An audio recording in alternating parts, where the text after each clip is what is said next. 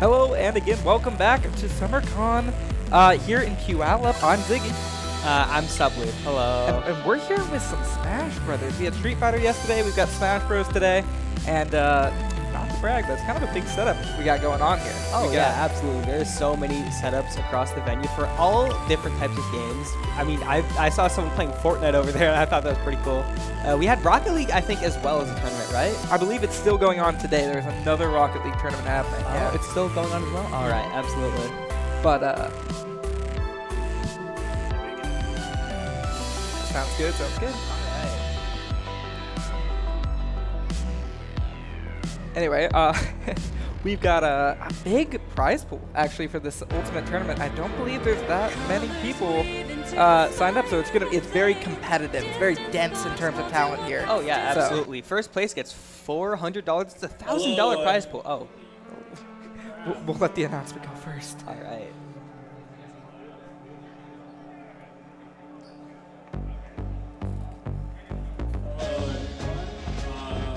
We are doing Rocket League simulations. We're at the desk here.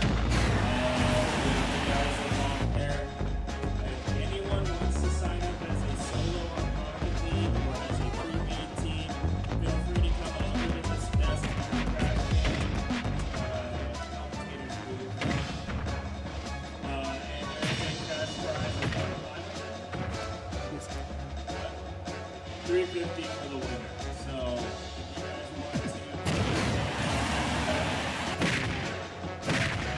Yeah, so there's a Rocket League tournament going on here as well. I think it's $500 total prize pool, first and second. First takes $350, second takes $150. It's basically free money if you're any good at Rocket League. Yeah, just come exactly. and sign up. But we're not here for Rocket League. We're here for Smash. Oh, yeah, we are here for Super Smash Bros. Ultimate, the video game. Yeah, that's the one. That's the one that we're here for today. Out of all the video games, for the next 3 hours. That's not Melee, and I am seeing some players take the stand, I believe, so we'll be getting into our first match pretty shortly here. They actually, I believe, just did an items on tournament. Yeah, they had an items on bracket. I actually really enjoyed the items on bracket. I thought it was very fun. I thought it was a very good change of pace. So well, it's just a great, like, we're at a convention. You know, we got lots of kids walking around. We got families. Why not play Smash Bros. The way God intended? Exactly. You know?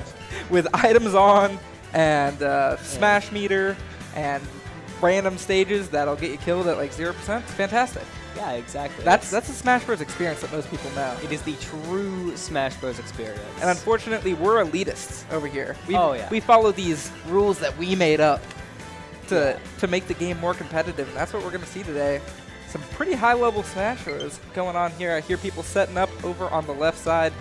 Have you been able to experience the actual SummerCon yet? Have you gone and seen the booths? Yeah, I went and saw the booths a little bit. I was more concerned with, you know, warming up a little bit. I honestly, looking back, I probably shouldn't have. I probably should have gone and seen more of the booths. I probably should have seen more of, you know, the convention in general. It seems very fun. Dude, the production here is insane. They got money. Crazy. They got money. And unfortunately, they got my money too. I have spent so much money on merch and vendors here. More than I intended to. So oh, yeah. And we have all the time in the world to go do that as well later, right? Yeah, I mean, it's a 3-day event. We're on day 3 now, of course, but they got stars out here. They got the Flash. Yeah, they have, if you're a fan of Breaking Bad, they have Giancarlo Esposito. I saw him yesterday. It was a good time. Oh, you did? Yeah. He's a very good actor. I'm a big fan of him. Yeah.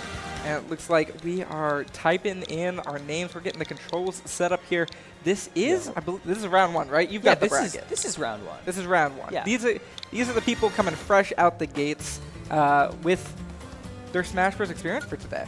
I can't imagine. Well, you competed in the item bracket, right? Yeah, I competed in the item bracket. How many people competed in the item bracket? 33. Really? I was the 33rd seed. Oh, well, how'd you do? I went 2-1. I had a DQ. Hey, there you go. So you have placed kind your seed. of 1-1, you know, but it is what it is. No, we take those. DQs count. Do take all right, those, DQs count. We absolutely. You take everything you can out here. Absolutely. Right. Well, we are going to be starting on PS2. It's a classic. It's what you come to expect. It's just small Battlefield, but like bigger. Yeah. But not small.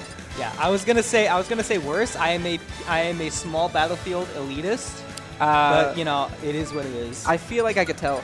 You look at someone, you could tell that they're not gonna let you go to PS2. Yeah, you just tell. We are going to small Battlefield. If you ever play against me, it is small Battlefield all the way. All right, we're taking a moment, making sure that we're in the right seats, in the right setup. We've got some deliberation going on here. We don't know where we're starting. We're starting Ganon. Ganondorf. Love that. That is a very, very fun pick. Yep, this is going to be very fun. Coming out, we got Yuppie, we got Charlie D, and we are starting on PS2. 2, 1, go! All right, Charlie D immediately opening up. Got the Ganon off stage, and immediately you are out of here. That is 7 seconds and a full stock depleted. That might have been the quickest stock I've ever seen. I don't know. Oh no, he was going for it again. He was actually about to go for it again. That was crazy. Disgusting. Oh my gosh, no, not again. He's searching for the down airs too. This is so aggressive. Oh, the down airs. Yuppie instantly getting 2 stocks erased. Oh, okay. That Warlock punch would have hit. I'm just saying. Oh my! Oh, you can't. No. You can't keep doing that, Charlie. Oh no! Wait, this is also. Okay, that could have been another spike setup. That could have been. Are you gonna see a game in under a minute here? We've got 100% on Yuppie. Hold on. I believe that's. Hold on. Oh no! The forward smash. That might have been the quickest game I've seen in recent history. Yeah, that was under a minute. That was very fast. Real quick, real clean from Charlie D. Yuppie not hitting that tech at the end there. Yeah, that was a bit unfortunate about that missed tech. Where do you go? What do you do? What do you do when you get devastated that hard? I don't know. Hopefully not to Yeet Smash. Dude, that 7-second stock. Yeah, I'm just saying. Considering the stuff that I've been put on Yeet Smash for, that's probably going to end up there. All right, Charlie D swapping from Ness to Terry here. This, in my mind, is just he wants to warm up another character, right? It's right. You definitely got to have that second character. Same thing for Yuppie here going Inkling. It is an interesting show. I mean, like, winning and then switching characters can honestly feel insulting, right, to the opponent. Oh my god, and these jumps are just getting called out left and right. Charlie D with a 0 to death. Okay, Yuppie getting some damage on here. Nice. The real up-close splat bomb. You always got to go for the splat bomb, right? Like, it's a great thing to go for. I mean, as Inkling, you definitely want to get your opponent covered. I think it does a considerable amount towards knockback, but it doesn't really feel like Yuppie has got the movement to get out of this right now. Right. Charlie going for something a little fancy there. Out. Yuppie kind of forcing themselves off stage again.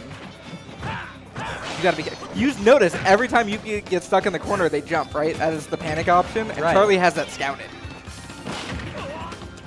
Right, and obviously Charlie's doing a very good job of calling out that that panic option.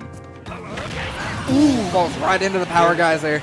That power geyser, that's obviously a very strong move from Terry, and being on go mode already, this is looking very, very disastrous for Yuppie. Yeah, you gotta get rid of this stock. You gotta take that stock. Show us one, right?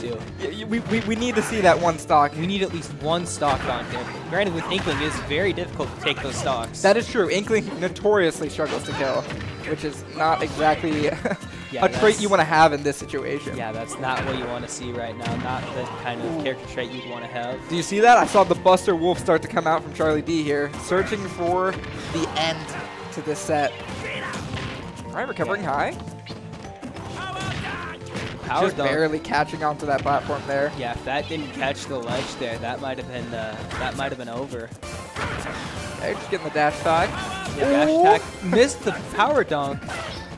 Come on, we gotta see it. We gotta see Yuppie take at least one I gotta stock see here, one right? stock. No. Oh. Wait. That should have been the. That should have been it. That could have been it. That should have been it. And again, the DI on that up tilt. Still doing living. A really good job here to avoid all of Charlie's moves, the power dunks and the power geysers. I think Charlie's really holding on to the stock here. Oh. Charlie not losing a stock throughout that set. Yeah, the double free stock. That's something you don't really see very often. That's got to be tough. That's a winner's round 1 special, isn't it? Yeah, that's definitely That's definitely something you see in Winners Round 1. But Yuppie still has the losers bracket. Oh yeah, ahead. absolutely. Who knows? Who knows what we'll see? Yuppie has all of losers round to come back and to play their heart out. You know. Charlie D's gonna be feeling pretty good about that start though. Oh yeah, Charlie D played amazing. I don't think there's a single thing Charlie D did wrong that entire set. I honestly thought Charlie D might have been messing around a little bit at the end. Throwing out multiple power geysers, going for just up tilt power geyser. Right. I mean, come on. Yeah. Just having a little bit of fun. Yeah, I mean, those definitely are fun things to hit, especially power geyser. You just see, and it just blows up in your face. That's just such a fun move to hit. They put the time and effort into that character. They made that $5.99 feel worth it. All right, yeah, absolutely. You get the special effects on your moves. That triggers that stuff in the brain. That's like, oh, I'm so sick. Oh yeah. All right, we see someone else taking the stand here. We got Congo Falls. Oh my gosh, my favorite stage in the entire game. Is it really? Is Congo Falls your favorite? Yes. Okay, so do you go to Rock Smash? If you do, there was like a Rock Smash a long time ago where someone picked Congo Falls and I teched off the rock to beat them. It was in side bracket. It was really fun. Sorry, there was a side bracket with Congo Falls, like a Rishi's. No, it was just like a whatever side bracket. Rishi's Jungle Jam, I believe is the name. Yeah. No, it was like whatever. I think it was. Yeah, it was a while back, but it was really fun. And at the end of the day, that's what we're all doing that's what why we're all playing, to have fun. You know? You're just here to have a good time. Oh yeah, absolutely. That's why I'm a WarioWare fan. Love that stage. Yeah, WarioWare, that is one of the funnest stages in the game. Hazards on, hazards off, doesn't matter. It's still fun. Yeah, either way. It's one of the few where like hazards on is like it's a whole different stage and it's still fun. Oh yeah, it's literally just WarioWare. You have to play the game. If you've ever played WarioWare, it is so fun. All right, and it's just the game in the stage. I am curious on where we'll end, because we just saw one pretty large gap in skill, I would say. The skill disparity in the last match was noticeable, I would say. Charlie D, obviously a very talented Nest main. So curious, what will we seeing here? I think we're gonna see a little bit of a closer match here. I think it is definitely possible that we see basically the second coming of what was the last stock, but I think we're more likely to see a closer set here. And of course, we're starting PS2. Oh yeah, absolutely. PS2, of course, being the go-to stage. It's the go-to stage. It's the go-to stage. It really shouldn't be. It should be small battlefield, and I will die on this hill. All right, and we're seeing, are these the characters we're going to be seeing on screen here? ZSS and Pichu. And Pichu? Now we're talking two evasive characters. Two characters that are very difficult to hit. Zero Suit Samus obviously having that flip kick. Oh yeah. Makes it very difficult to hit, and Pichu's just so small. Yeah, Pichu's just tiny. It's such a difficult character to hit, you know? All right, opening things up here is Borb, getting just a little bit of damage in there. Also, you have to consider the fact that every time Multion misses, that's damage. Oh, onto themselves. Plus, Pichu is so light. I would argue that for some moves, this might already be kill percent. Well, I mean, that is aggressive. I mean, ZSS definitely has the setups. Seeing a lot of down air out of Borb. I'm a little curious on that because it's a commitment in terms of getting back to the ground. Yeah. Speaking of commitments, throwing out that F smash. That was a great F smash. Great call out. Borb down to their second stock. Yeah, that was a fast time to lose the stock. And continuing the damage here is Multion. Yeah, Alpha Borb's got to find a way to make something happen fast. Ooh, that's definitely something. Just be damaged, though. 96%. Get a little bit closer to getting that rat to death. Right. Okay, going for that forward throw. Ooh, no punish on the missed tech there. Just waiting, expecting something to happen. Yeah, that was good to play patient there, but there definitely could have been a much better punish. Or just going of no punish.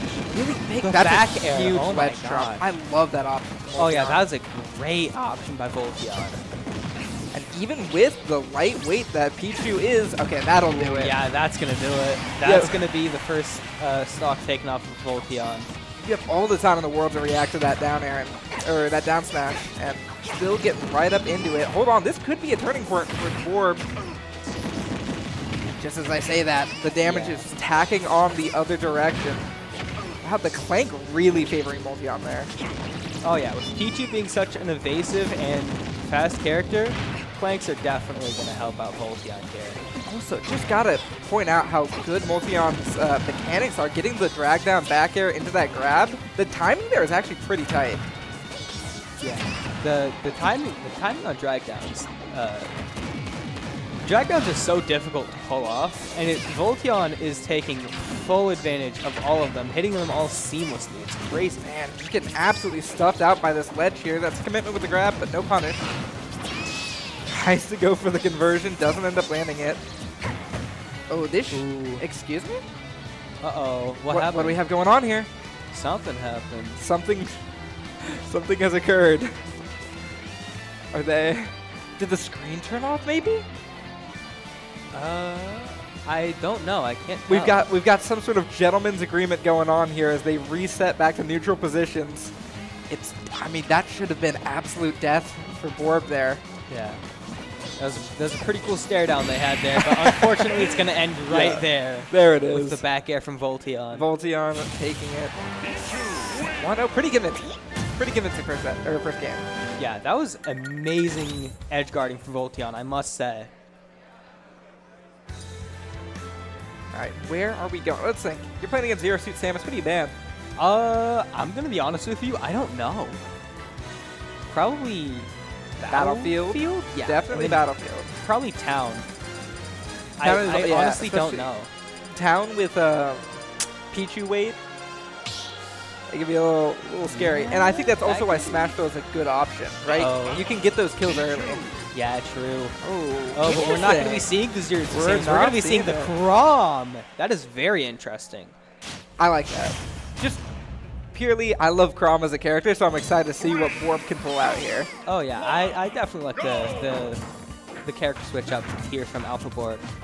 So far, just getting a feel for each other in neutral, shielding that Thunder Jolt will lead into a huge combo, 40% from Voltion.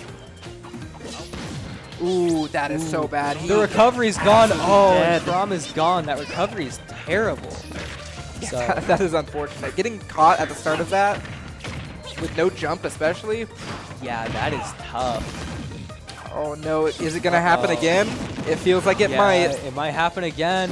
Uh-oh. And just for insurance, Voltion going out there. Are we going to have another 1 minute game? Perhaps. Maybe. No hitbox on the second part of up B. Yeah, things are definitely looking very dire here for Alpha Borb. There's a world where he can pull off. Oh no way. Okay, never mind. I was going to say there's a world where he can pull off the comeback. I was wrong, unfortunately. Now, while that game lasted under a minute, it is important to note, wasn't a 3 stock. It definitely wasn't a 3 stock. You know, at least there was that 1 stock taken, even if it was by the SD that took that last stock. Bit of self-destruction happening there.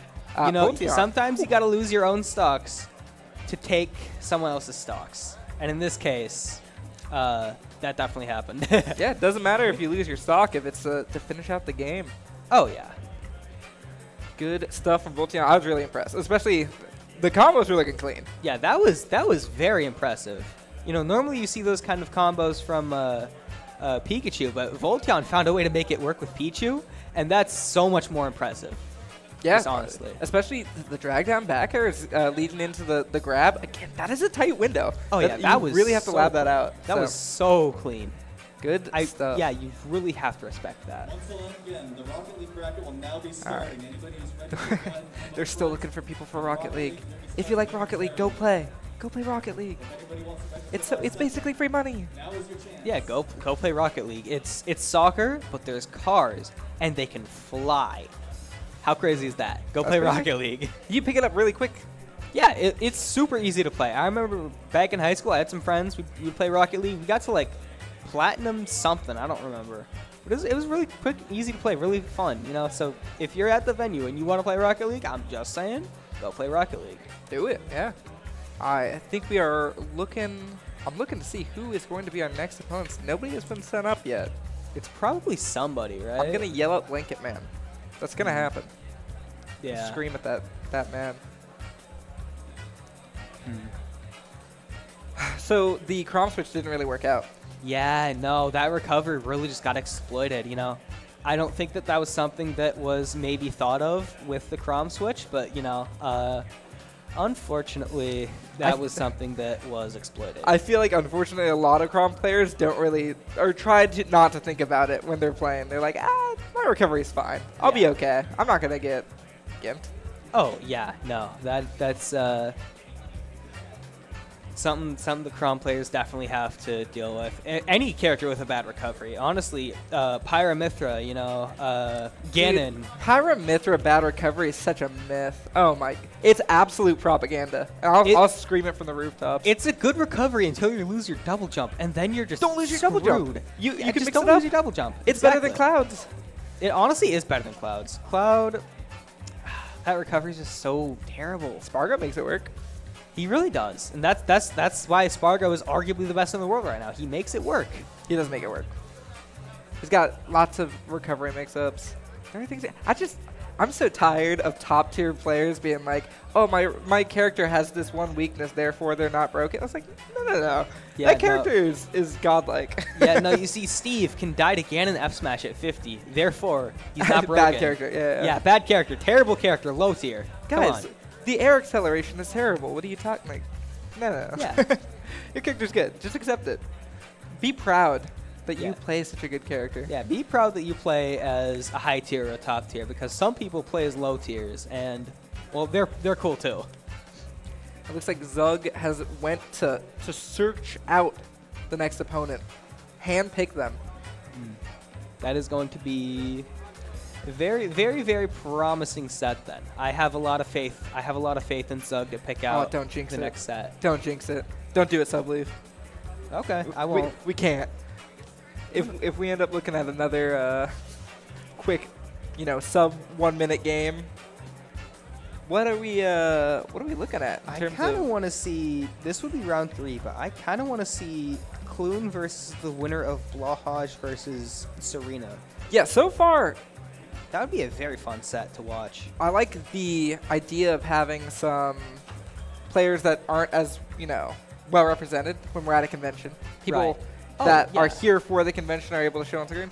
But I also like watching the top of the top, I don't want to say I want to watch Clune beat up on like a 7-year-old that's playing the game for the first time.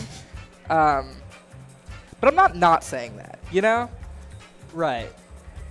Because even seeing somebody get double free stock, it reminds me of when I first started competing and I was getting double free stock. So, it definitely, it's good to see every now and again. You have to start somewhere. What my favorite Nano Ash quote, I'm attributing it to him. I don't know if he actually came up with it. But he says, if you go to your first tournament and you don't go 0-2, you started too late. Like, yeah, absolutely. You should be going to tournaments for this practice, for the experience, for the community, Right, you get to get involved. Right. And so if you're going to tournaments and you start off going 2-2, you waited too long. Oh, yeah. I definitely agree with that. Zug's still trying to get people up to the stage.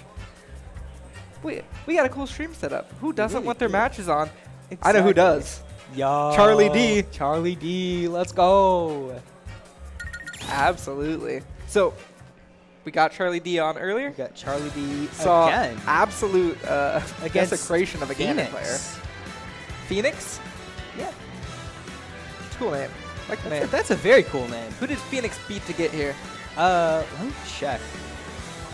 Thunderguts, which is also a very cool name, I will say. Oh, dude, I think Thunderguts was a Rocket League player from yesterday. Oh. I could be wrong. I don't. Again, Don't go play Rocket League. Please play Rocket League. It is literally free. Like, please. I cannot. If you can get the 3 people that you need, they're looking for fills too. Just go play Rocket League. You'll make the money back. Probably. I think it's free. I think it's a free tournament. Is it actually free? Yeah. Oh yeah, then you'll definitely make the money back because there's no money to lose. I think they have 2 teams. You just have to get in the top 66%. That's so easy. Yeah, absolutely. You could be walking away with $50 today. Or $150. Oh, yeah. Or $0, but hey. At least you tried. Okay, yeah. It's better to try and fail than not try at all. Oh, yeah, it's absolutely. way more respectable. Absolutely. I definitely agree. We're setting up the controllers. So, are you familiar with Charlie D at all? Kind of. I know that he plays Ness, and apparently he also plays Terry. That was what I surmised too. Actually, that's a good point. I like the detective skills because I have seen the Ness before, so seeing the Terry was an interesting. Yeah. I'm trying to get into the mind of Charlie D there. You're like trying to warm up another character. I mean, it is good to have that secondary though, in case things aren't working with your main. I said that I saw Charlie D smile. Yeah. They got something in mind. I don't know. But yeah, obviously more familiar with the Ness. And the Ness. Whew, oh, yeah, the Ness was doing pretty damn well there. Oh, my gosh. Pretty darn well. And we are almost... I will put money, $5 that they start PS2.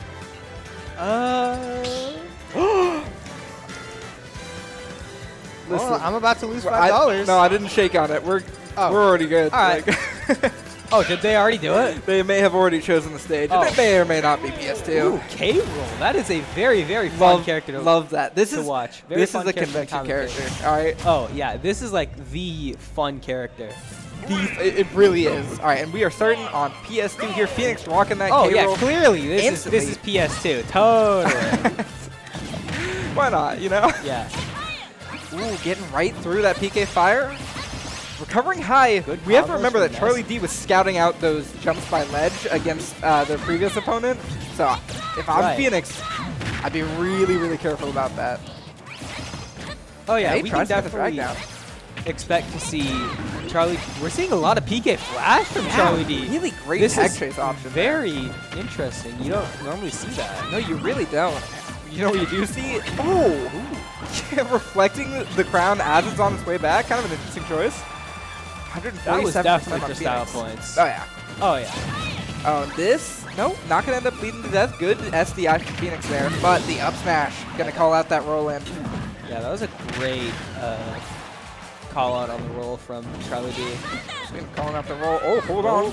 A little bit of lag there, unfortunately. It does happen, you know. Lag happens. You're seeing Charlie, right? You're seeing that Charlie's really going for these reflections on that crown. Oh, yeah. I'm curious what that'll end up leading into. Currently, we got forward air leading into yet another forward air.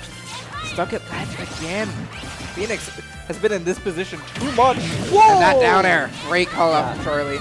The down air. We saw that last round. We're definitely seeing it this round. Yep. Actually getting a little bit of a B reverse. 140%. Theoretically, Ness should die soon here, but we may not see Phoenix get the chance. Okay, yeah. That's that down I was going to say Ness theoretically should die soon. Never mind. It's the other way around. K-Rool's going to die there at like 2%. Unfortunate. You can see the blood in Charlie's eyes there. Oh, yeah. He was definitely out for blood there. He wanted that spike. He needed that spike.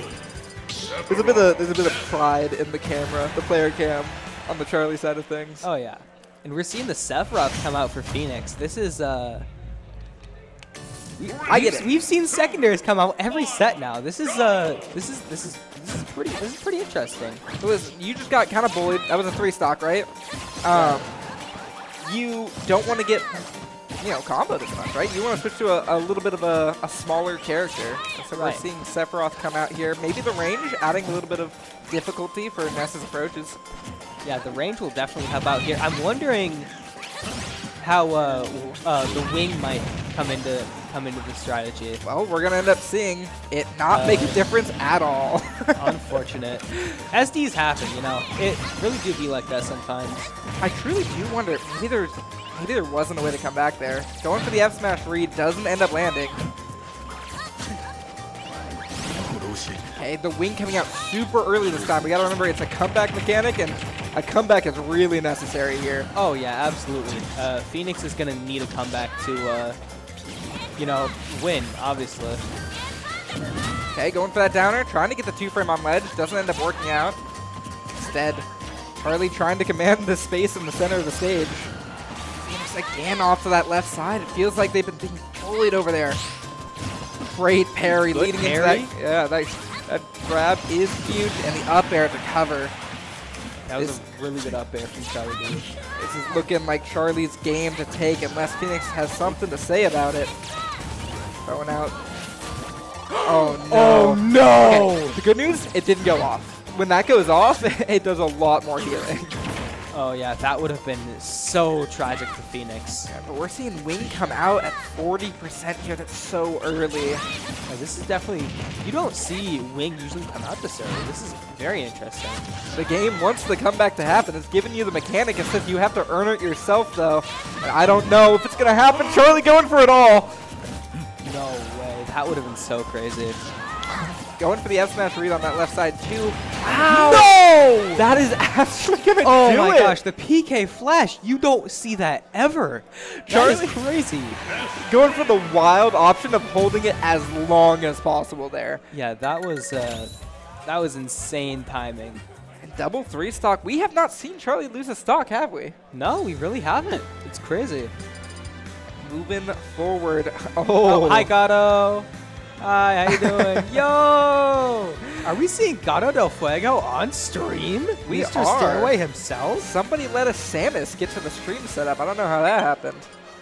Against Phantom. Ooh, okay. This is going to be a very, very interesting set to watch. Are you familiar with Phantom? No, I'm not. I was really hoping that you were, because I'm not. I was counting on you there. You let me down. We're about to be very familiar with Phantom and his gameplay. That is true. We've got 2 games at the very least to learn about it. We're getting the names put in here. Let's talk Gato, though. We know Gato. Oh, yeah. Samus player. Plays Samus. Mr. Stairway. Mr. Stairway himself runs Stairway to Heaven every other Friday over at Gamers Heaven. Very good tournament. I attend there very frequently. It's a big one. Oh, yeah. It's a massive one. The last one ended up garnering like 70 entrants. Yeah, it had almost 70 entrants. That's crazy. And I didn't go 0-2. So. I did. Unfortunate. Yeah. It be like that sometimes. You know, not much you can do about it except for play better. The Washington region is stacked, man. Like, what are you going to do? It really is. Like, you, I believe, said Phantom. Is that the... Oh, Phenom. Is my phone brightness? Okay, my phone brightness is on max, so I read that wrong. Oops. That's okay. Phenom is here to tell us. I mean, Phantom and Phenom are both very, very cool names. Me personally, I prefer Phenom, but Phantom, I might take that for myself. Phantom's almost too basic. I really hope there's not a Phantom in bracket. I don't want to. Yeah. It feels like, you know. Oh, yeah. Like a gamery name. I like Phenom. It feels more personal. Yeah. And Phenom plays Pit. Oh, I love that. All right, I'm excited. This is going to be a very interesting matchup, a very interesting match. All right, and they are good to go. We're going to be getting into game number 1 here on, what else? PS2. Oh, yeah, PS2. It's PS2. 3, 2, 1, go! All right, curious how we're opening off. Gato actually going in really aggressive here, only getting 1 up air off the start, but... Yeah, opening up with Bezair, that's a very interesting choice. You don't see a lot of Samuses do that. No, wow. you really don't. Being able to get the F smash off of that charge shot is crazy. Samus is a good character. Maybe a controversial opinion. Down air, not getting that sweet spot. Was about to be. It could have been disastrous. It could have been sure. disastrous. Yes. Then we're getting that charge shot leading into the F tilt. Gato got him by ledge. Gato, very good from what I've played, very good at ledge dropping. Not gonna lead it to a kill there though. Gato follows the Samus game plan to a T. All right. There's very few times where I feel like Gato switches from that, deviates. And why would you, right? Look at this. Look at this damage. Look at this gameplay. It's why would you need to switch it up? Phenom has Gato by ledge, but oh, man, the F smash a little aggressive. Oh! Samus makes that back though. Samus, with arguably one of the uppies in the game, is going to make that back. Phenom is thrown out. It's feeling a little desperate for the kill here. That's the second time that we've seen the F smash be thrown out towards ledge, and that's just not ideal. Yeah, I'm seeing a lot of down airs from Phenom. On stage, off stage. It's very... Yeah, we're missing the tech here. The back air is actually going to finish it off. 128%. Phenom. We could see Gato lose a stock here, more than likely. But we are going to see the charge shot come out. Okay. Just barely catching the jump there. And again, Gato not wanting to overextend. He's got the lead, 140%. You have no reason to approach here. He does so anyway. Right, yeah, because you're up 3 stocks to 1. You're on stream. You might as well go for something a little cool. You might as well approach, you know? Play fun. Do you think this ends in a cool way? Maybe. I mean, with Samus, ooh, that was a good way to take that stock. But with Samus, there aren't really very many cool ways to end the stock. Phenom got the stock. That's definitely one of the ways. Didn't kill though. Ooh, okay, going for a little bit of a mix-up there with a jab. Hold on, Gato? Hold on. Phenom starting to catch on to something. He does spot dodge through that grab. Just go. Okay. You can feel the desperation really start to come out here. I am surprised Gato didn't punish that there. That could have been very bad. That's an early stock. Gato shakes his head. Phenom has a chance here. Phenom definitely has a chance. We've seen this happen before. Ooh, and the combo starter. That uh-oh. Could have been a little bit more. Going for the down tilt. Doesn't end up finding it. Oh, Gato's searching really hard for the end of this stock, and so far hasn't found it. It's going to be up some throw. Way to end the stock. Up throw. Not going to do it quite yet. That forward air? The forward air? Yeah, that will do it. Just barely. That will do it. Gato nodding. Glad that he was able to bring it back towards the end. Yeah. Gato, honestly, I saw a world where Gato might have choked that game 1 away. It's possible. But it was possible. He definitely didn't, you know. I think Phenom is definitely coming into this game too with the momentum, though.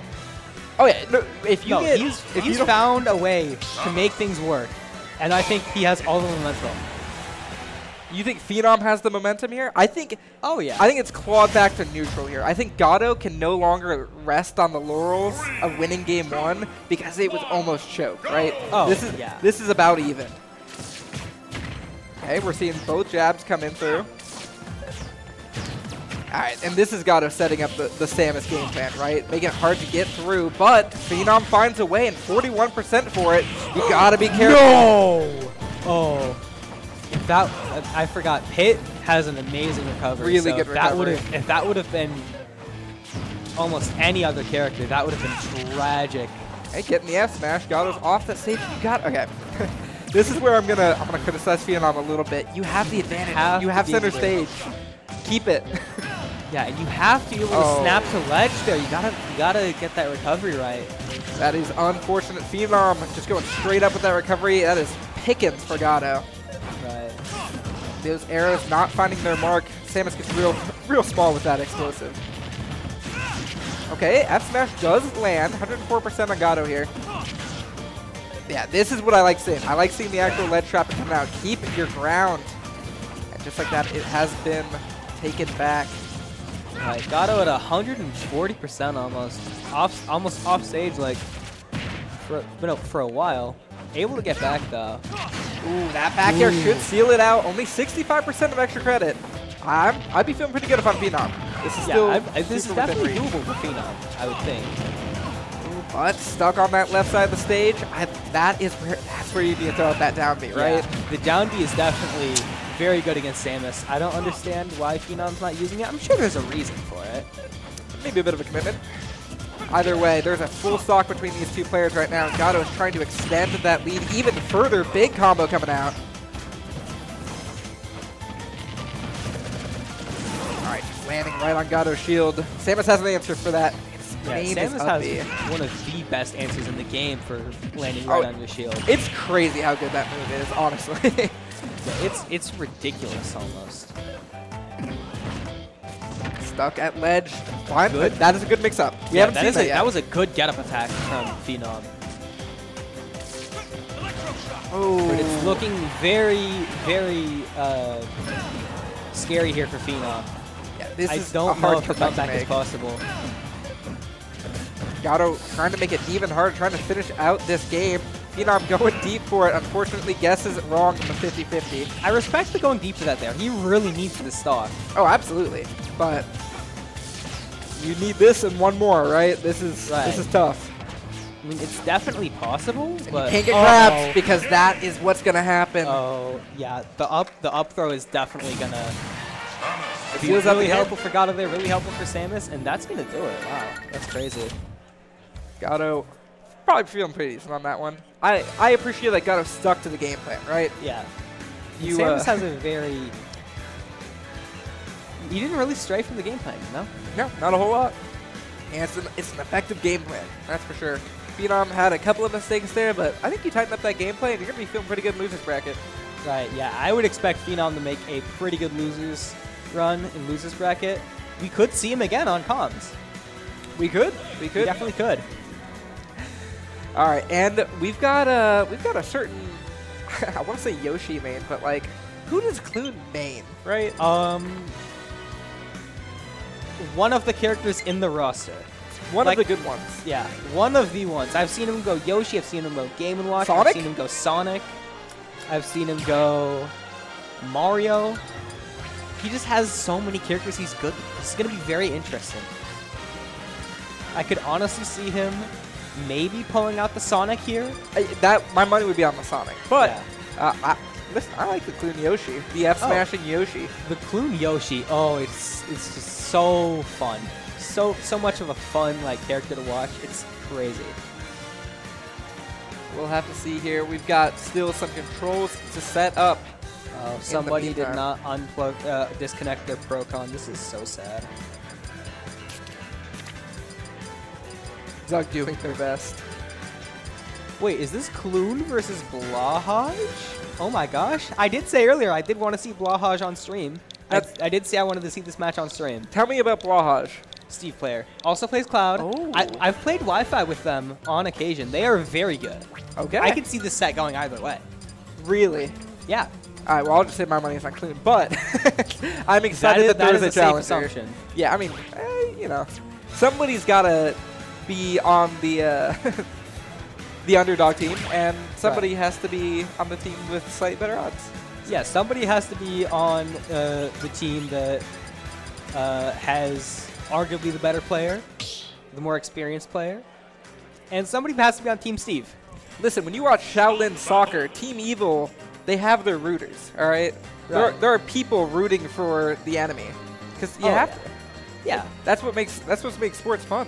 Yeah, me personally though, I am a Steve enjoyer. I do like seeing the funny little guy from Minecraft beat up on Ganondorf, who is the king of evil. It's just only in Smash Bros, you know? It is kind of... Is it a multiverse? Is this a multiverse game? I guess you could say so. Because where else would you see Mewtwo and Terry Bogard from King of Fighters in the same room? Nowhere. Huh? And you're certainly not going to see it in multiverses.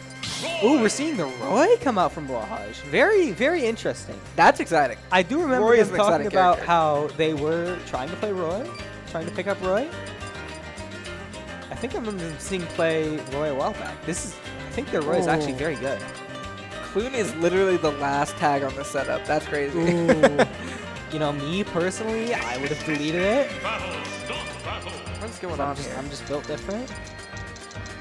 What? Yo, what is going on? What do we do? Clune, stop messing with me, please. They're paying us by the hour here, man. Wait, are they actually paying us? Let's go. I'll take it. All right. Well, Clune was trying to make us a little bit of extra money. We are starting on PS2. This is winners round 3. And Clune, I think, is going to be the favorite here. But I'm excited to see what Blahaj has for us. 69% taken so far. And it is just piling up. Yeah, that is a very fast 90%. Okay. Tagging on 20. Ooh, that was an amazing parry. Absolutely. And Clune doing what Clune does best, throwing out those F smashes. Kind of known for the F smashes. Oh yeah. And speaking of whipping which, another F smash. I mean, the first one wasn't. Oh my! No! No, you did not. Okay. You have to be careful. You have to be very careful when it comes to those Yoshi move. F smashes. But I know you did not just jump into that. You had all the time in the world to like come up with a game plan for approaching it, and it still ends up landing. Yeah. Oh my! Don't do no. it! Don't do it! Don't do it! No! There we go. Okay, we're getting the egg lay. Just a little bit of damage there. Dude, Clune with these F smashes. I'm losing it. Smash attacks. This is just don't let this happen. Just big sliding F tilt gets Clune off that left side of the stage. Oh my gosh, the clank. This should be it. That could have been more, but it wasn't. The up air is gonna definitely take that stock. 98%. This is doable. This is definitely doable for Blahaj. I could see a comeback here. Not sure how likely it would be, but you know. Got no jump. Okay. Great grab. Anyways, how many F smashes do you think we're gonna see from Clune for the rest of the set? Wow, down B. Kind of an interesting option to go for there, and it absolutely works out for Clune. I mean, it worked out. It was definitely interesting, but it worked out, you know. Yeah, definitely. Oh, this should be big damage. 31%. I just like looking at this Yoshi go. It's got a lot of options scattered out, and yet another F smash. Oh, these F smashes doing work for Clune. Oh my gosh. That hurts the soul a little bit. Yeah, that hurts, especially that first stock. Oh, that hurt my soul. Because I've done that before too. It's just the worst feeling in the world. All right, where are we going here, Braj? More importantly, are we gonna see a character swap? I would assume so. I would like to point out, Yoshi hates the sword characters. Not a big fan. So Roy, Yoshi is a favorable Roy matchup. Yeah, Clune did make it work though. We are going to Town and City for this one. That's very. We gotta still be Roy then, right? Oh yeah. No, we're going. Steve. Let's go. I am a Steve enjoyer, by the way. I think this is an awesome character. Well, it's nice to have one of those on the mic. So we're going into Town and City. Interesting stage. I think the length here is what's going to make a larger difference for Blahaj. Right. 27% immediately off that minecart. This is interesting. Oh, the anvil! Too high. Oh my gosh. Clune that's Steve for you. Yeah, making a big fatal mistake trying to chase Blahaj up there. Yeah, that's a tough mistake. Wow, we are out of iron. And Clune really showing off that F smash. We're seeing a lot better play from Blahaj here, I would argue. Okay.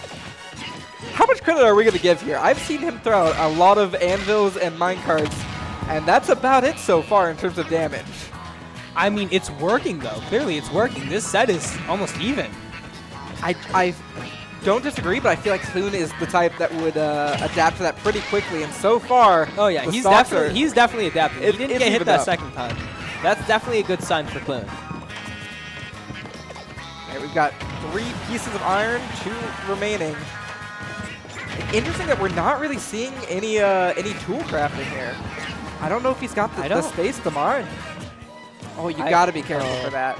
I was expecting an up smash there, but the minecart's going to do it anyways. We're seeing diamonds coming out from Blahaj. Yeah, for the first time. I wonder if those are going to be saved till the next stock, or if... Okay, there should be damage. Okay. All right, we should see the the diamonds come out for Blahaj then. Oh, yep, there we go. Yep, the diamond sword coming out here. This is definitely unfavorable for Clune, but that's still 70%, as I say that. Yeah, really, really big damage. You gotta be more, you gotta be conscious of the minecart specifically here. That seems to be Blahaj's main form of damage. Yeah, minecart is definitely a very broken move. Oh, and it's Blahaj utilizing it to its full extent. Ready? He's gonna jump from corner with minecart. I'm fully expecting it. Oh yeah. You could. I don't think there's a world where that doesn't happen. All right, we are completely out of iron here. Iron deficient, a bit anemic. Iron deficient. Clune trying to land that forward air, which does 2-frame every character in the game. Oh no! That could have been brutal. The TNT coming out. That's very interesting. What's going on here? Pay attention to these resources. There are none. If that would have done it, that would have been Okay, yeah. A little too No. predictable. Oh, I thought that would have lived. Unfortunate for Blahaj, but definitely works out for Clune. Yep, Clune taking it 2-0 over Blahaj. Steve is obviously doing a little bit better there, but Clune became aware of the minecarts. That was a lot closer of a set than we've seen all day. That was really exciting to watch and really exciting to commentate. Are we seeing Gato again? Yo. Is this it? Are we seeing Gato Clune? Wait a minute. This is for 9th place. I think. This is a top 8 qualifier match. This is a top 8 qualifier. This is for top 8. Okay. This is going to be very interesting to see how Gato deals with, I'm assuming we're going to see the Yoshi again? Maybe would not. assume that as well. I mean, Clune does have many other characters he can work with. Gato really only has Samus, so it's really going to come into advantage for Clune having those extra characters.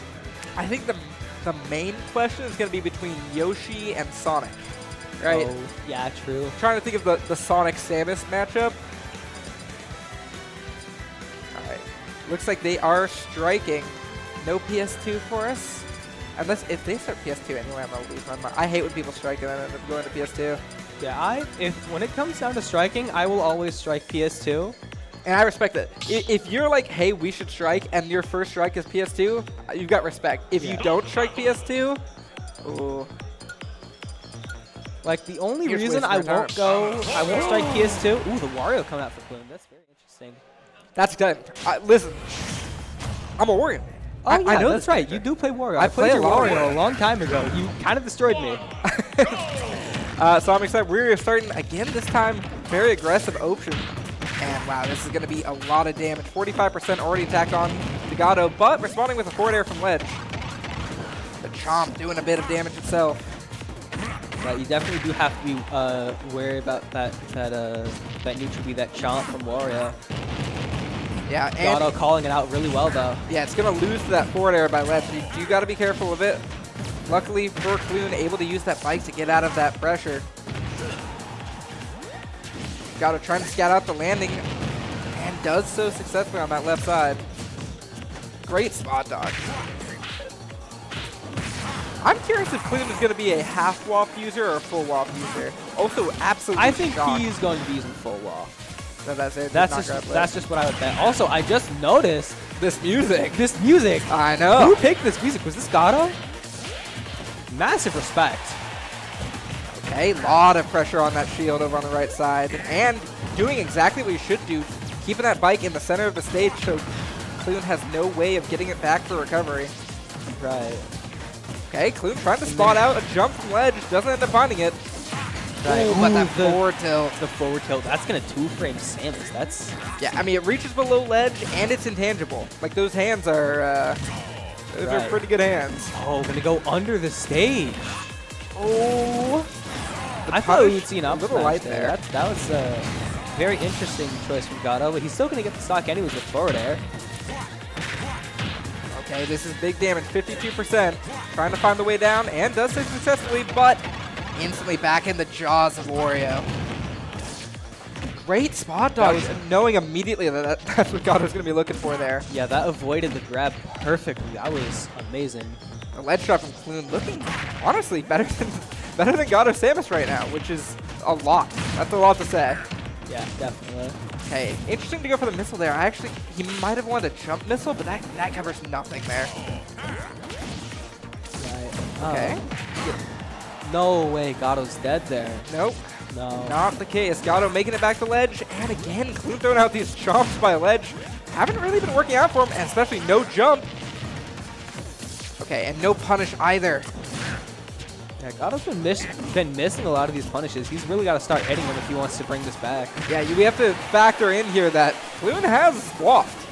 That is not nothing. That's a big deal right now. Definitely. Gato is Omega losing right now because Clune has waft and the stock lead. This is pretty bad for Gato. Yeah, okay, going for the bite. I honestly don't think biting the missiles is at all worth it, so I'm a little curious on what Clune's going for there.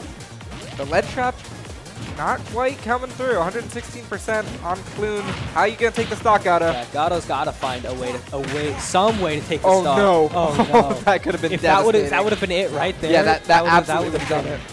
That would have been tragic. Oh, trying to find that landing. Okay. Trying to find that landing up air. Good uppy. Will lead into wall. Forward throw is not going to do it. And the down tilt isn't either. That is tragic. Just barely not enough. And you are really in trouble there. Samus is going to live that, though. Samus has a very good recovery when it comes to that. And I think the jump got spotted out there. No, the waft is going to take it there? Okay, that was a good call-out from That was a good call-out. That was an amazing call-out. Just covering that area over there, throwing out the waft, and Clune taking game number 1. Yeah, I liked what I was seeing from Gato. Yeah, I liked what I was seeing from Gato. It worked until it didn't. Yeah, it started off a little closer, and then the game kind of went away from him. Yeah. We are seeing Smashville, though, so I am interested to see... Okay, no character change from Clune. This is very interesting. We've got to keep in mind, this is a top 8 qualifier. There is a lot riding on this match. Yeah, you could get at least $25 just for winning this match. It's crazy. That's like $25 more than 0. Okay. Ooh, that is not quite what I would have expected from Gato there. Drops the follow-up with that grab. Okay, good coverage with that forward air. But Clune, hold on, still stuck in that left side. The F smash finds its mark. Good job keeping the jump with the bike there. Able to mix up a lot of different options to get back to stage. Wow, Clune is really hunting that F tilt. Clune's doing a really good job at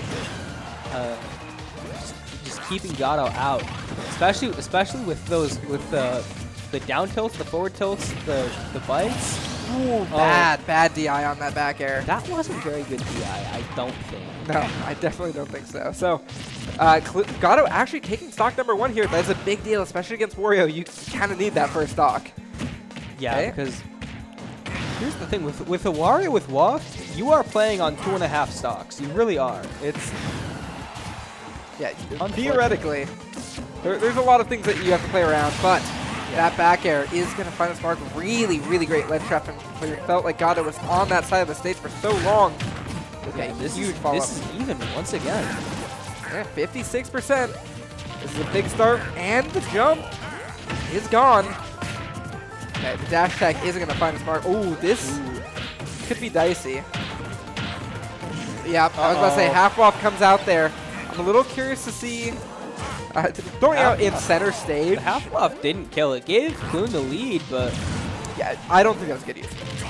Yeah, I don't think there was any world where that killed. But that does mean instantly another half waft is charging. We might see it in the remainder of this game, especially with the way that Samus plays. Oh yeah, that's going to be clutch, because Gato is on his last stock. That half waft can change everything. Ooh, huge damage, 152%. Just rides that right in the stage, and the charge shot is going to finish it off. Shot. This is even. This is an even game, Subleaf. Oh yeah, this is completely even. It's not completely even anymore, but... Oh yeah, no, Gato actually has a bit of a lead here. This would be a pretty big upset. We'll have to see if he's able to get into that game 3. Clune's not going to make it easy. This is a lot of damage. Oh, yeah, tries to bite the charge shot. It's not working out. He doesn't have a jump. And now he doesn't have a bike. Only one way to land. And he finds that one way to land, though. Oh, absolutely insane. Goes the up B missing there. That could have been everything. I want to remind you, Half Waft is online right now. Half Waft is online. That could be very dangerous for Gato. That could be Clune's win condition, I think. With Samus at 80%. Hey, getting that bite, throwing him off toward that left side of the stage. Gato recovering really safe. And not getting hit by that back air. No, that's not yet. Do it yet. Not yet. But, okay, that should have been a punish, and it wasn't. Gato floundering a little bit here. Lands with that down air. The dash attack should kill, that's going to do it. Clune hangs on by a thread to make himself into top 8. Wow, that is insane. That is crazy. Really nice showing from Gato. So close to getting that to a game number 3, but unfortunately not working out. Yeah, that was just a leg up. Yeah, Gato definitely could have taken that game. Could have taken. definitely see a world where that could have happened. Unfortunate, honestly. Am I seeing Ludo take the stand? Are we seeing Ludo versus Greek Yogurt, I think? Are you looking at Zug? Oh, are no, you we're looking at Greek Yogurt. We haven't. Ludo has been playing this whole time, and we haven't watched a single Ludo match. Him on stream yet? That's a travesty. That is unfortunate. Well, we're about to, and that's exciting. Yeah, we're about to see arguably one of the best Marios out there. This is about to be a crazy set against Greek Yogurt, who I think plays Kazuya, if I remember correctly. Oh man. Ooh, so we've seen our Steve Kazuya for the day, Mario, we've seen our Kazuya. Huh? That's yeah. interesting. We'll have to see what this ends up looking like. I am curious. I'm legitimately upset that this is the first time we're seeing Ludo. I don't know who to have a word with. We definitely could have seen him on stream earlier, but I'm glad we got to see some of the people we got to see earlier. We got to see some very, very skilled people that we honestly don't get to see very often on stream. Maybe some people who are even new to the scene. So that is true. The experience of being on stream for the first time, it really is very memorable. Right now? All right, and we are getting a little swap off going here. We've got Gato joining the stand here in just 1 second. So I believe has some matches to play. Howdy, gamers. How's it going? It's going good. We've had some good Smash Brothers on screen. That's right, yeah. Some real good it's been a good day. You've been part of the good Smash Brothers. I'm glad to be part of it.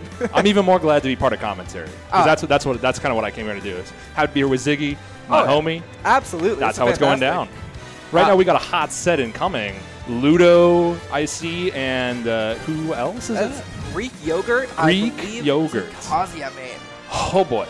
I know. So if you're seeing Kazuya on screen, you're going to see some mad combos. The thing is, Ludo's got the mad combos himself. That's true. There is a storied history of Kazuya Mario in Washington specifically. Oh. I can think of a set. Lay him down. I'm just thinking perhaps of a certain Clue Dark Wizzy set. Oh, perhaps definitely. At Fort Priority. Yeah, things were going down there. I'm not sure if you were there, and I would implore people at home to come to the next Fort Priority because it's just. Oh, certainly. It's Fort Priority, electric. the #1 event in the entire Pacific Northwest for Smash, hosted right here in Seattle this November. Signups are they live yet? It's just the announcement. It's just the announcement. I believe signups go live sometime next month. Yeah, it's going to be fantastic. A huge celebration of Smash. The top players from around the world, the top players from the Pacific Northwest going to be competing right there, showing it, get down. Right now, let's talk about what's going on right now. Talk about this match about to get going on. We got Ludo with the Falco, a little new experimentation they've been working with. Yeah, but it's been working pretty well. I have seen some very impressive things from this Falco. I believe put up a pretty good showing against Base Mage over at, what was that? Big Bonk. That was the most recent time I can remember seeing this one. Yeah, definitely. And so, yeah, the Kazuya. Kazuya's here, got the drip. The true drippiest characters in Smash, I may say. Falco? You think Falco's got the drip. He's got the bling. What? Falco does have the drip. He's got style. I'm with you. Got it on Hollow Bash, and let's get into this match, see how it goes down. Yeah, we're opening things up with a very patient Ludo. This is kind of how you have to play against Kazuya, right? Absolutely. And getting this combo started, that's going to be a nice 50%. That's what they're looking for. Free Yogurt with that Electric Wind God Fist. The wave dash in. Oh, this is a combo starter. Yeah, this could be the stock if it goes right. But still happy with 50%, and we'll have Ludo respond with a combo of their own. It's very funny that you can drop your combo with Kazuya and get a nice 50%. Oh, yeah.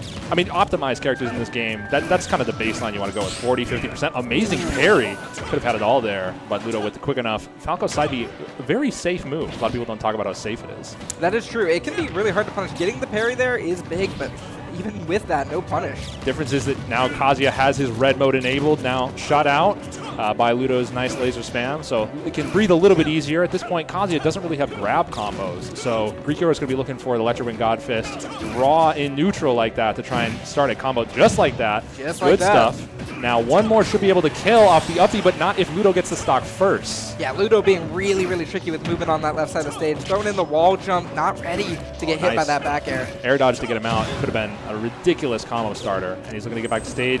Greek Hero going for it all. I respect it, but unfortunately, ooh, might have just saved him there. And okay, he's back on stage. Ludo, a gentleman. Ooh, hard shielding that dragon uppercut. means that he will be safe. His stock will log on a little bit more. Drag down into up air. That should be the stock, but it's not. Not followed up. The platform tech chases make it very difficult as Kazuya to confirm off of things. One of the reasons why Ludo probably took this stage. Oh, nice hitting him out of there. Greek heroes really want to seal this right here. Trying to set the ledge trap. Center stage, this will kill. That'll do it, yeah, for sure. And doesn't even have to use the up B, just throws out the up air. Get that kick. Anyway. Taste the boot. It's a fun. Oh, wave dashing in like that. So much rage on Kazuya now that the combos are going to be a little bit more difficult to land. One of the more tricky aspects of playing the character. Oh, that's amazing. Absolutely huge Greek combo. Yogurt feeling himself right there on that. Yeah, Ludo been dying so incredibly safe throughout this whole thing. On the back foot. This could be something, yeah. Anyway, but nice laser punish there. Ooh, really wants to get this up out stage. Yeah, respond with the spike of their own. Perfect play from Ludo. Back to even. Still anyone's game. Okay, Ludo trying to get that damage in there. Oh, this could be a nice really start. That with the big. drag down into another one would have just sealed the stock right there. Absolutely would have done it, but now Ludo's got a chance. I can do it. Yeah, this is a huge Up tilt combo. platform extensions, exactly what Falco wants. Fell out of the nair there too. That's kind of interesting. They can seal it with the down air. Nope. Back to stage. No punish possible. Red mode is here. That rage drive. Electric Godfist up B, and that's it. Greek Yogurt taking game number 1. That's a huge, huge start. That's a big start. This is the best of 3? Yeah, a best of 3. The momentum that Kazuya can give you when you start off like that, you're really sweating yourself.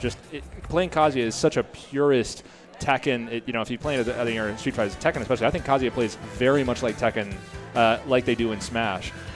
Just absolute raw risk that you can throw out there. The ability to just, hey, I'm not going to sugarcoat it. I'm hitting that Electric God Fist right now, and you better do something about it. There's some volatility that comes with the character because of that. 100%. That's everything Kazuya is. High risk, high reward. Oh, and absolutely. to play against him like Ludo is doing, you have to exploit him. Every minute they're dropping a combo, you say, no, I'm reversing this on you. I'm taking your stock right here, right now. But being down a game like that, it can be harsh. You're like, oh man, I really got to think about this. I got to make sure that they do not get their game started. And we've got to reset the controllers here. Always typical a good idea. pro con. Those pro controllers, always so pesky in the tournaments. I think the real big game changer of that game was definitely finding that down smash over the stage. 100%. The whole game was just that. Oh, and they're being real cautious here to remember the right controller order. The controller order. Oh, good stuff. Yeah, helping the production out. Let's get this in as game 2. I think it's catch the stage, but we'll see it in just a moment. It's Town and City. Oh, Town and City, yeah. Kazuya stage that is Final Destination sometimes and is not Final Destination other times. So it's hit or miss for Kazuya players, really. When it's Final Destination, it's great. It's a little play zone. When the battlefield's there, it's great for Falco. Yeah, exactly. Continuing that theme of volatility. Oh, nice stuffing out with the down tilt. Kazuya's wave dash invincibility does not last through everything. His feet are actually vulnerable, so the down tilt's going to hit him out of that. Start a nice combo for Ludo.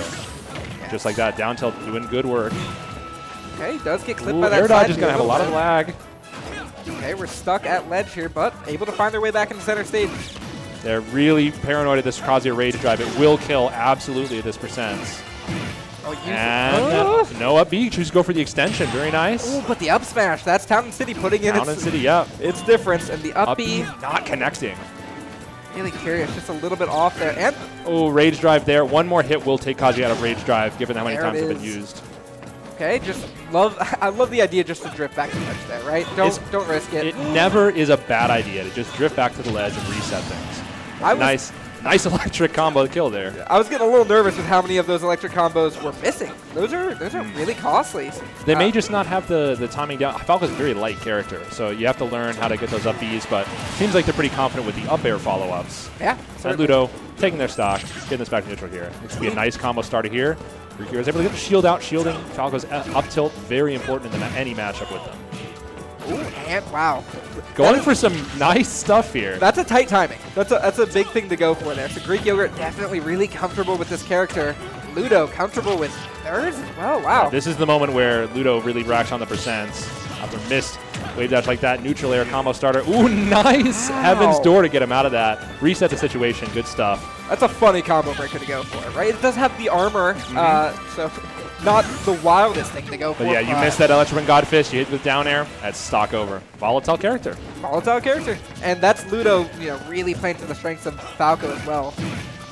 Okay. And Ludo, knowing that you can shield Kazuya there, they don't have too much pressure with the grab. They had these percents. Kazuya has to get the Electric Wind Godfist. There it is. Wave dashing in. Amazing stuff. No. But did not get the finisher. That's so weird. I think at that point you just need the Dragon uppercut. uppercut. Yeah. And you see him going for Heaven's Door now. Pretty much anything is going to kill Falco with how light they are. Just a matter of getting the stock, and that will be it. That will do it. 28%. That's not a big amount of extra credit. So Ludo trying to tack on a little bit more here. And staying on that right side of the stage. No. I don't need to approach you. So they say in Washington, we play cautious sometimes. Do it. Against Kazuya, that's what you got to do. You got to do that. You got to be really careful. Ooh, that's an amazing parry. This could be seal things. Air, forward air, trying to get it. Okay. Yeah, that second electric actually doesn't pop into the stun because he hadn't touched the ground yet. Kind of a big deal. Okay, nice. Up tilt back air, the classic. Oh my god, no! Stuck on that right side of the ledge. Gets stunned on the stretcher, carting you off stage, take you to the hospital. Sorry, that's a game for Ludo. That is sealing it out, taking you to game number 3. Right off that side of the stage. That is a bummer. A bummer to way to lose it. Ludo did all the right stuff there, and with the slow characters, if you don't miss those techs on those platforms, it's just over for you. And just showing how good of a stage this is for both characters at times, we're going right back to it. Yeah. Ludo counterpicks to it, Greek Yogurt counterpicks to it. This is Kazuya loves Falco loves the platforms. Kazuya loves not having them. Yeah, certainly. And unfortunately, the platform's going away. That thing that Greek Yogurt is waiting for ends up costing him that game. But we are going into game number 3 here. Again, this is a top 8 qualifier. There's a lot riding on this. A lot on the line here. At the very least, it's a $25 money match. That's right. Okay. Patient play, very good jumping around. Kazuya doesn't like it when you're in the air against him, and then you make a couple of mistakes, get enough time to reset this combo. Ludo's feeling himself with this one. Yeah, 69% and staying really high above Kazuya. Yeah. This is a really tough position for Greek Yogurt to work around. Oh, nice. Wave dashing at the right timing, trying to drag him down with the neutral air, and that air dodge just cost you. Yeah, that is rough. Expecting to have to tech the stage there, and that's just not the case. Now Ludo's going to start another combo themselves. Okay, good way to get back to the stage. If they hadn't, it would have been almost a for sure stock taken from them. Certainly. Ludo using I'm not going to sugarcoat it. We're throwing it out. Oh, that's a big moment to punish. Not capitalize on fully. Nice. Nair to electric. Electric again. Back air will take it. Yeah, 53%. That's a good turnaround, yeah. Right? That's a big momentum shift, but that hard down air, meaty, waiting for the air dodge to come out. Just an insane call out from Ludo. The positioning there is excellent. Once again, the momentum just totally shifts. Now Ludo's going to stay patient, stay on the platform, take their time. Find their way in. Greek Yogurt's going to try and mix up that wave dash time to come in like that with that neutral air. Neutral air again, electric. Another one, setting him to the bottom, but Falco high hops. He's going to come back. Ooh, throwing out that. So close. An uppercut doesn't find its mark. Ooh, and a huge downer. Not going to take the stock yet, though. Kazuya, good enough recovery to get back. Getting bullied off stage here. That laser into reflector and downer setups are so dangerous. Love the idea to stall there, too. Ludo's been catching you on those recoveries. Heaven's Door! Yeah, that up would have gone into a back air, and that would have been the game. Okay, still has a fighting chance into this. Greek Yogurt trying to wave dash in. He's up beast. Or the electrics. Yeah, nice stuff. And it's still even. Do not look at the percents here, but up tilt the back air, will take it. Yeah. Great stuff from Ludo. Amazing matching both of these players. Ludo moving on to top 8. Greek Yogurt, hopefully going to show us what they got in the losers bracket. Oh, I'd be very afraid of matching up against Greek Yogurt in the losers bracket. They've got the stuff. Those really crisp combos, custom really stuff. You normally see the classic Kazuya, Nair, electric Nair, stuff like that. They were going for the up airs.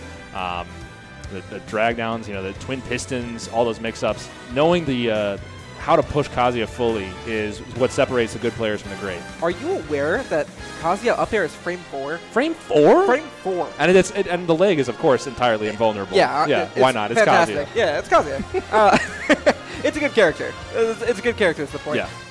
Ludo did, but Kazuya's main weakness is the fact that their air mobility is just so poor. So that entire game what Ludo was doing, camping out those platforms, jumping around, making sure that Kazuya has to take the risks to get the big damage, is how you even the odds there with all of the cheating characteristics that Kazuya has attached to him. What I thought was really interesting is that, like, Greek Yogurt was showing some incredible combos, great technical ability. Was kind of missing some of the easier things there, though. Yeah, just you know, the bread and butters, the grabs and electrics, and it's tough because they are moves that are very vulnerable to rage. So the knockback can be adjusted on them. And Falco, a very light character. Not a very easy matchup for Kazuya, actually, just because of how well Falco is kind of just Kazuya light. Not as many of the strengths, obviously, but can still put a ridiculous combo game on you. But certainly way fewer weaknesses. Falco with great air mobility and great ability to recover, things like that, things that Kazuya lacks. Absolutely. Yep. And I'm curious what we got remaining here. I don't have a bracket available. How do I? Yeah. I know I'm still in Pool 1 losers, so well, what? So I'm playing. Okay, I'll be right back. Which, yeah. Let's see what's going down. All right, so we're seeing Kato exit the stand as he has a match to play, potentially to get into top 8 against Charlie D. That will be interesting. In the meantime, I'd ask chat how you're doing, but I actually can't read it. I'm hearing people set up over on the stage. I'm curious what kind of matchup we got remaining. It's been just a fantastic event. There are so much space, so many setups, big prize pool. You guys are missing out if you are at home right now. The name is gone. All right.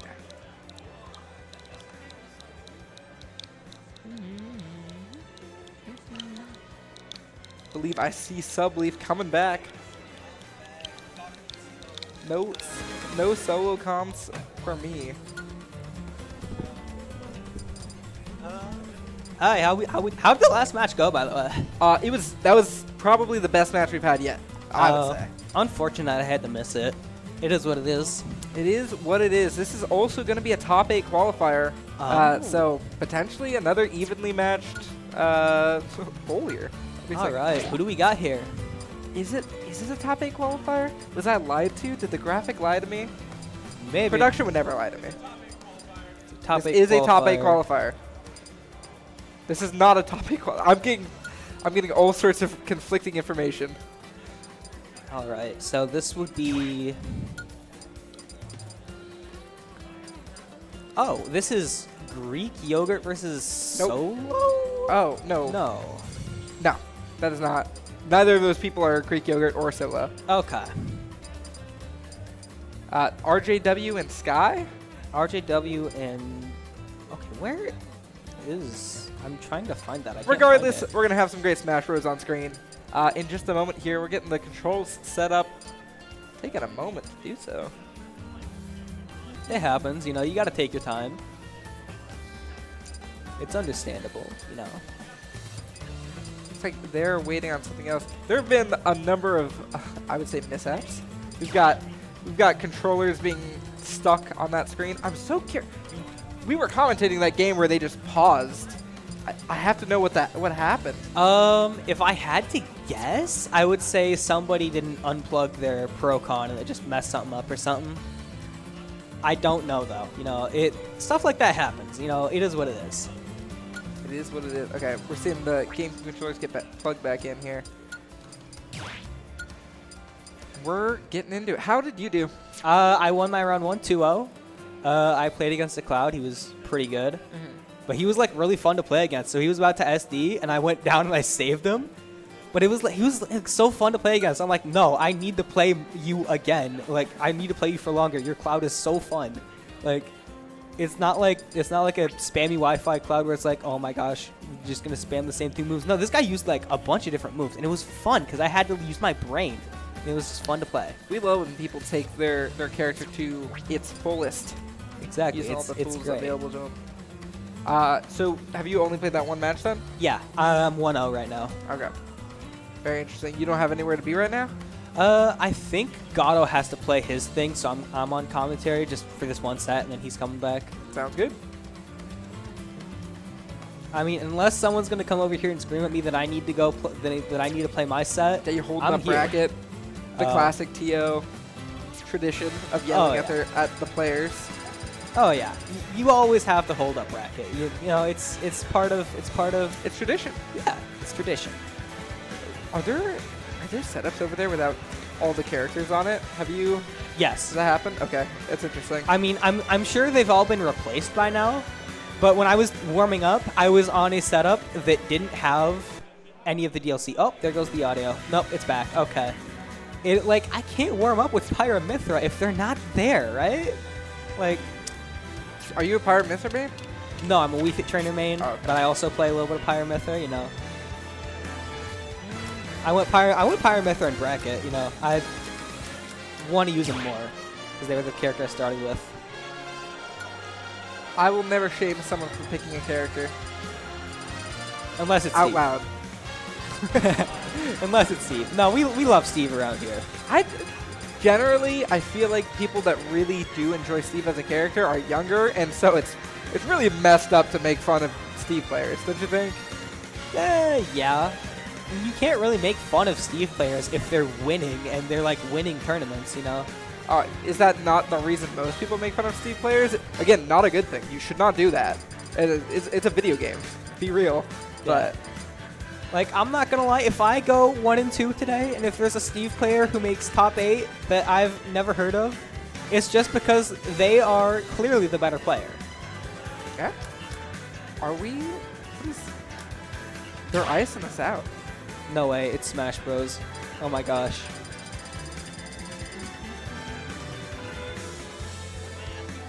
I'm begging you. Are they waiting? They're doing something.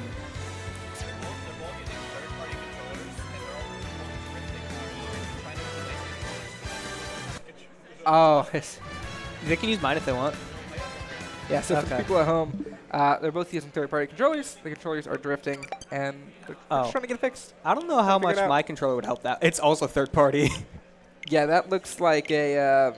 is it Power A? It is Power A. It's Power A wired. They break very easily, but you can also just go buy them at Walmart for like $10. So that's you know how you can save money is instead of buying new controllers every time one breaks, just get one that doesn't break. Oh yeah, true. Do we have like I know we have a few people who like make and like fix GameCube controllers around here. Yeah, Clout is our local controller modder that at least the one that comes to mind for me. Oh yeah, I've heard really good things about Clout. Clout's the GOAT. Love that guy. They're really working on it. But in the meantime, also I would like to point out that when Gatto was on comms, it still said it was me because Gatto doesn't have Twitter. He doesn't have Twitter? No, he doesn't have Twitter. He's so old. He doesn't. He's so old.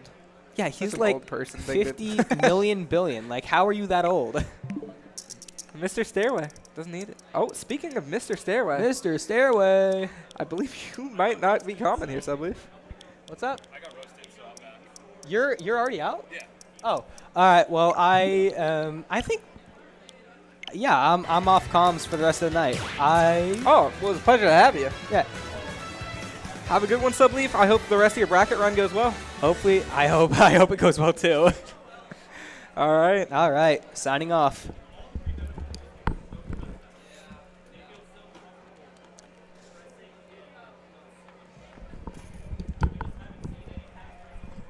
What's up? What's up? I'm sorry to hear you got roasted.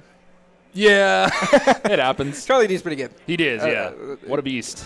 Good. I mean, I think he was on 2 of our stream sets so far, and both of them, he did not lose a stock. Yeah. He was pretty good. Good player. I got matchup checked pretty hard. So, back to the lab for me. Back to the lab again. Are you seeing what's going on there? It looks like the in-use for the GameCube controller thing keeps popping back in. Like there's some sort of... Like the what is? Like when you're on like the control setup screen, yeah. like the in-use thing keeps popping back in. Oh, they're having some controller issues. That's why we have not started a match That's yet. mysterious. So hopefully nothing all that wrong. This is a tried and true Nintendo Switch. Like This thing's carried to tournament after tournament. Yeah, definitely. Oh, we're going to swap out.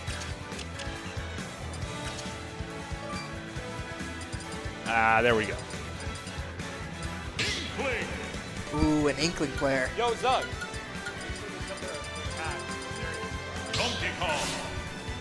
Have they recognized that their tags are reversed yet? No, they have not. Yeah. That's gotta. Yeah, there we are. That's gotta work right there. You saved us at least a minute. Wait, Yeah. hold on, no. Wait. He was fine. Is he a normal player one tag? I mean, I hope so. He selected player one. Okay. So. All right. Into this on PS2. Donkey Kong is here. Nice roller to start things off. See what we can get. Nice combo. There we are. That's a DK big, at big work. start. Oh, those back airs. That's the DK classic. Into the downer. Doesn't kill. Love the idea there, though. Ooh, that should do kill. The big beefy monkey is here to smack your face off. Yeah, RJW opening up 20 seconds in. And it's going to get more explosive right now. Oh, my goodness. Speaking of explosive, my God.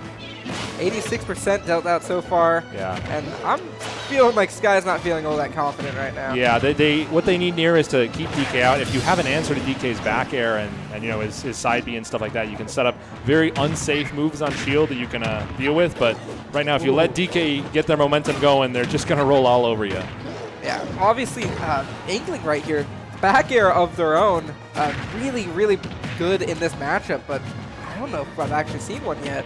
Yeah, nice. Grab there, making sure to punish those unsafe moves. Okay, trying to get another grab. A scramble, but that should kill. Ooh, gets out of it. Good mash. Very nice stuff. Okay. Show him the check. Okay. Speaking of rolling all over him, that super armor is going to prevent the roller from getting that kill there, but here we should have a kill. Yeah. Oh, doesn't go for the up smash. The up smash is definitely the better option there.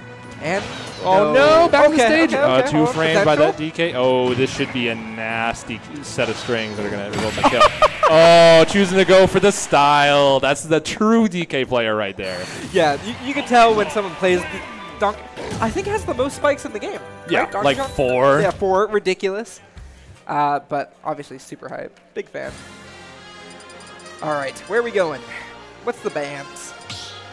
Pokemon Stadium 1? I think that was an accident. Probably. They're rolling with it. They're rolling, yeah. Gentlemen's PS1, that's how it goes. I like it. You know what the problem was there? The classic music here. The 2 after Pokemon There's 2, Stadium. no. It was No, we don't want that. We're going back to 1999 here. Yeah, wow.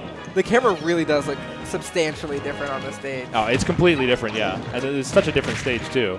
Yeah, a lot smaller. Okay. RJ looking to come on in, punch stuff up. Yeah. Speaking of, jump follow-ups, that could kill right there. And no, Sky anyway. just not able to mac it back. Unfortunate for them. 0 to death for RJW. Looking for a roller is Sky. Roller's in neutral, trying to set up the damage, but DK's dash attack has been doing work. Also, their up air. Yeah, see the full good jumping over, yeah. Sky keeping it real. Ooh, okay, nice wake up. Nice wake up. We love that. Yeah, roller. Rolling into that roller. Yeah, forward smash, a little bit of damage, but no kill just yet. And the splat on the ground. I still get tripped up by that. So it works surprisingly frequently. Okay, the back air. Nice back air. Nice back air. Even though he's inked up, DK is not afraid. And right now, another combo sequence. Don't get spiked right here. Okay. And you know RJW is looking for it, right? Yeah, he's going for it. That's the DK brain. Oh my gosh! Drop down monkey punch. Where did the punch come from? He had it stocked the whole time? All right. It was hidden within all that ink, you know? Exactly. Couldn't tell. It goes both ways. Can't see what they're doing. All right, RJW taking a quick. Commanding DK performance. Very good stuff. And now is that, I wonder who we got next. Is that Nano Ash I heard about? Talking about the Day of the Heavies. We've got a DK domination route to go right into Nano Ash's Bowser. And let's talk about Nano Ash. Nano Ash. Talk about Nano Ash. One of the best players in our region. Absolutely. Power ranked player. And the Bowser's beefy. It's bodacious. It's a bit of a beefy Bowser. It's a big problem for you if you're fighting it. It's buoyant. I'm just thinking other B words. Yeah, it's beautiful. Let's put it that way. Bold. Beautiful performance. Bold. Beautiful and bold. Love to see it. But it actually just yesterday went to Sinister Saga. Had quite a run.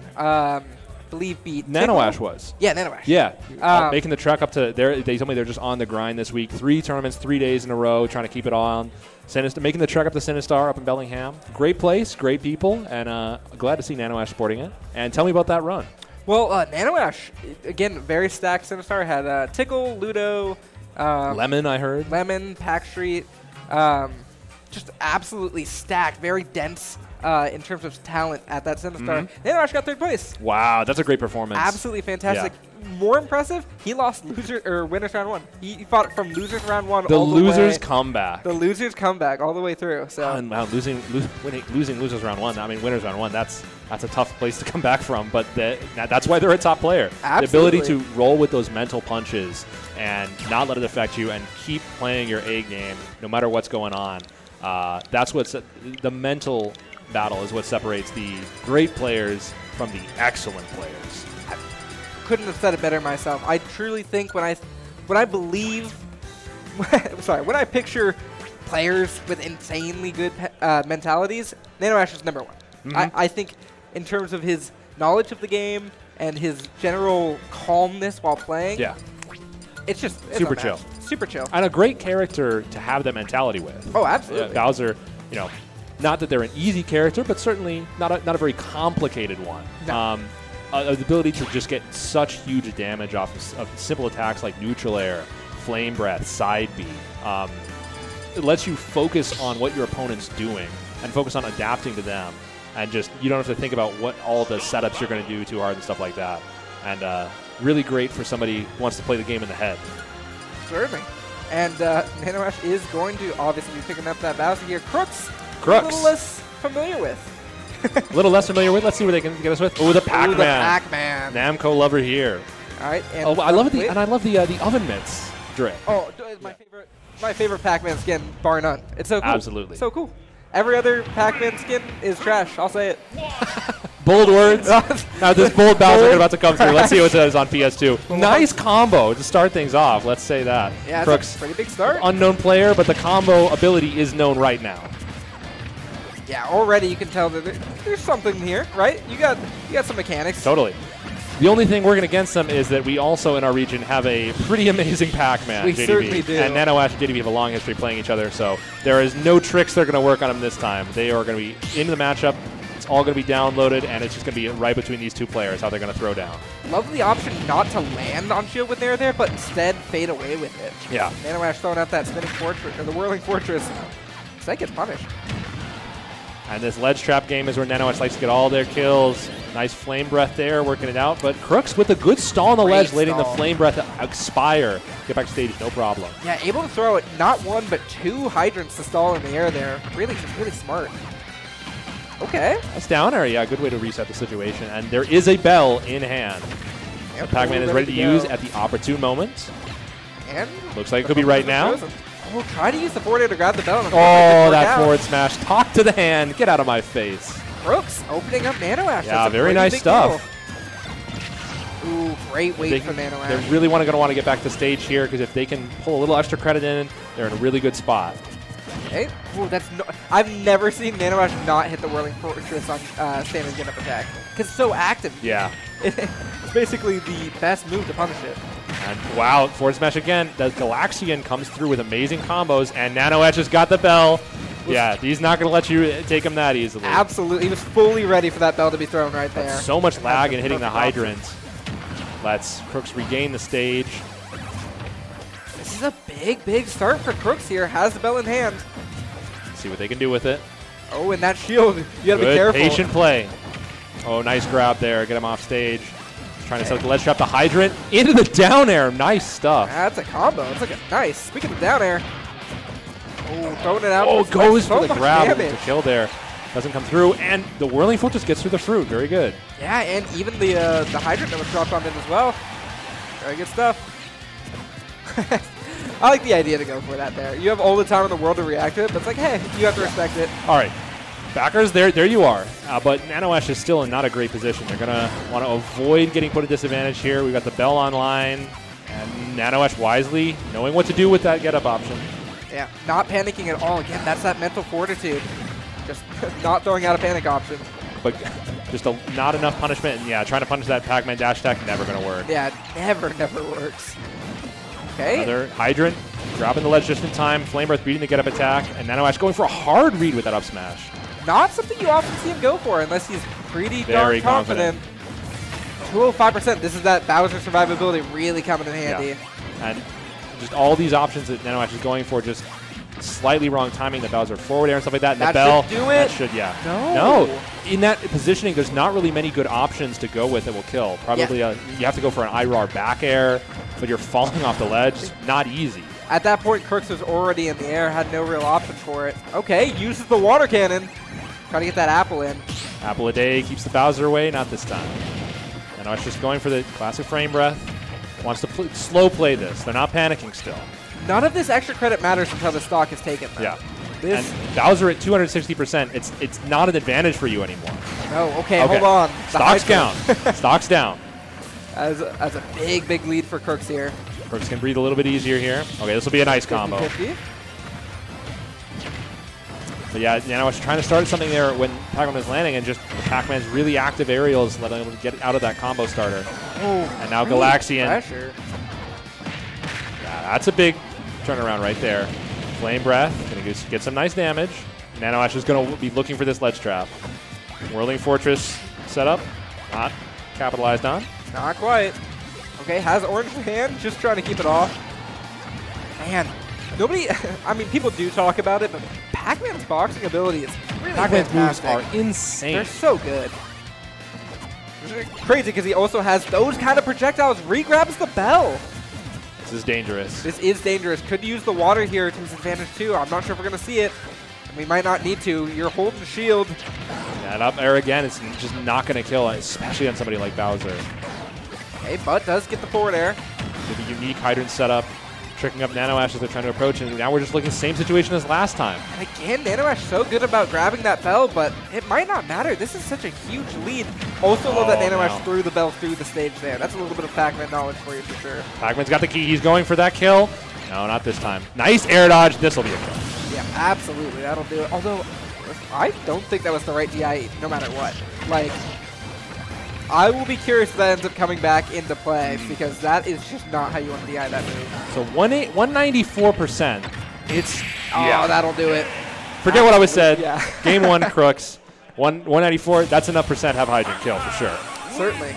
And you know, the damage numbers this game, I tried to find it really quickly as Crooks was going through that screen. It had Crooks had to be at least like 650. Yeah, definitely above the 600 range, which is insane. That does not happen very frequently. But just goes to show how well NanoAsh was also surviving. That's the Bowser at their finest. Curious, I wasn't seeing NanoAsh in control for the majority of that. So I'm curious as to what needs to change for that to start going towards NanoAsh's way. Hollow Bastion, understandable stage, keeping it closer with nice center platform. Quick 31% to open things up. Oh, that's a big punish up that roll. I'm surprised we honestly didn't see a little bit more. Now what's Crooks going to do? Not adjusted to. That's huge to parry like that. Now you're back right at the ledge, got the Flame Breath to deal with. Whirling Fortress setup, but not to do it. Very strange. Okay, damage onto the Hydrant here. NanoAsh eager to just disengage, reset the situation. They got their percent lead, and that's what they're gonna use right here. Crooks not finding an answer to the Flame Breath on ledge yet. Now, with some characters, there isn't as much of an answer, right? You just kind of have to wait for it to go away. Nice backer, but good DI keeping Crooks alive. Okay. Able to really stall out down there. Yeah, with the good Hydrant. stall. That Hydrant would have prevented the Flame Breath from coming into anything significant. Okay, dribbling that orange against NanoAsh's shield. Nice parry. Great parry. Ashwin is on something right now. Now he's in control. Yeah. And starting off with a neutral air into a potential combo. No Galaxian available. Pac-Man has no fruits in the bank. Ooh, and just landing directly on stage with him there. Could have been a punish, but instead, Ashwin continuing his domination on the stock. We got the ledge trap set up. The forward patient stuff. Yeah. The classic Washington strong player. Patience at ledge. Yeah, again, using all of those iframes to his advantage and dodging the high. That was brave. Very brave indeed.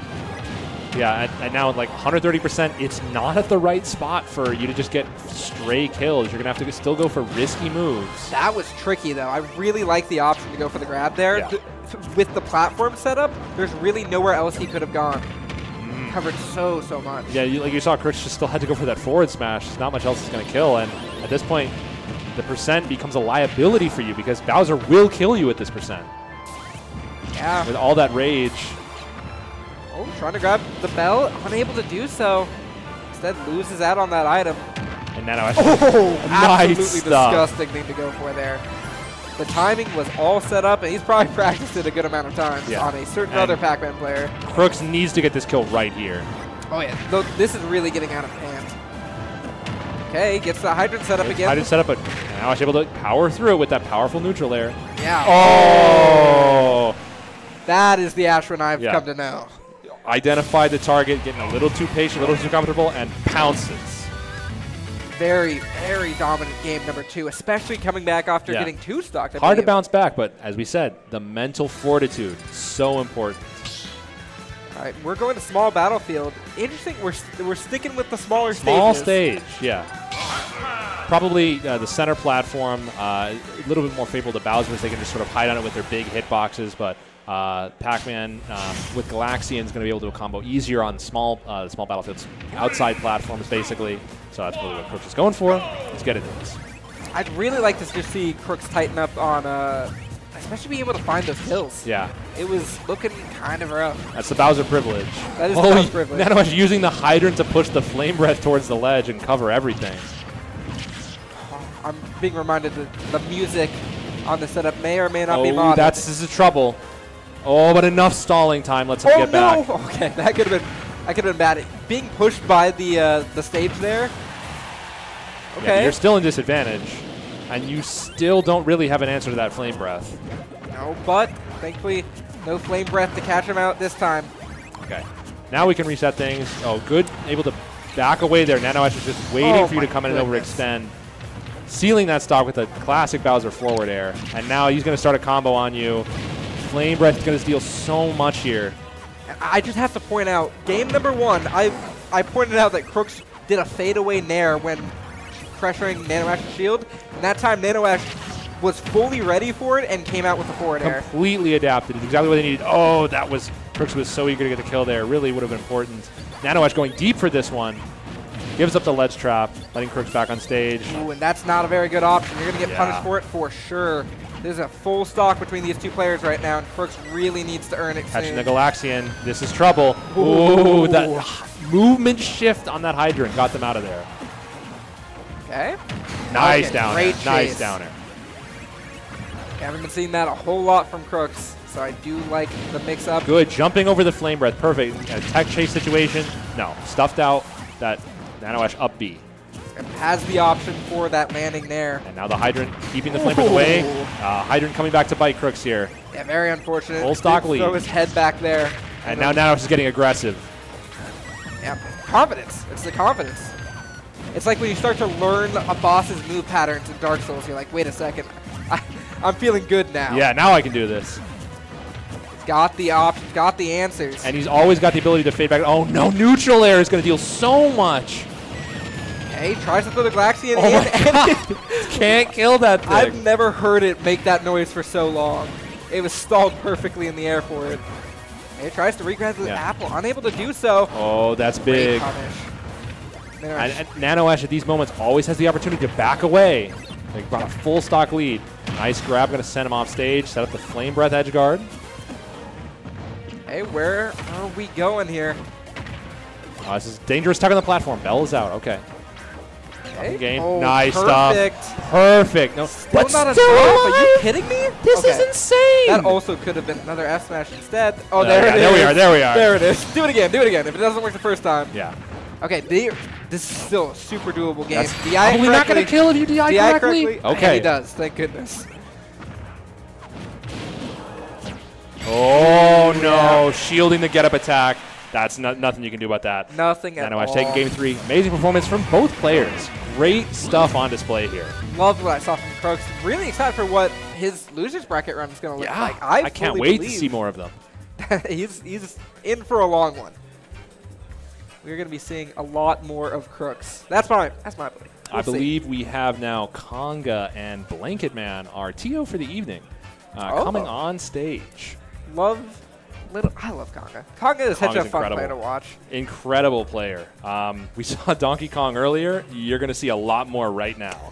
Dude, yeah, we're just keeping the heavies rolling. Yeah. Right? We had Donkey Kong in the Bowser and another Donkey Kong. Yep, that's right. And remind me, Blanket Man.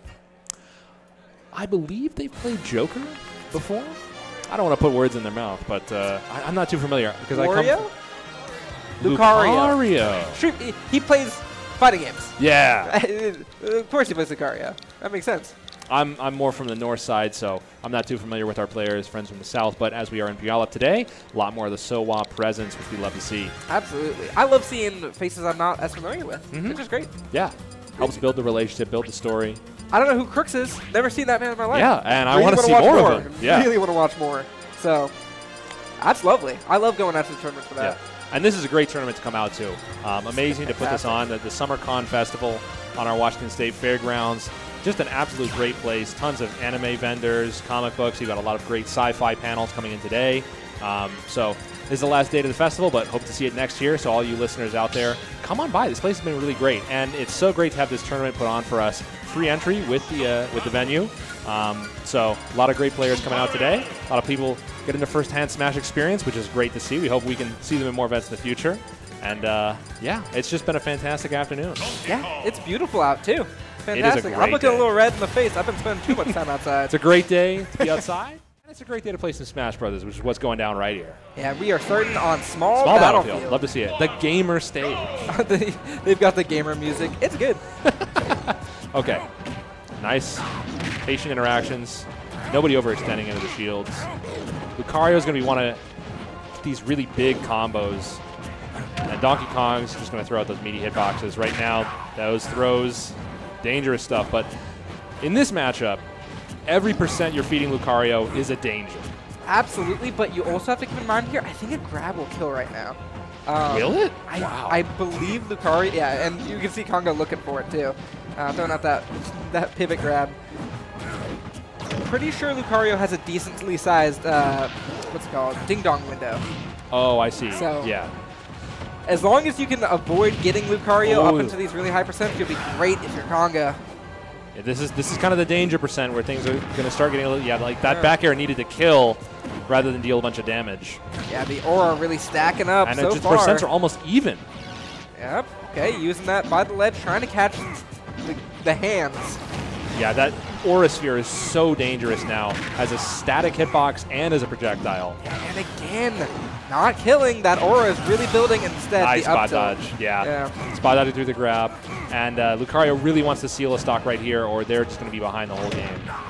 I can look at man's movement, trying to stay out of Conga's area of effect. So far, Conga feels really confident just holding center stage. Ooh, that punch could have been everything. That could have been the whole stock, especially with this rage.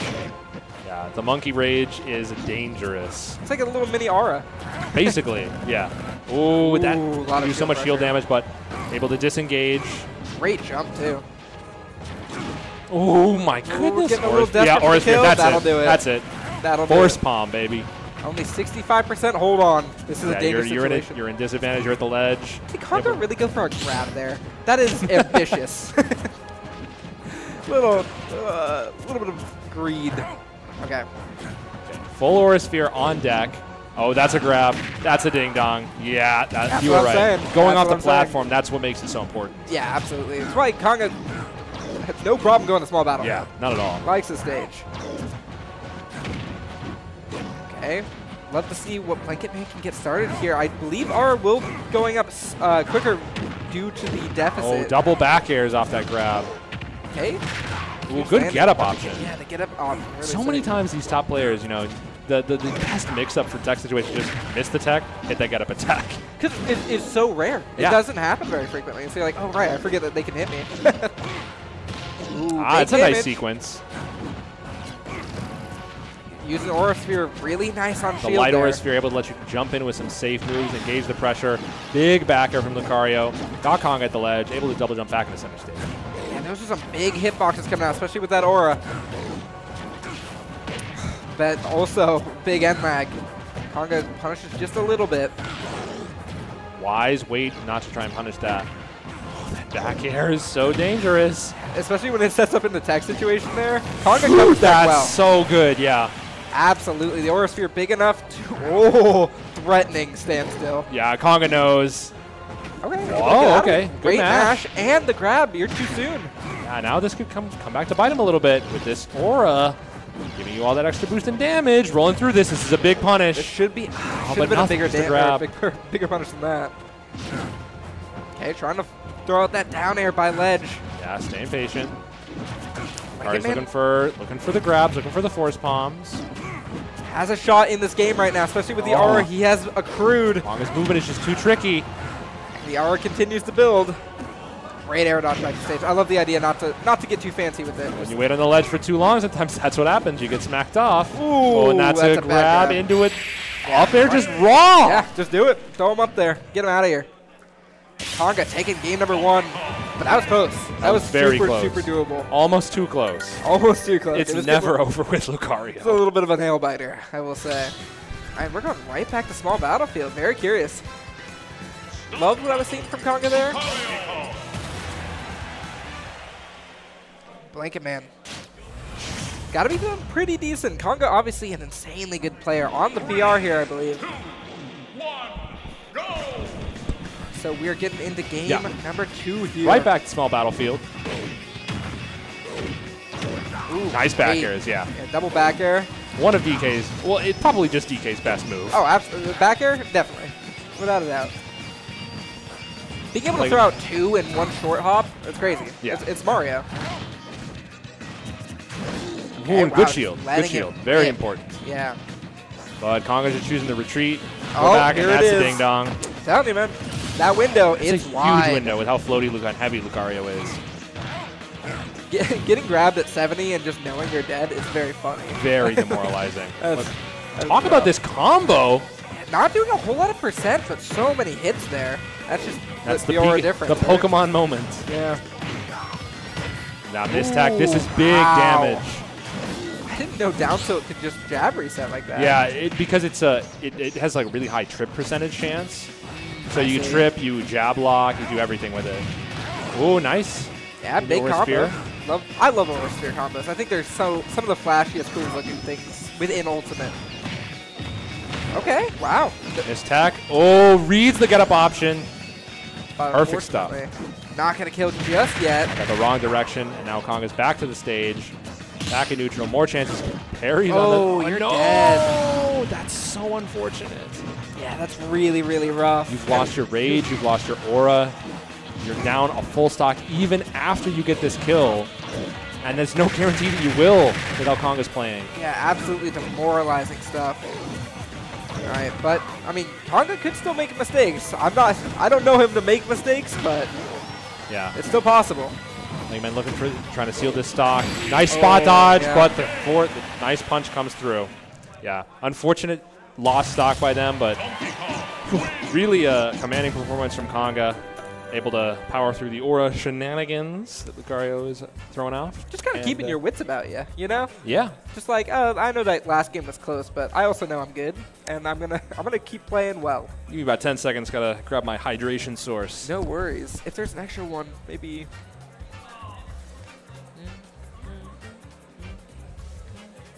All right.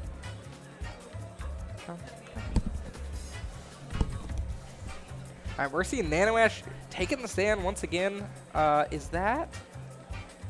This is a winner's top 8 qualifier match. Do you have any idea who that is on the right? I do not know. Okay.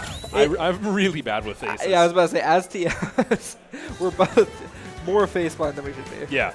You see so many people come there like, oh, what's your name? What's your tag? What's that? I think before one of like Blanket Man's friends came by and they were like, you know, on their laptop and they're like, oh, what's your name? And they were just laughing like, well, you didn't even recognize us.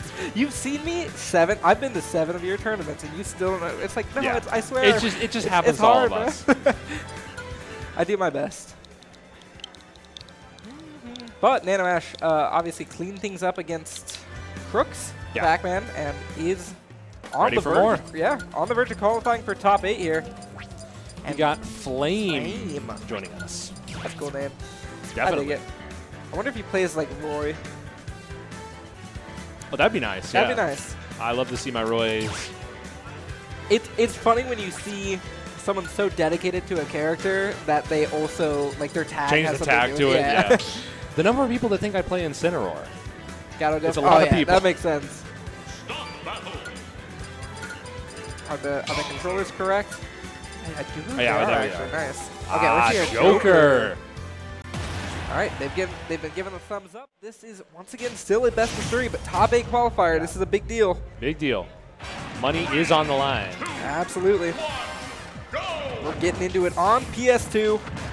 NanoAsh also has quite a bit of Joker experience. Yeah, Right? Like, you got if you're gotta gonna be a good player, you gotta have Joker experience. it's a common character. Really good character. And a really good move is Gun. And we're seeing a lot of it. Does everything for Joker, does everything for the character. Great and spot Flame knows it. Yeah. Solid. What is that, like 24% off that side B? Arsene is on the line, just in the virtue of how well NanoAsh has been playing so far. And already your meter's half gone. Yeah, that's a really big opening. You don't want to lose that Arsene. This first one matters a lot. And just like that, it's going to be gone in just a moment here. Not before Gun Special takes some nice percent.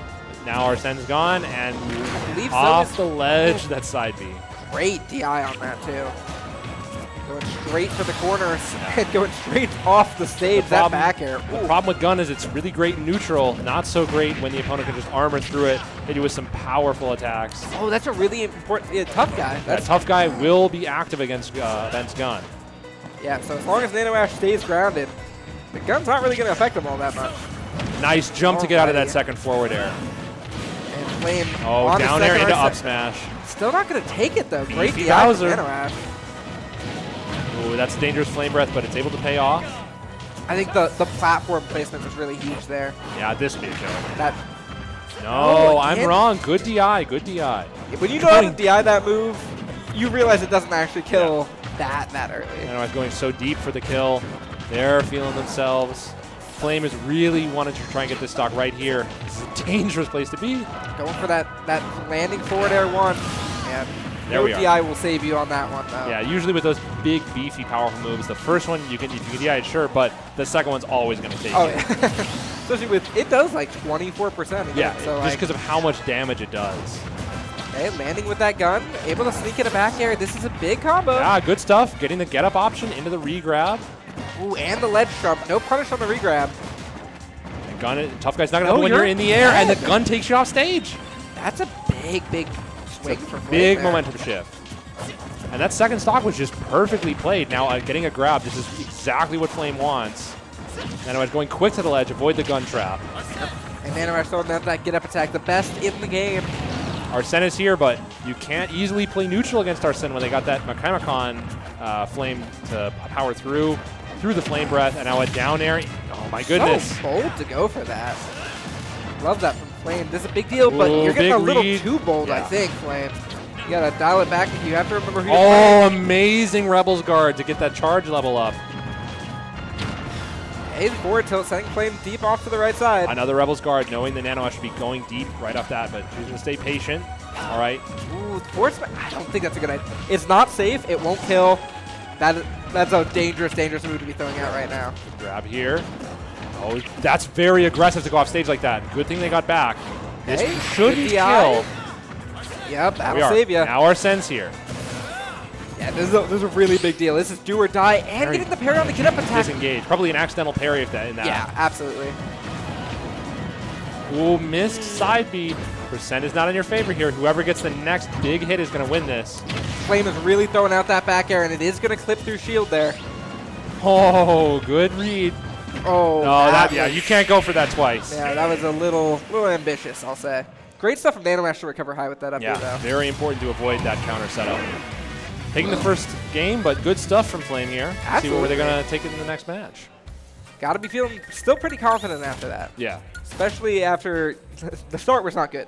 No, it was not. Flame was kind of getting clobbered around a little bit and brought it back. Yeah, when you're able to get dialed in on those grabs, those combo extensions, that's what you need. Bowser, heavy character, very easy to combo.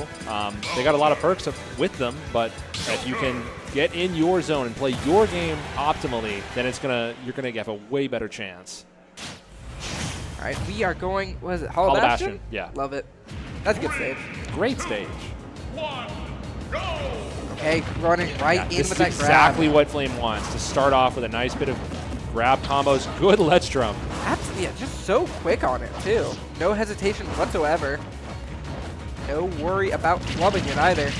16% from the Whirling Fortress there. Yeah, but it's not enough to start a whole sequence. Helps to have that it's called the grapple on ledge. You can avoid the stall for a long time. Yeah. Good jump there to get out of that situation. Really good about hiding Here's under the platform with that gun. Ooh, barely misses the grab. And now you see him start to land with these down guns, and Nano Ash is aware of this. He's just dashing underneath it, punishing the end lag. And also hiding beneath that middle platform. Really solid stuff. Preventing good, going high once again. Nano Ash is ready for this. Flame's going to have to start mixing it up if they want to get a free kill on ledge. Okay, neutral get up does get punished. Great grab from Nano Ash, and it's going to kill. Forward throw super powerful. Both of them just testing each other in neutral. That's a big find for Nano Ash. That's a big down B, though. Getting Arsene back online already, which is going to be key in sealing a stock against a character as heavy as Bowser. But just like that, it's already halfway gone. A little bit more. Good counter. Does get the counter, but man, this is tough. And a good side B. It's going to stack it even more. You're going to be at 180. Back air should kill here. Okay. And there it is. There it is. Just as you say it. It cometh true. 77%. Ooh, I'm shocked that side B missed. Yeah. Joker, a very tiny character. Doesn't help you against a move as big as those Bowser feet on the back air. Yeah, those are some big feet. All right, 22%. Good combo starters here. The Flame has to carry it all the way. Joker's a character where you need to get a lot of interactions and a lot of wins to carry it. You can't get impatient here, right? You can't feel that pressure of being behind. You still have to earn your interactions. And this is going to be tough, starting with a platform extension with that. Arsene's here, but a grab will take down the meter already.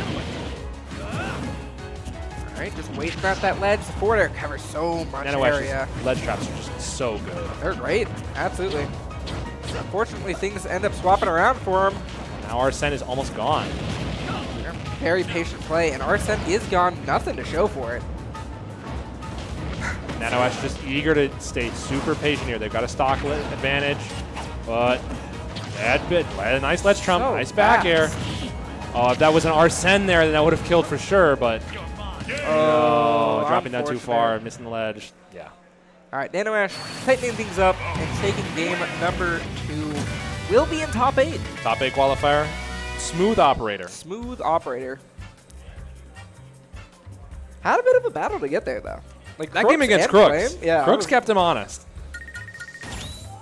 And yeah, it's unfortunate that gonna end a quick 2-0 like this. Flame had some good combos, good interactions, but against Bowser, you just need so many. It's a huge uphill battle to battle through to and hey, get still those kills. Has a chance in the loser side, They'll right? continue on like that. Nano Ash into the top 8. Flame will continue in losers. And right now we have JDV, our other resident Pac-Man, versus Conga back again on stream. All heavies today. All heavies. Absolutely no way that this is a winner's top 8 qualifier, right? There's no way the seeding is such a way that this is a There's top 8 a lot qualifier. of good players here today. Yeah. This is a top 8 qualifier. I'm being told this is a top 8 qualifier. Yeah. That is. There are like, both of these players are for top 8, and sometimes that's how it goes. This is grand of many tournaments. Oh, yeah, exactly. Which just serves to speak to how good the talent here is today. Nano Ash, JDV, Ludo, Conga, all players that absolutely will, if I had to stake my money on, will be in top 8. So unfortunately, it has to go out, one of them into top 8 qualifiers, like winners like this, but, only 4 of the top 8 are going to progress through winner's side. This is true. We've got Ludo so far. I'm just thinking of winner's side. Ludo. Yeah. Nano Ash just played it for, yeah. Who am I missing from the other side? Oh, but there are 2 pools. Yeah. So Nano Ash, Ludo. The other top 8 was in the other pool was Clune. Oh, Clune. Yeah. Yeah, so in this pool, we have, Nano Ash, JDV, and Konga. So oh, yeah. One of them is going to have to fight each other. Yeah, that makes sense. As you said, what that means is that we've got a really great match about to go down. Oh, man, this is exciting. This is a really exciting one, then. Lot riding on this one. Konga setting up his controls. Still should be in there, right, Tag?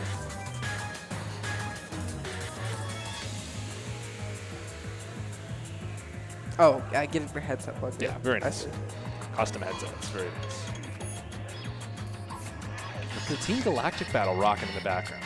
Love this track. I love modded switches so much. Like the kind of track variety that you can get. Oh, what made Smash Ultimate the best Smash Bros. Game in the world to me was the fact that you could just set any music from the series on any stage. Yeah, that is sick. I hated having to choose the stages based on. I really love music in Smash Bros. So I hated having to choose stages based on the music that I enjoyed, and I loved Galactic Battle a lot. So Spear Pillar was my home back in Brawl, but great to hear it on PS2 here. All right, the cheers are right. The fist bump has come out. I believe. Are we Small Battlefield or is this PS2? Oh, maybe it's Small Battlefield, but no, PS2. Okay. I'm being silly. There we go. All right, JDB instantly charging up. Both of them instantly charging up. Getting those resources ready to go. Galaxian will start the combo, but that's it's always going to happen. Both of these players, when they get their interaction, they're going to get their 50%. It's going to be what you do afterwards. And JDV afterwards putting on quite the damage. Insane amount, and the parry to keep things going. It looks confident. Okay, gets the grab. Nice grab, yeah. Back throw, keep him off stage. I love the idea. JDU will always throw the fruit and then try to get the F tilt in to push you into the fruit. Really good stuff. Has the apple queued up and now in hand. Yeah. Great bit of damage. Very difficult to get off ledge here. Hydrant in that position means it will force a get up on the ledge. Okay, Konga armors through it. Very good. Resets the situation. That's one way of finding your way in, right? Yeah. You're like, I'm going to use my armor now. And this is reminding me a lot of Crooks versus Nano Ash, right? Yeah. Like, a lot. Percentage is great, but you got to get that kill, and I'm worried that Konga 200%. might have something to say about that. It's not enough. Yeah, Pac-Man kind of struggles to get those kills if it's not in the right stage positioning. Okay, tries to find that down B, doesn't end up doing so. Doesn't land. A lesser character would have been killed by that hydrant. Yeah. And again, the fade back on that there, really important. Ooh, okay. Apple straight up into the stratosphere. Love the dribble it gave. JDB has Galaxia in hand. Oh, using the hydrant to push him in. Super smart. And yeah, just like the stink, just like stock 1, JDB is able to put on a huge amount of percent here. Still going. And Konga just unable to seal out this stock. Hold on, this could do forward it. Throw off the side. Yeah. All the rage. I'm just a little surprised JDB wasn't able to, could have potentially mashed out on a really good day, you know? Yeah, it's always tough about, do you want to... Oh, just barely not. The spacing is barely off there. Yeah. Back air string is going to happen. The hydrant off of the down B. Nice combo still going. Konga on their way back. And the down B absolutely eviscerates the hydrant. The down B just completely sets the hydrant straight. Ooh, dropped a new platform with a down air there. I think he might have been going to go for down tilt. Yeah, the down B is a dangerous move in those situations because it will shield break you. Ooh, but back air won't kill. Yeah, even still, when you're in the air against Bell, it's not going to do much. All right, JDB, Galaxia in hand again. At that perfect percent for it. Try to use the armor to power through. Man, the percent just absolutely flies upward. And only getting the first hit. This should kill, though. Yeah. So you've got 80%, it's what you expect, but it's still just 1 or 2 interactions for Konga to seal even this up. JDB is really looking for this ledge trap. No hydrant this time. Yeah. Going high. Nice grab. Resetting up that ledge trap. Oh, no. And again, the hydrant set up again. Yeah, Dazzle will hit you on ledge. You have to get up, parry the get up attack. Just clean stuff. Great stuff from JDB. Forcing that option, you have to make a choice right as the hydrant's coming up. At that point, JDB can just react to what you choose. Either, at that point, the only options you have are roll, neutral get up, or get up attack. And JDB is ready for all of them, can cover all of them out of that. It's just checkmate. Okay. Get up attack, I think, is one of the more risky ones to go for there. Yeah. Because, like, if you roll in, you can get back aired, and then you reset on the other side of the stage. But get up attack is a bit of a commitment. As we saw it's very there. risky, but the reward is very high because he'll just stuff the ledge trap right away. This is true. JDB so aware, so ready. I believe it also slows down because it hits the hydrant on the way up. Okay, we're already a lot more patient. patient. Let's charge up. Oh, nice up tilt to break out of that combo starter. Miss grab, no fear at all. Oh, that's interesting that the hydrant went that way, but I guess I Melon does odd things. It's an interesting fruit.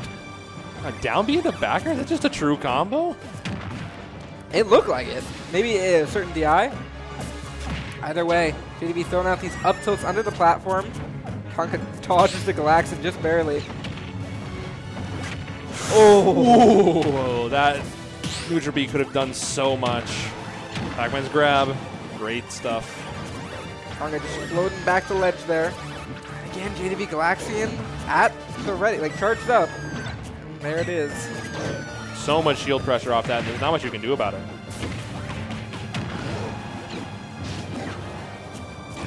Trying to keep him again stuck at this ledge. Yeah, JDB just here it is again. Super patient. Use their fast buttons to punish anything they're going to do. Ooh, wow. Good DI keeps Conga alive there. Here it is. The game Another one situation. Finisher. Yeah. It's a classic setup. Ooh, great back air. Attack into that back air. Very nice. JDB Pac-Man's just going to come back to stage here. Yep. Conga's got to be able to find a way to take these stocks without these huge reads that he has been relying on.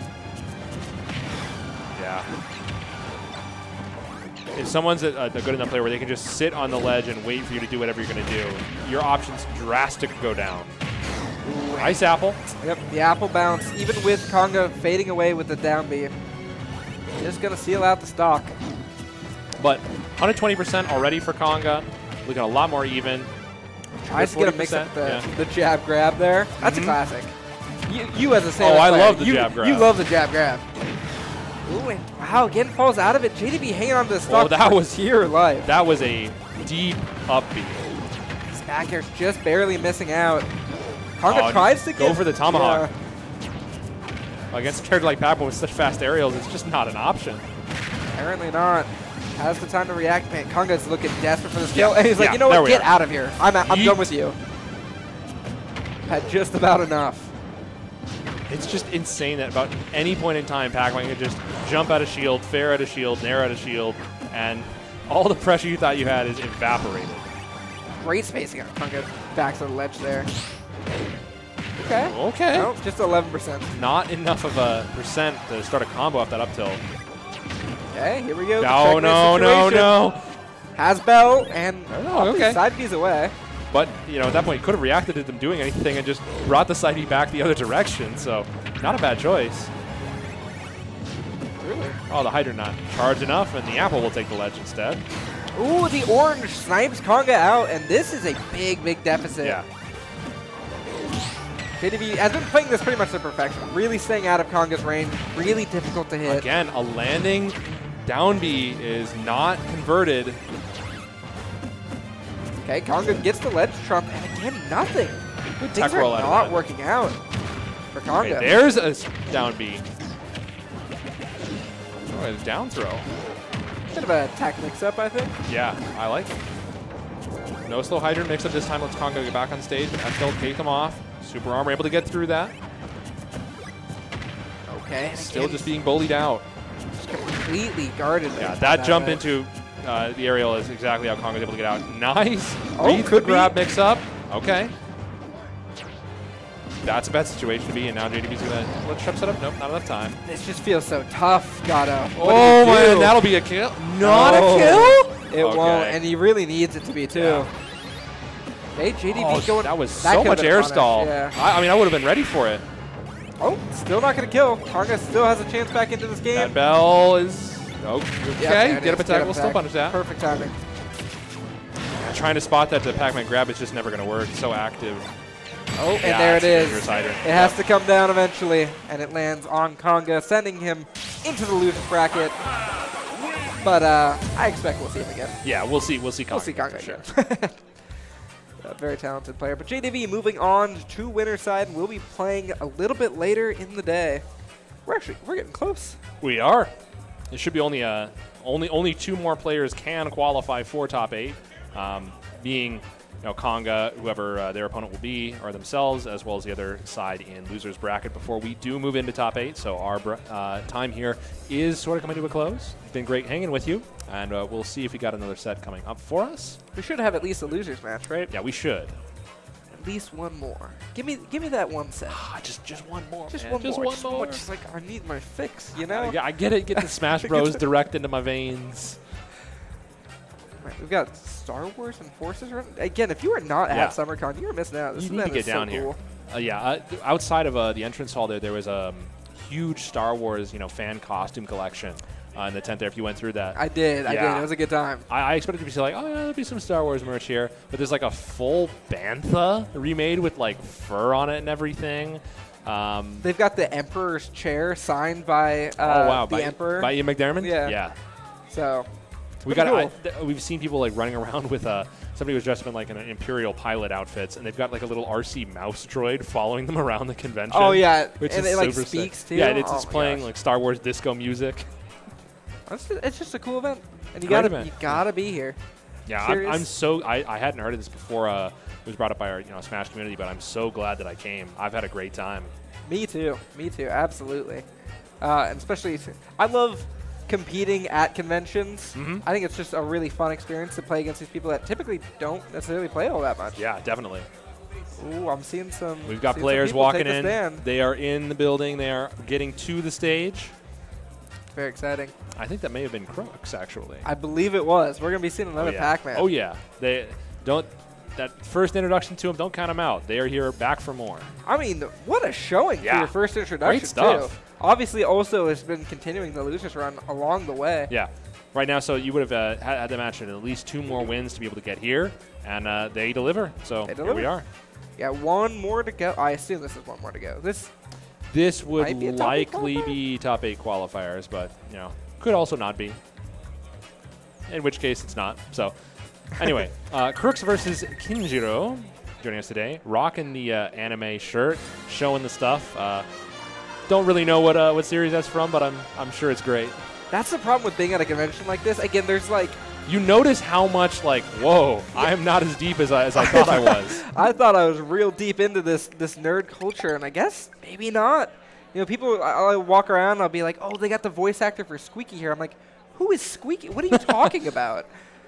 They got the voice actor for Scrimblow Bimblow here? They got Scrimblow Bimblow here at SummerCon? No way. That's crazy. I saw there was somebody who was I was talking with some of my friends, and the amazing, they found people that, had been in stuff that they've got somebody from the Backyardians here. Do they act? Okay, that would be cool. They've got the voice of Pablo? someone of the mouse. It's it's the penguin. Oh, my. If Pablo is legitimately here, I want that picture. They're here, yeah. And I think it's somebody was the voice of Geronimo, the mouse dude. From that mouse with the spectacles and Geronimo Scrimblow or something. I feel like vaguely. I'm embarrassing myself. Doesn't matter. Yeah, I mean, amazing convention bringing down so many people. In the Grant Gustin, honestly, meetup probably still going on. Did you see the crowd for it? For which one? For Grant Gustin, the Flash. Oh, the Flash. Yeah. No, I hadn't seen that. It's a crowd. They're popular man. Popular man. Again, just insanely cool convention. I can't wait till the next one. It's gonna be great. Lovely 3-day. Super good, yeah. event. So, Crooks has got the Pac-Man. Kinjir parentheses. First time seeing him on stage here, off the PS2. Take a guess, real quick. I'm guessing Mario. 1 in 87 chance, right? Diddy Kong. Imagine.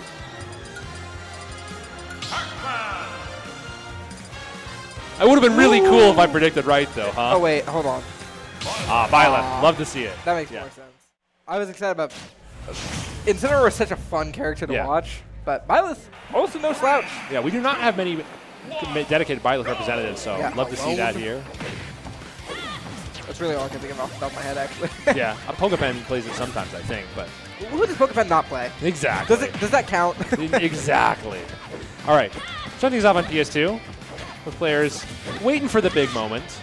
And Byleth is a character who doesn't really need a big combo. They just sort of whittling you down with repeated neutral interactions on their big, powerful moves. Yeah, speaking of big, powerful moves, throwing out that F smash does get punished, and that punishment is continuing. Galaxian into a combo here. 76% for Crooks' favor. And not letting Kinjiro start anything of their own. Okay, wow. Singular, not going to do it. Not going to take it out. Ooh, shielding that F smash will mean a grab, will mean you're on the edge. Have you seen how dangerous these back-wind ledge traps can be? Even if you get up, yeah, the hydrant's still going to be there for you. Yeah, you did get the hit, it just didn't matter. Okay, again, stuck off that right side of the stage. Ooh, nice aggressive way back. Yeah. Okay, tries to get that arrow in.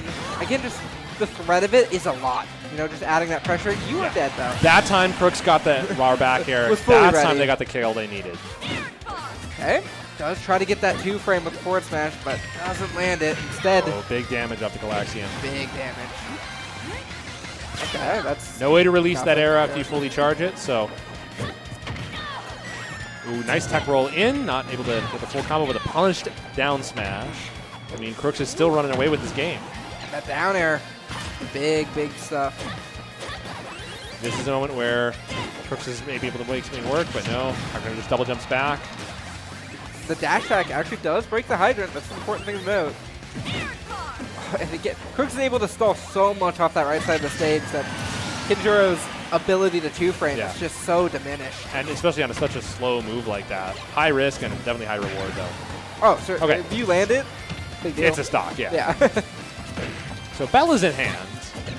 Oh, now it's not. And almost got the hydrant pushing into them there. Oh, nice cross up on Crooks' down air. Ooh, great regrab too on the apple. The hydrant covers that grapple back to ledge. Yeah, if you have a move that will cover Byleth's grapple, you're in such a better position against them. Because other times they'll just recover for free. Ooh, no. Off the sky with you. Apple's so powerful. Yeah, especially combined with that water cannon. It can be a threat for sure. Yeah. Kinjiro's having a difficult time dealing with Crooks' pressure on shield to what side they're going to end up on. Huge down air, though. This one's so beefy. Yeah. Good on Crooks to shield that hydrant, knowing that they didn't want to get punished. Gets not quite the strong hit of that F smash, but still pretty powerful. Oh, and all that pressure. Trying to find something here. Unable to do so just yet. Neutral getting up against the Galaxian is going to lead to a combo. F smash, sour spot, not going to kill yet. And again, so much opportunity going to for the back air. Also, ensure that Crooks never really puts themselves in a position where they have to use the third trampoline. Yeah. Going right back to that ledge there. This is a big deficit. Nice grab there, but Kinjiro's ledge game has not been the strongest. Most of their ledge pressure has come from Crooks setting up a hydrant themselves. Yeah. Okay. Again, forward air, keeping Crooks off the stage, but the apple makes things a little bit easier to come back. Crooks jumping in here, stuffing out the neutral air. Okay, back air will kill. Now you're still in this. I see Crooks hiding in that area just above Kinjiro a lot. That should be an up smash. Oh, rolling there is not going to work. But that, I mean, that's such a tough situation because their shield is actually so low. The ball would have macked them anyway. That's what you have to, I think, instantly jump. On the jump air, right? or grab it. But either way, Crooks taking game number 1. Off to Final Destination we go. Good stage for both characters. Yeah. Are we gonna see character swap? Is that the crocodile? Thinking about it. Oh yeah, we're going. King K. Rool is in the building. We have a crocodile loose in the building. Father Croc stepping up to the sand. Oh my god, it ground. I love this thing so much. It's so good. Yeah, start the thread simulator. I'm sorry, you're gonna have to commentate. I'm just gonna be jamming out. Yeah, so Kinjiro in this position, Kinjiro is going to be trying to use that nice belly armor on that neutral air, really bully the damage through, and Pac-Man is not going to be able to charge for free anymore. They've got to deal with a barrage of projectiles and that super armor on that belly, letting Kinjiro just power through any move that Crooks are going to throw out. Yeah, that's going to be a big difference in this matchup. And again, the armor, the projectile game is going to be contested all of a sudden. And you've got the key, but it doesn't really matter if the armor is going to keep you out from capitalizing on it. Okay. Hydrant immediately. Again, so many of King K. Rool's aerials are instantly going to get rid of that Hydrant. Nice down air. K. Rool can really recover from anywhere they want. Yeah, it is a pretty darn good recovery. Okay, again, avoiding the Hydrant, good stuff. It's going to be how do you get off the ledge that's important. And right now, Kinjiro not too much of an option. Slow moving Hydrant, good, rolled in, but covered by Crooks. Okay, in the back though, still not even really all that close to killing. And looking punish. for a back air to take the early stock. Crown is back here, but Crooks is going to handle it. They're a Pac-Man player. They're going to know how to use items. That they do. 188. I love so the deep stall, for this. But this is that's that one scenario where you're in a bad position for K. Rool's recovery. Yeah. And if Crooks can capitalize on this right here, they're going to be in a good position. Yeah, nice 62% in this combo, keeping it rolling. I'm a little concerned with how often Kinjiro is relying on that crown, but maybe I'm wrong. Maybe it'll just work out. Yeah, whenever Crooks has the crown, it seems like Kinjiro is a really tough time dealing with it. Yeah, and again, that time is continuing. And yeah, Crooks is just trying to reflect the crown back at you, breaking out of that mat grab. Oh, another F smash, yeah. Great stuff from Crooks, covering that tech roll in. This is a big deficit. It is. It's a big problem. And that F tilt doesn't even kill. I've never seen Galaxian thrown down like that. Okay. First attack for Kinjiro. Long way ahead of them, but it starts with something. It's doable. Nice grab. Yep. Oh, the dash tag. Just barely not landing. And speaking of barely not landing, that just out of range. Yeah. What Kinjiro needs to use is that belly armor on the neutral air in order to bully their way through. Staying at long range and using the crown just lets Pac-Man get their items on deck. Yeah, those Pac-Man items are doing a whole lot of damage right now. 111% on Kinjiro. Ooh, yeah, trying to go for the whole game there. He does not give it up that easily. Still has to be earned. But once again, okay. Kinjiro's got the crown back. Nice crown there. But again, the crown isn't on the head. It's going to be a struggle to get it back. Yeah, that's Crooks has second it back time in the hand. reflector counter has not panned out. Yep, dropping the Hydrant on. Won't kill, but a ton of damage. Ooh, and Crooks getting a little fancy. Little fancy, yeah. But going to mid-range, let's Crooks set up their game plan. Okay, nice Hydrant. Crown going to keep it going. Ooh, that's pretty aggressive. I like the idea, though. You're down by a lot. Why not? Oh, wow, the bell trying to end things. Trying to get so fancy with it, throwing it all the way through that stage. The apple bounce almost takes it. Okay, almost something. I'd like to see more normals out of Kinjiro. Yeah. You're relying too much on the crown, and it's just... The neutral air is everything they need to jump in at the right time. Oh, there's the quick water apple. gun. Water cannon pushed it all the way through, yeah. Absolutely. Good stuff from Crooks. Crooks moving it on. Still, I don't believe, not top 8 yet. Not top 8 just yet. But when we do reach top 8, we certainly have a crowd waiting for us, eager to see the best of the best duke it out today. Absolutely. Just looking left and right, there's some talent here. Yeah, man. tons of people. A lot of people. All right, now we've got a loser's top 8 qualifier. Ah, there we are. Blanket Man back at it again. And Flame. Flame, yes. Very good. Going into this. The Joker, right? Yes. Yeah. This is going to be an interesting one. This will be good. I was really impressed with what Blanket Man was showing us against Yeah, Karna. both of these players just, kind of got out-seeded in that, who they fought, some of the best players in the entire region. So now they'll definitely have more of a fair chance to show us what they got and made the best player win, really. Absolutely. I think it's going to be a slobber knocker. 100%. Absolutely. Yeah. This is going to be an absolute battle, especially Arsene, Aura. This is big momentum shift characters. Big momentum shift characters. We're trying to making to set those controllers on the right spots. Warm and Fuzzy is such a good tag for Blanket Man. Yeah. That's just so fitting. You can wear that blanket, you're feeling warm, you're feeling fuzzy. All right, and they've gotten the thumbs up. They are good to go. The fist bump hasn't come through. One of these players moving on to top 8, and the other one dropping out of the tournament, so last chance. And we are starting on PS2. Good stage. Yeah, both these characters are going to try and set the combos early. But without Aura, Lucario's will not be dealing much damage. No. It is interesting because part of me, when I get Lucario in like randoms, I'm like, maybe I want to take damage for a little while, so I actually feel like I'm doing It's something. a strategy. Yeah. Blanket Man not opting to do that strategy, instead going in with what he's got, and so far, not too bad. He has the percentage lead. Yeah, got the 47%, so early game progressed past. Now you can move into the more mix-ups, more mid-game stuff like that.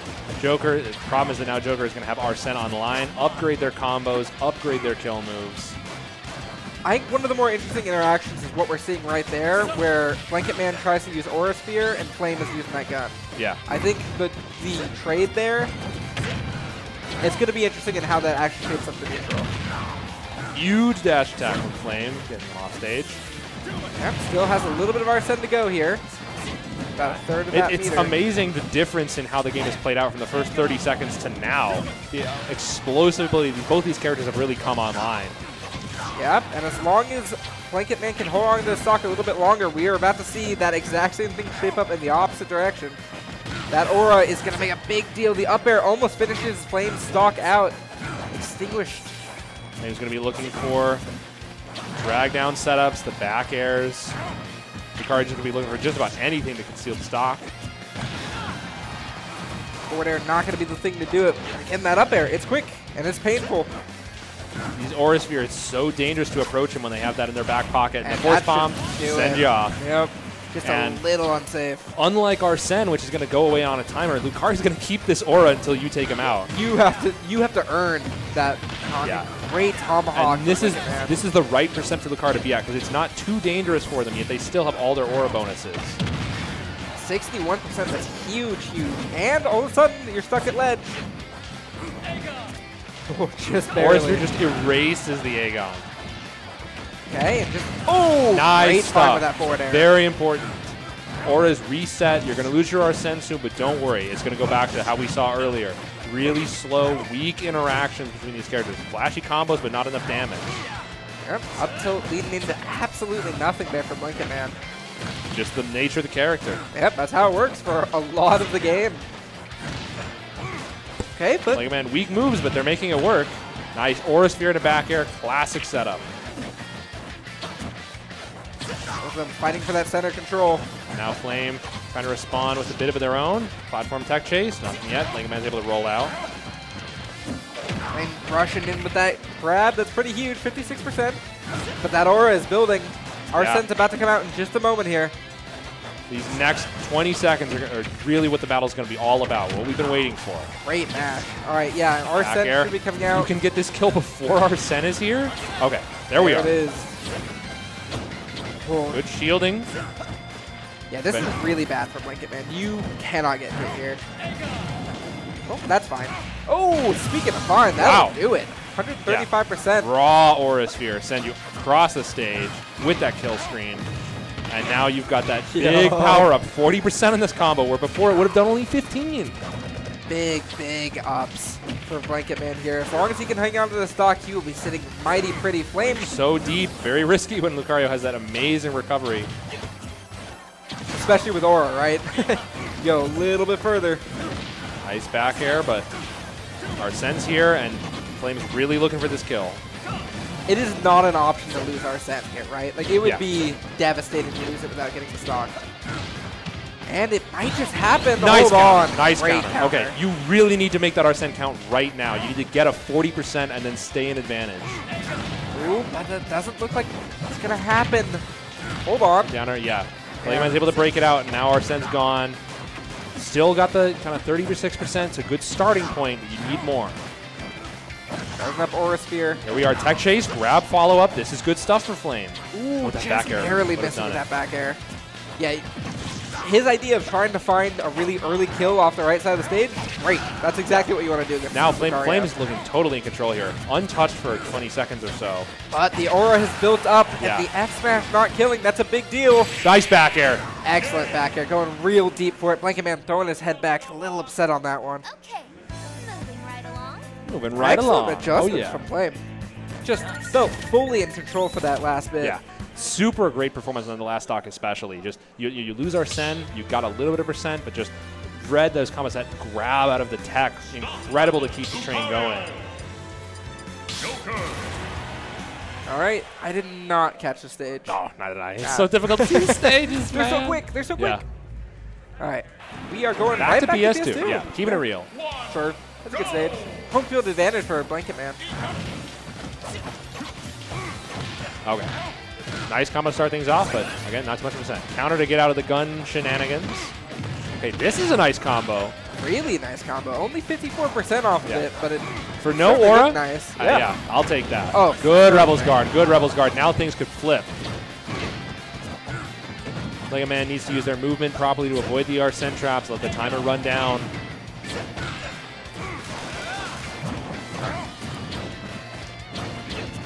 Yeah, Arsene not capitalizing too hard yet. Okay, but getting caught by that Aegon. You're going to take 20% over time. Wow, good neutral air, yeah. Huge damage. The aura has built up. Yeah. And Arsene has left. Yeah. Total momentum shift in the fact that losing Arsene and into the aura. Yeah, good grab to keep things going. Yeah, Playing Man able to jump out of the up B follow-up. I don't even think that up B can grab right there. It doesn't grab, no. It just bonks you. Oh, I see. Only, or maybe it does grab. I have no idea. It is normally, if you're standing, it's supposed to grab, but he had just thrown him up. Oh, yeah. Ooh, wow, that was a nice setup. Yeah, that Aura Sphere in the up air. All right, Flame has to get rid of the stock sooner rather than later.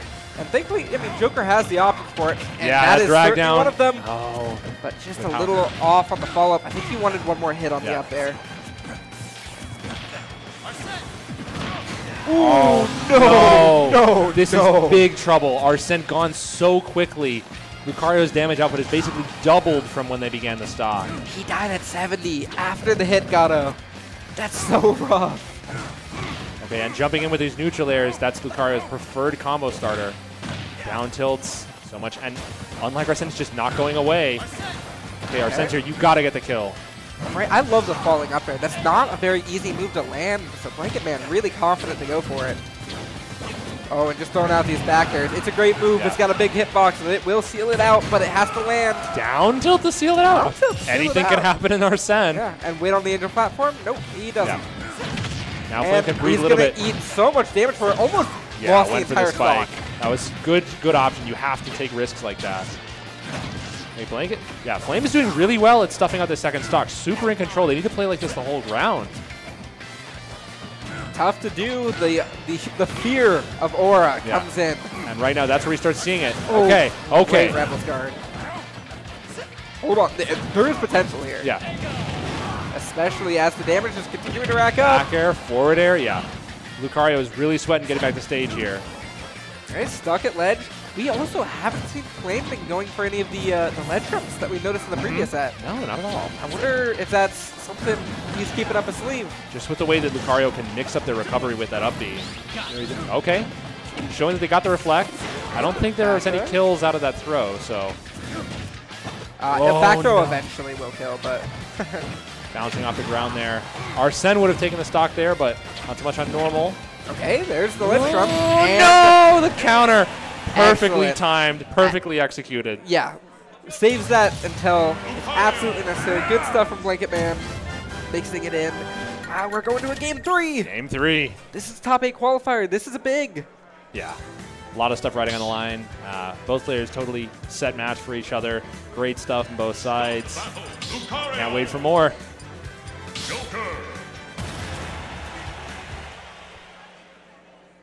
All right. Did you catch the stage? What's that? Did you catch the stage? Yeah, it's PS2. Oh, what? I'm being silly again. Yeah. I should have known. Let's get at this. The Victory Road, the final challenge for both these players before they move into the Elite 8. that they'll be joining? Okay. I like it. I like it. Yeah, I got to make something work. Okay, nice coverage by Flame here. Yeah, trying to get an early stock before Blanket Man able to build much momentum. Stall in the air, being punished out.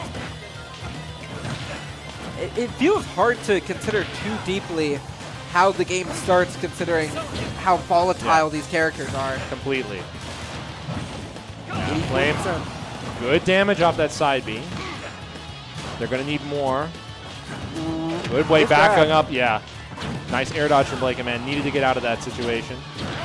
Yep, and being very patient, not running into any of these Arsene moves here, and it is left.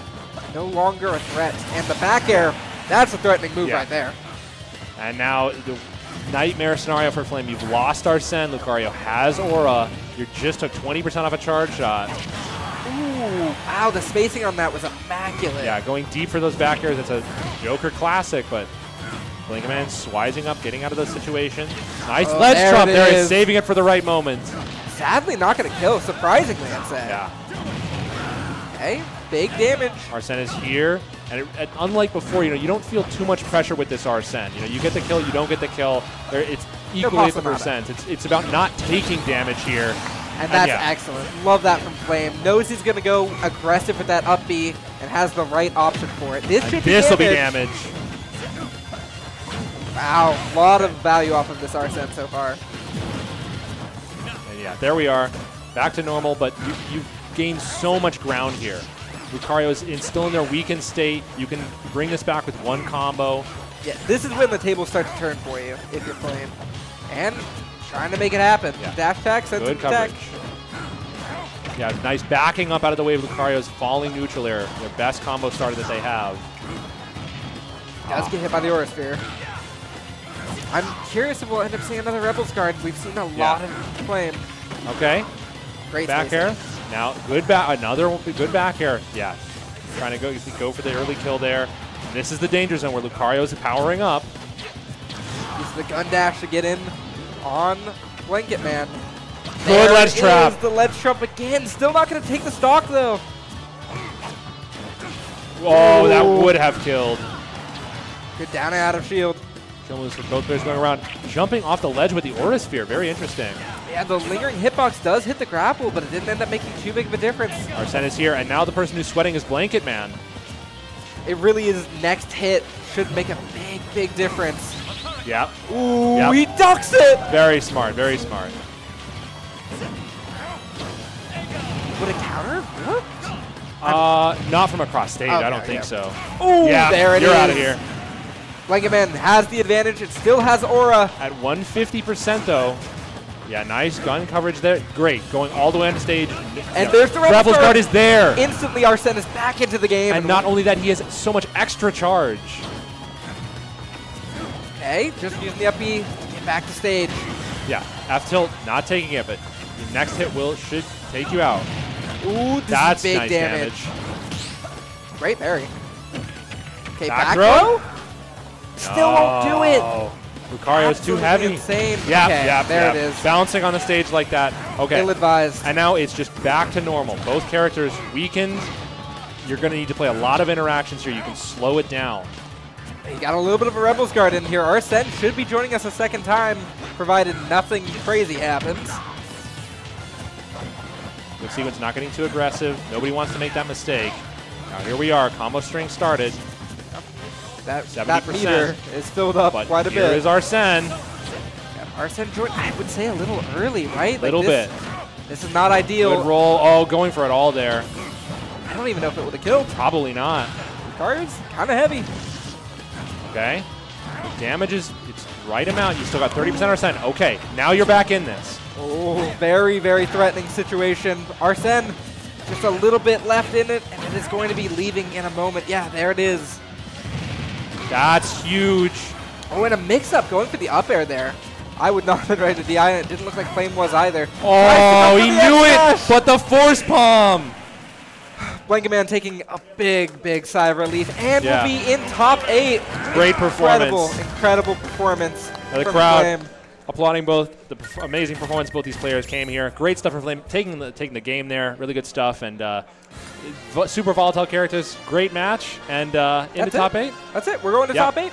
And as of that, Ziggy and myself will be taking, this is the last you'll be seeing us. Moving on to another set of commentators, top 8. Going to take a short 5-minute break, and then we'll get that started.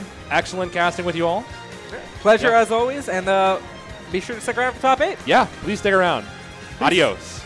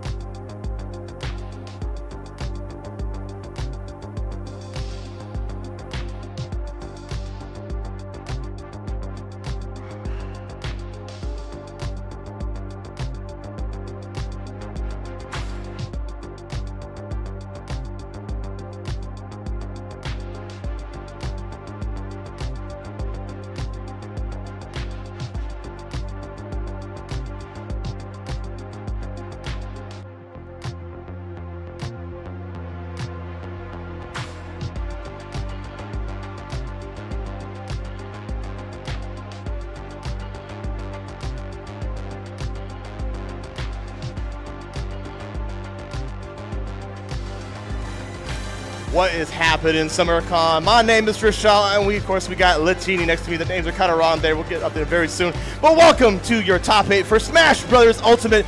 You know, we got quite the character variety. Tell us about today. Yeah, we got a lot coming at you. First of all, looking at this bracket, I see Ludo and Clune, as well as JDB and NanoAsh on winner's side. Those are all going to be exciting. I heard Clune's running the Yoshi today, but honestly, he could run anything. On top of that, we got Ludo with the Falco and or Mario, JDB with the Pac-Man, and NanoAsh, of course, with that patented Bowser. And that's just winner's side. Yeah, we get the big boys in top 8. You'll love to see it. The character variety is abound. I mean, to be expected when you have 89 characters, of course.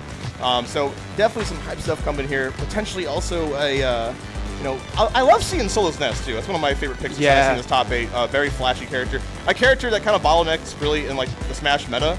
So it's great to see that kind of representation go along. It's really funny that that's the case because we have 2 Nesses in this top 8. That's 2. The only character that is represented twice. Because, you know, 89 characters in the cast, you're down to see a lot of variety, which is always awesome for us as casters. It's not all Kazuya, it's not all Steve, like the Twitterverse wants you to believe. And today we get to see a character like Ness, of all things, show up twice in a top 8. I think some people will be very happy there's not too much DLC, right? Like, but yeah, seeing Ness, like, how representation is so great.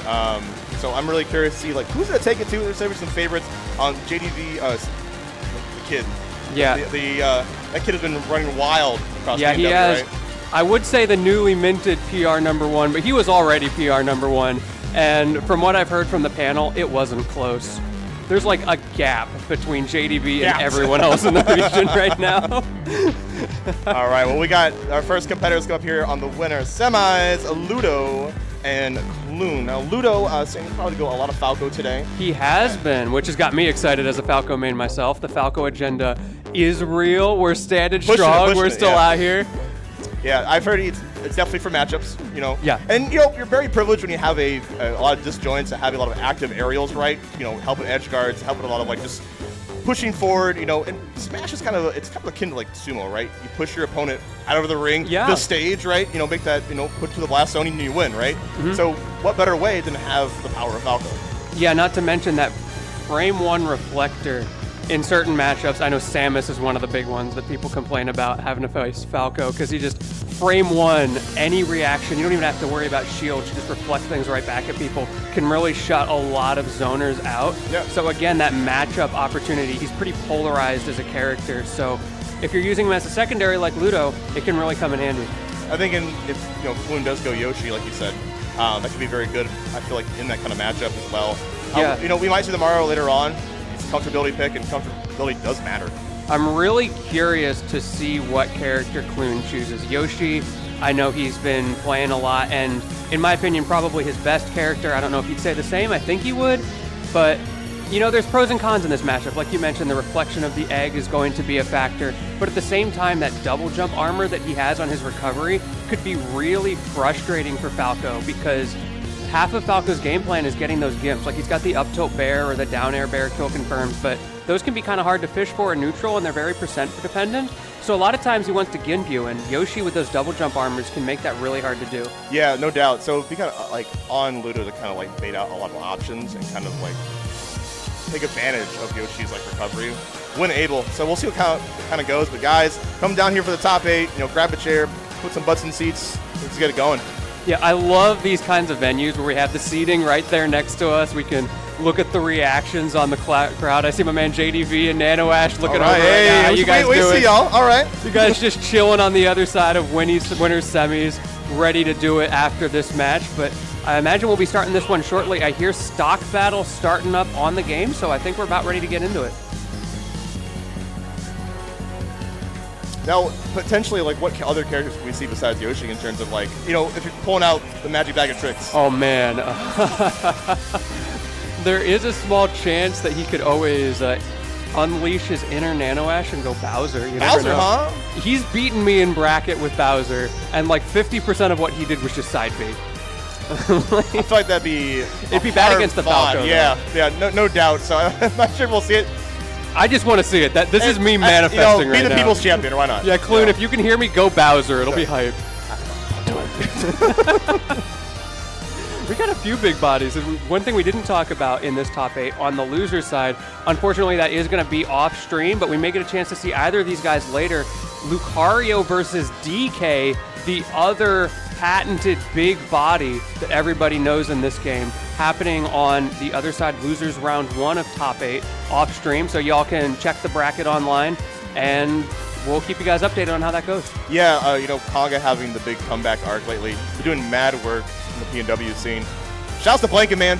Doing a big Lucario? Like, come on! I was watching this man schmoove right before top 8 started on stream. Y'all saw it. This guy was going crazy with the Lucario. He's popping off. Like, that's awesome to see. Like, when you love a character so much, you'll make it work. Yeah, he makes it work. Right. So we'll get that very going. So we have to, like, we're strapped on time, so we do have to have some matches off stream, but, you know, we'll definitely have some goodness coming here very soon.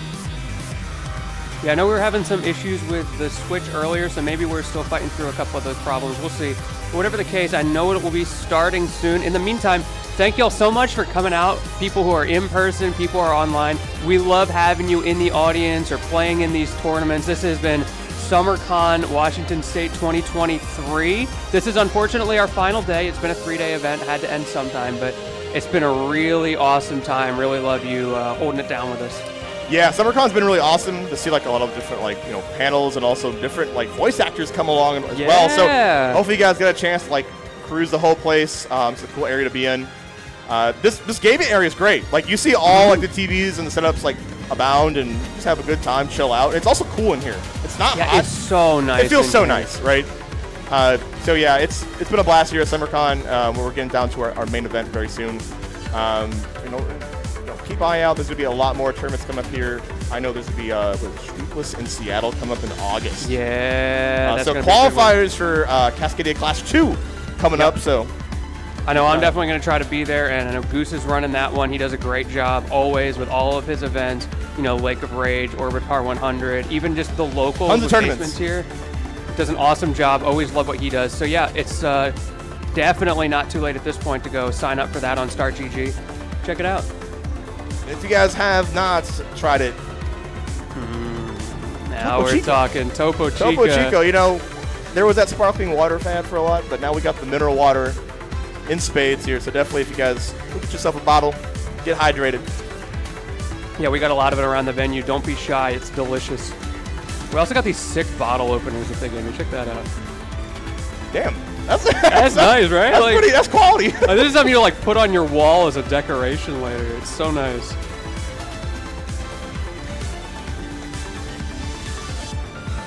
All right, yeah, we're still working out, you know, some technical difficulties. Appreciate you guys standing by here. We'll get to the action very soon. I know you guys want to get to it.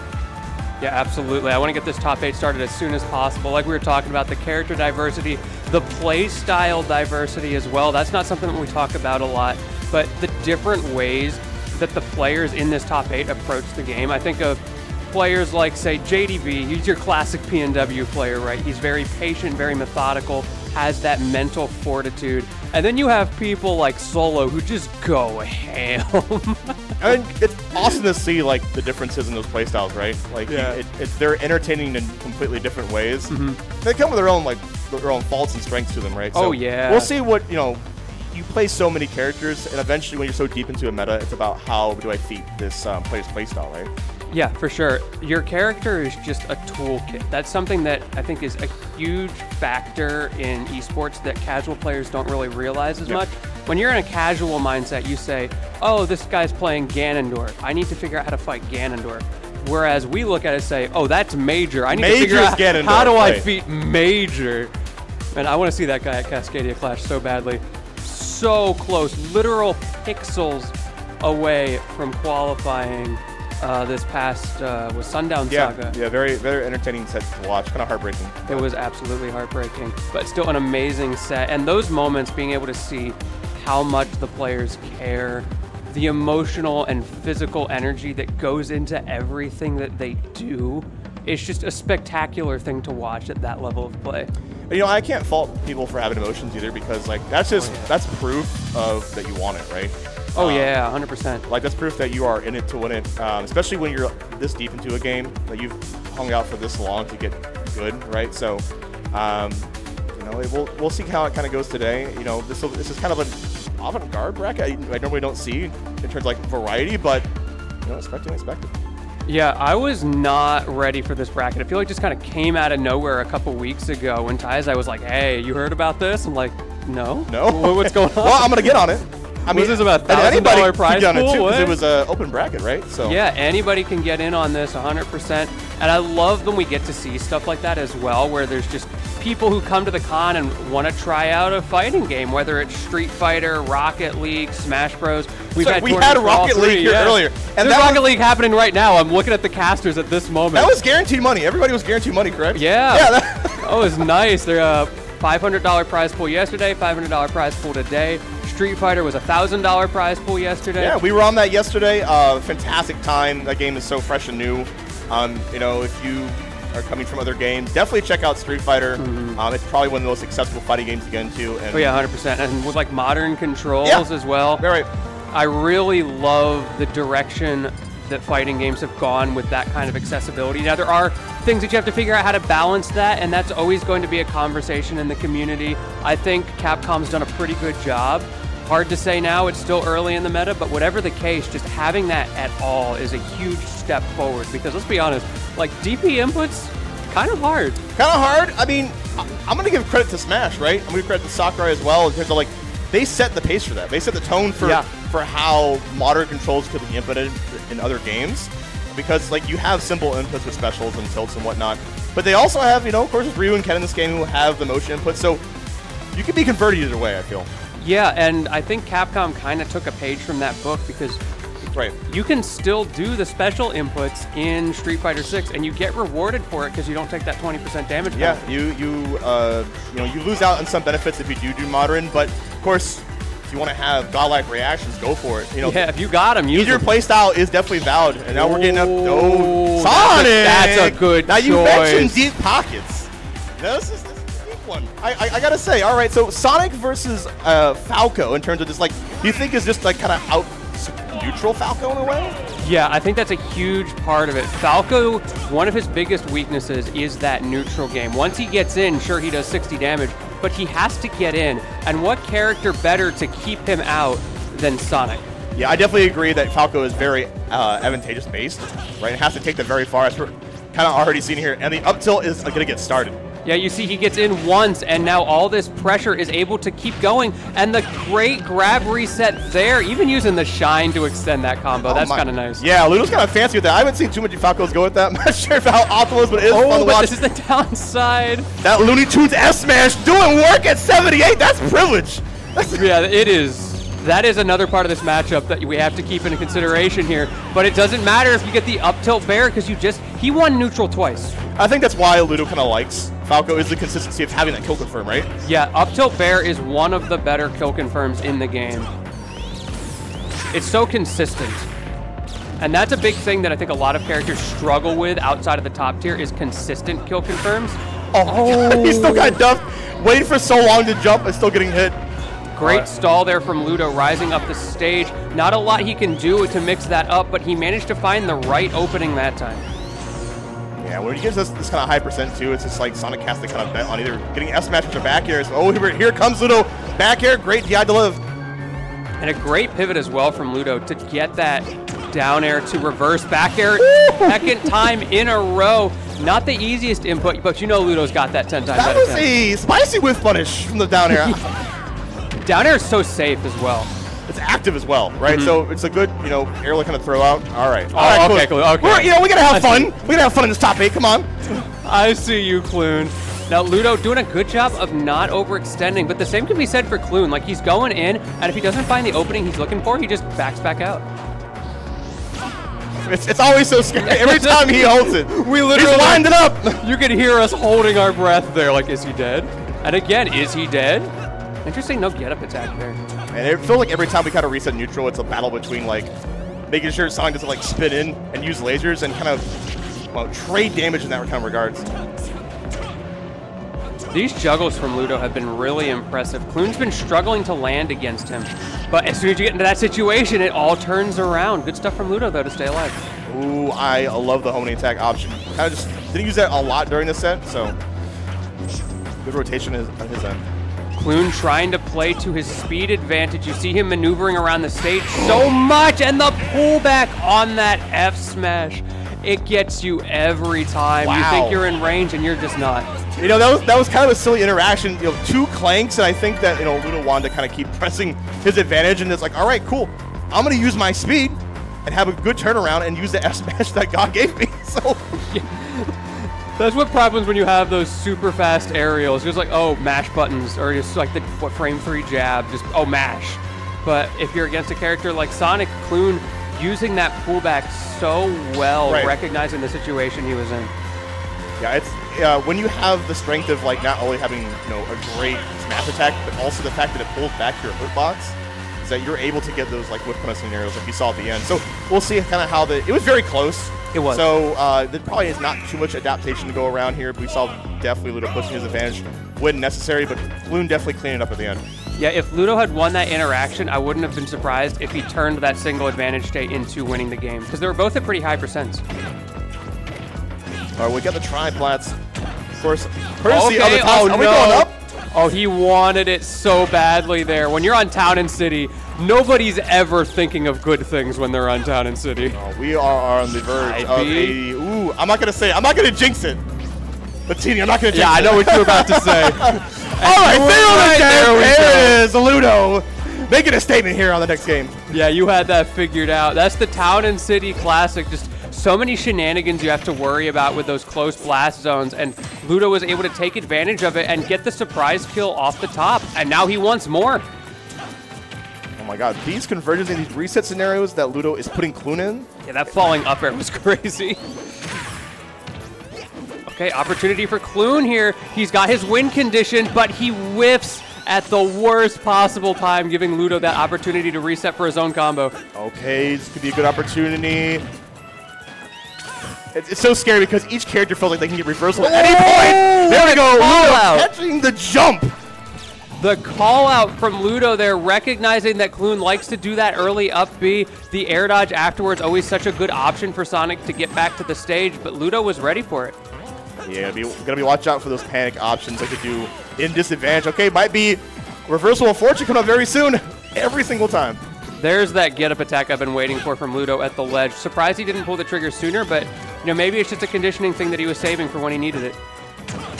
Okay, yo, down air, up air, back air. All right, the 3-piece. Great tech. I was kind of scared for him, and I'm still scared for him because my man got sent to the blast zone. Yeah, you know this isn't over by any means. Clune just needs one of those early deaths off the side, trying to get it started here, and it'll be basically an even game.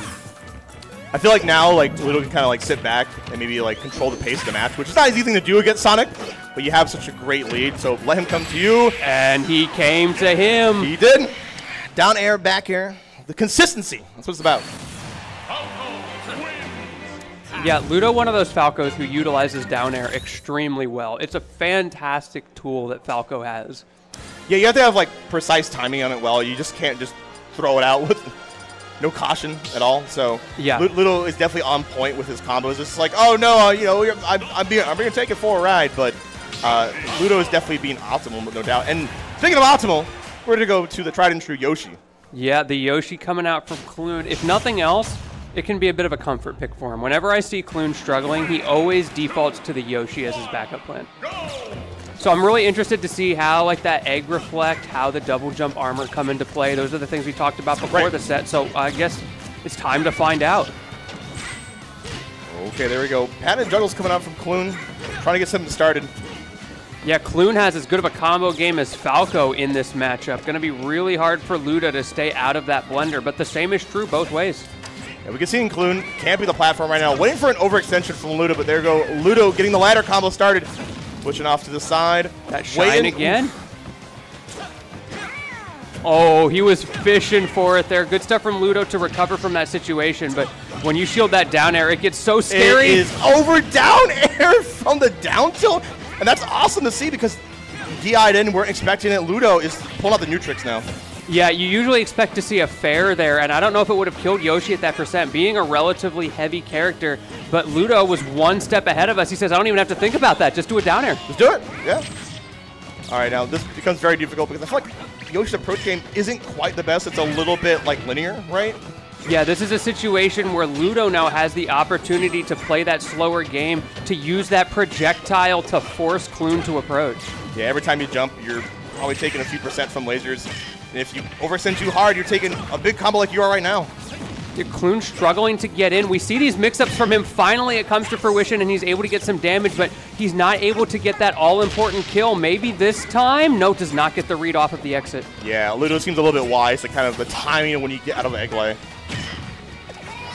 Okay, this time catching the escape option. All right, Clune, I spoke a little too soon. So that's the thing, when you've got that sort of set play with the egg, with the mix-ups, it really comes down to, if I just do this enough times, eventually I'll get it right. All right, but there we go. Clune trying to make up the damage here. Oh, we saw that up tilt trying to come out from Ludo. The startup frame's getting caught by Clune, and he is putting him in that juggle blender right now. I agree with Ludo. You know, go to the edge of the stage, just kind of reset the whole scenario. Yeah, Ludo has not been put in a situation yet where that edge of the stage feels that scary. It's kind of like, it's like the Smash 4 Bayo. Use all your resources and then just run to the ledge. Yeah, definitely quite the overextension there with the F smash. Dead to right with the F smash coming from Ludo.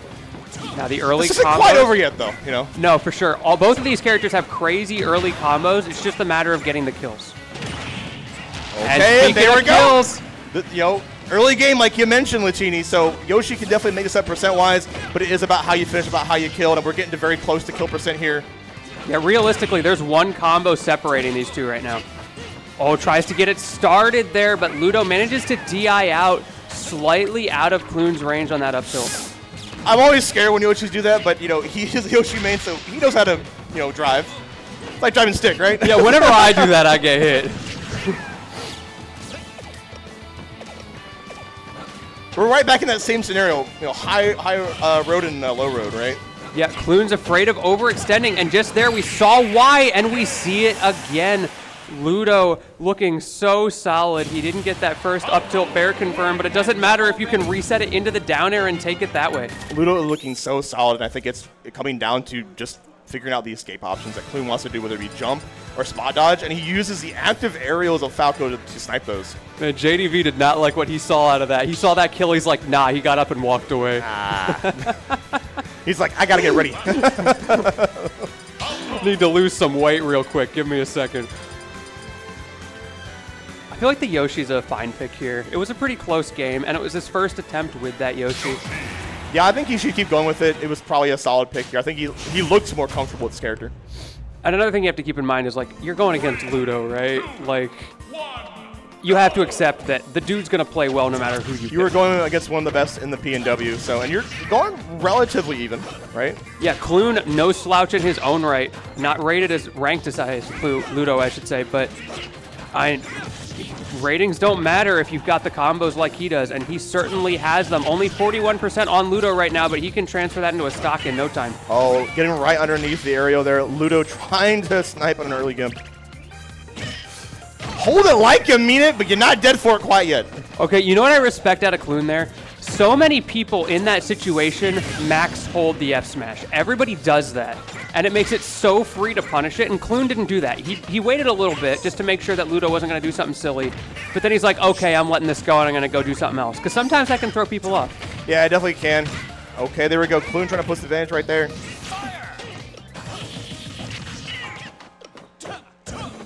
Clune stuck on this platform right now, but kind of hard for Ludo to shark him out of that shield. A big advantage that Falcon has a lot of times on the sharking there is his ability to poke your shield. And against Yoshi, there's no shield poke. Yeah, that does not work. One of the things that he, you know, along the double jump armor, definitely pros for. Okay, Ludo not quite dying there, but he does that time. Clune bringing himself back into this game. Like we talked about, he's one combo away from even right now. 81% here, back air. Okay, we're looking for an option here. We're looking to snipe an option. I think he still got his jump, right? Oh, looking kind of scary. Oh, the so air dodge. close. We saw Ludo trying to snipe with the side B. Another up smash for your trebles. Ludo taking the lead. Hello? Oh, You're taking a lot of percent for that that custom taunt right there. I think Ludo might have turned the afterburners on a little bit too early. A little bit too early, right? Not sure what was going on. Admittedly, if he gets that hit, that's a free 37%. Right. but you're not getting that hit against Clune. Oh, I was a little scared for Clune there. Yoshi's big head just gets like sniped on the edge. He does have a big head. This dude's head's like, when you look at it, he's like as big as Falco. If Falco just scrunched up, he'd be like the size of Yoshi's head. Ooh, check out the extension. I love the jump option. Clune making good use of the double jump armor right there as well. Here's the opportunity for Clune to get himself back into this game. What's the 2-frame option? Goes for the fair, but a little bit late. Resetting the position, and the reverse of the side from Ludo. Great stuff playing around the world here. Let's see if he can do it in 80 days or if Clune's going to cut this short. Yeah, this is getting down to the wire. 73% here on Clune. Back air attempt. Oh, it matches out the up air just in time. You have to be airtight against Yoshi. You really do. Those aerials from Yoshi, such a threat perpetually throughout the match, but so is that up smash. Invincible legs on that move. If you're swinging, you're going to get hit. Yeah, unfortunately, Clune wasn't quite too careful on the landing options there, but that's what, Falco is so good and Ludo is good at, like, sniping out. Yeah, throughout that entire set, honestly, both players, but especially Ludo, did a great job of sharking with aerials as the other was trying to land. Because both of these characters, very strong going up, trying to shark other people, and both of them struggling a little bit to land after they do so. Yeah, it's one of those things where you can kind of just, like, tap the shield and wait and see, because eventually a lot of characters just can't shield forever. That's one of the things about Smash that people forget. You can't block forever, right? So eventually your opponent does have to make a move. So it's good not to overextend, just use non-committal options, and that's what kind of, I think, help Ludo win. Yeah, could not agree more. Obviously, the ability to shield poke, not a factor in that matchup, but still, like you said, Yoshi's got to drop shield eventually, and there are downsides to that shield, so good stuff to Ludo for keeping the pressure on. Oh, yes, indeed. Now we got two more players coming up for you. Now, JDV, the Pac-Man that has been terrorizing the B&W. Oh, yeah. I always call JDV the Wall. The Wall? It's a good nickname for him because that's exactly how he's playing. But he's also very aggressive at the same time. He can just he is. He can turn on the switch. It's really cool to see him play certain matchups where it's advantageous for him to be aggressive because, like you mentioned, he flips that switch. Yep. And a big one that comes to mind whenever he plays JoJo, the Toon Link matchup, JDB tends to be super aggressive in that matchup. I've seen that one a lot, and he does a really good job of executing. Yeah, I've seen JoJo have to go like wolf against JDV. So when you're a player that good that you're making other players in your region switch, that's quite the statement. We also got to talk about Nano Ash, right? The Bowser coming out here. Now, that's also some aggression, is it not? Now, Bowser is an interesting matchup into Pac-Man because a huge part of his game plan is ledge trapping. And Pac-Man is notoriously hard to two-frame and ledge trap. Yeah, so big frame not going to help you quite yet, but especially when JDV is so potent with all the fruit setups and hydrant setups here. But we're going to go on to PS2. Got to get it going. Now that's one side of this matchup that works out in his favor. 41% for a single unsafe hydrant. JDB's going to have to be really careful about that, or Nano Ash is just going to keep doing it over and over. Yeah, it's going to be so good at covering landings, but also hitting the hydrant too, because you have to keep in mind the hydrant health, right? In terms of just like how Pac-Man uses it and how you use it. Oh, that air dodge, not what he wanted there. Trying to tech, but a little bit too late, and now JDB's got the opportunity to charge these fruits, get that Galaxian online.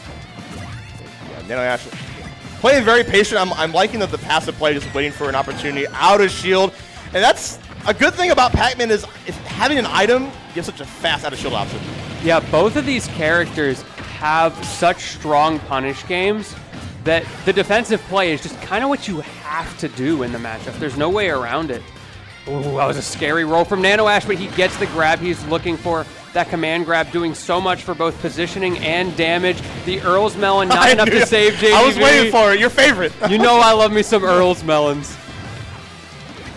Okay, I'm liking the not overcommitment there. The back here does find its mark. Nano Ash taking the lead here against JDV. Let's see if he can keep that, or if this bell is going to take the stock. Yes, it is. Bell does toll for the... It does indeed. Shout out to my man Edgar Allan Poe. All right, there we go. Bells. Already got the Galaxian going on here. And this is some of the biggest damage you can get with Pac-Man. Gets the reset as well. And the platform extension with the up tilt. And JDB's still going with this aggression, but there you go, the one overextension. And look how much Nano Ash gets off of that one tiny 2 or 3 frame miscalculation from JDB. it really seems like a feast or famine scenario for Bowser, right? Like either you're doing quite well or you're in the scenario, right? That's the Bowser life right there. JDV just trying to charge that fruit and give himself an opportunity in this ledge trap. Nano Ash, speaking of which, has done such a good job of getting out of the corner. Oh, that's a whiff. Are you dead for it? No, you're way too heavy for that. I feel like that was like a slight bait, like the low recovery on the F smash. Great grab from Nano Ash there, and you are dead for it. That's a huge thing against Pac-Man. If you can get those shield into grabs on the fruits, it makes your life so much easier, but the orange, JDV knows exactly what fruit he needs for that situation, and he executes. Yeah, you have to be as potent as Pac-Man is with the fruits, I guess you are, right? Oh my goodness, there we go. JDV saying, you know what? You had some cute stuff going on there, but I'm well more savvy with my items. Yeah, my man played Galaga. He's ready for these combos. Okay, got a little stop free there. Took a lot of damage, 27%. Yeah, that Flame Breath doing work, and that's what you kind of have to go for to make sure you kind of get the percent lead if you can. All right, the bell is online for JDV. Let's see if that bell does toll this time or if Nano Ash is ready with the shield. So he grabs it again, but he was punished for it. Yeah, trying to stand up right outside of the range of like the Flame Breath, because you stand up right outside of the range, you don't take the hit stun right, so you do take a slight damage, but it's a trade you're willing to make. JDV putting on so much pressure right now. Can Nano Ash stay alive? Can he use this Max Rage Bowser to his advantage? 160, truly capped out here. The Earl's Melon putting on the pressure, but he manages to get back to the stage. Okay. I'm about to say, like, you have to wait for the final tap on the hydrant, right? Because that was the most potent one where it gets sent flying at you. Indeed, and now the key is online as well for JDV. How is Nano Ash going to get this game back into his clutches? Yeah, one more tap like that, even from an F tilt, I think it might be curtains. Yeah, this is so scary. The Nair not going to do it, but 202% on this Bowser. 210, how is he still alive? From downtown with the key, JDV. My man got the keys to success with that one. He NBA out here. Oh my God! Yeah, that was such a great setup too. Using the F tilt to put him like a horizontal spacing, throw the key, and get the kill confirmed there, man. Yeah, right on. The patience from JDV in that last stock. Like, yeah, it took him until he got to what, like 220 something to die, but he did die, and JDV wasn't taking damage in the meantime. Yeah, he's playing the clock. He's playing the win. Absolutely. JDV has that mental fortitude. He's willing to sit back, wait, play that calculated gameplay that he needs to, and not push forward and just get blown up by Bowser. Because you know, you get one opening as Bowser. We saw what Nano Ash was able to do on those first couple of stocks. You know it's just going to be over. Yeah, you mean, ooh. Nah, we're not updating. We know there's no patches for this game anymore. I was about to say, what patch are you on, man? Hold on. Well, I'm playing on 1.0 right now.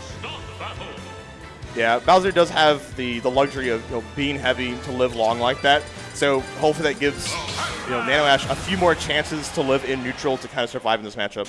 Well, let's see what he can do with it in game 2. He does have his counter pick here and chooses to go to Smashville. Going to make it a lot harder for JDV to run away and charge fruits. Yeah, having a smaller stage like this, like you said, Lucchini, usually quite work. But also, it makes it hard to get away from all these projectiles that JDV wants to throw out against you. Good job not overextending for JDV there. Really easy to smell blood in the water, but Nano Ash is ready for the reversal, and now JDV getting rewarded for that patience as he continues to hold advantage. Yeah, it might be a little hard for Nano Ash to zone break in this kind of scenario here, but we'll kind of see how it pans out. Yeah, but that's the name of the game with a character like Bowser, that grappler, that heavy life. You've got a zone break. My man wave dashing off of the hydrant there with that fire breath. Okay, I like the roll in there. Not going to give it on the bell. The active frames of that is incredible. It's so potent. Let's see what he can do with this orange. Absolutely nothing. Okay.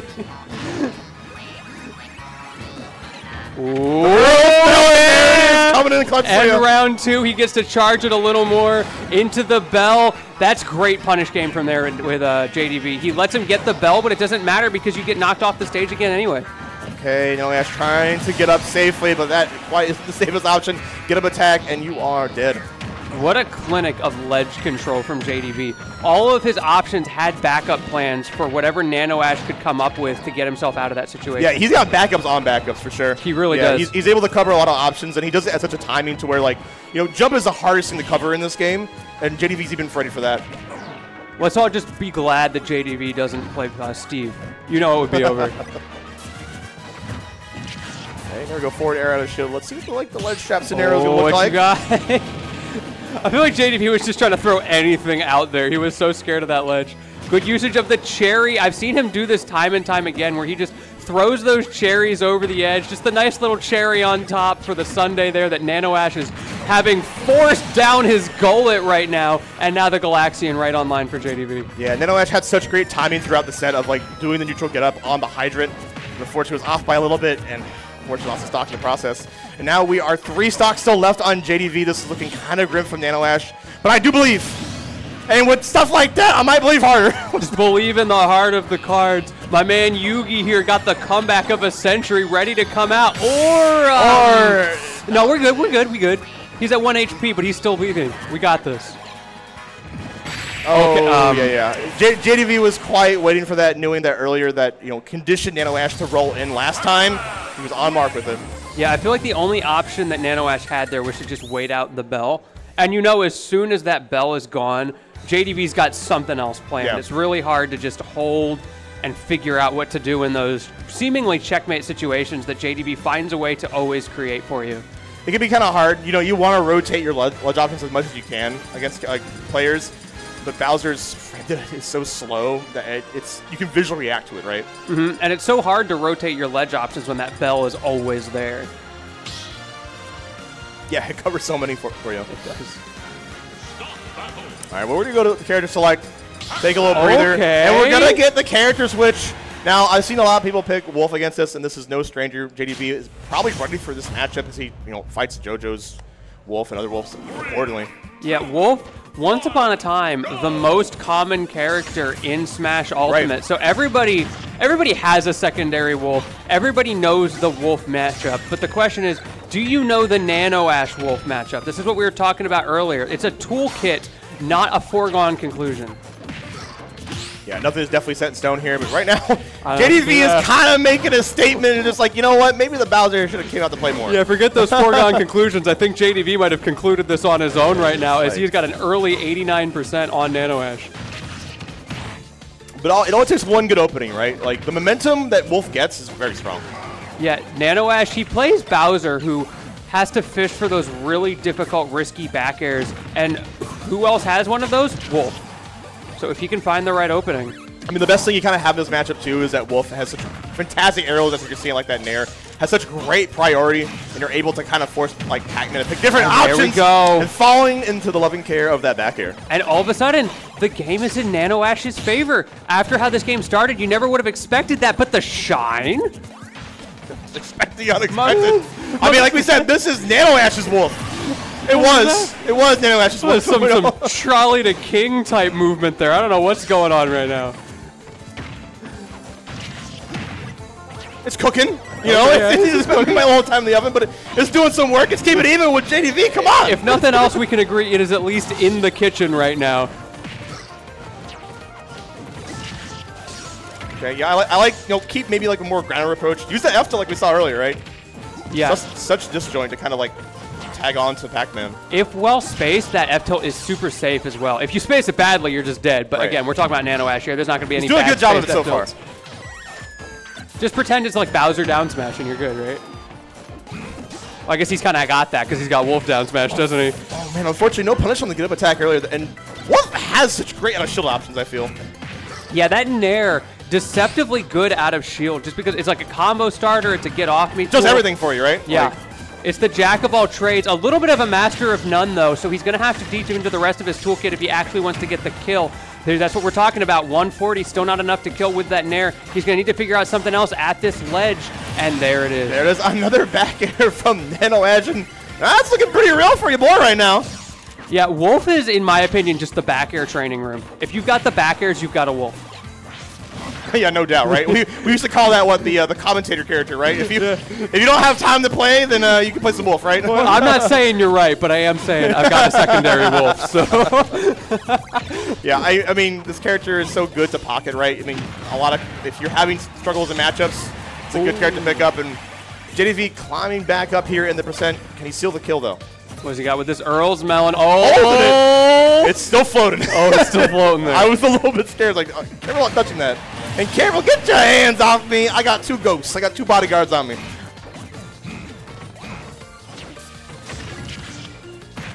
All right, opportunity here for Nano Ash to get some good damage. Still managing to keep JDV in the corner despite that weird little trade-off of scraps there. But now JDV with the stage control. Let's see if he can send it the other way. Yeah, let's see how long he can hold on to this lead. We're coming up on the 3-minute mark. And, I mean, it's probably not going to go to time, but I wouldn't doubt that Nano Ash is willing to slow the pace here. We're seeing lasers being thrown out, right? Yeah, he's more than happy to play slowly, but he has to be so careful with those lasers on Smashville. Just because the stage is so small, right. Wolf has to play a bit of a different game plan than he's used to in this matchup, I think. We can't forget about the X factor that JDV Pac-Mans have, is that if he gets the right setup, I feel like we're getting very close to, especially if the bell comes out, right? Yeah, because Nano Ash has to find that back air, because it doesn't matter if you got the percent lead against JDV if he doesn't die. Okay, the ledge trap scenario. Oh, this missing the mark. He had the right idea. He's very close. Absolutely. And now JDV in the driver's seat, bringing it back to even. I'm scared, TD. He was doing so well and getting so close. Can you hold on, Nano Ash? That bell online. Watch out, the Nair. Missed tech opportunity. That was his moment. He had the reads. If he'd just gone for a down smash, that would have been the game, but he didn't pull the trigger. Beautiful timing from Nano Ash. I thought he was going to get hit by that bell. Yeah, it is coming down to the wire here. One more ledge trap opportunity. What's he going to do with this orange? Okay, just charges it a little bit more, but the down smash 2-frame. There it is. Nano Ash keeping it alive. I was saying, where's the down smash coming out? And he pulled it out at the right situation. There we go. 1 on the board for you, boy. He couldn't even see JDV there. That was all he was in the raw glass, prediction. Right? He knew. JDV may have the ghosts of Christmas past and Christmas present, but my man Nano Ash here with the ghost of Christmas future, seeing that coming a mile away and sending JDV into game 4. He's like, it's a good down smash, sir. He found the button eventually. Yeah, he found it. He found the drink of choice. Let's see if that holds on, though. It's a long mountain to climb, but, I believe. And then the immediate charge from JDV. Like, there's just, on Town and City, that's what he's going for. No surprise to see this stage coming out. Yeah, a little bit more space to work with now, with, Town and City, so we'll see how that kind of comes into play. I wonder what the bans were from Nano Ash. Woo! Okay, if that isn't a statement, I don't know what is. JDV says, you know what? You got 1 on me. I don't know if you're getting any more. Yeah, you got your Smashville game.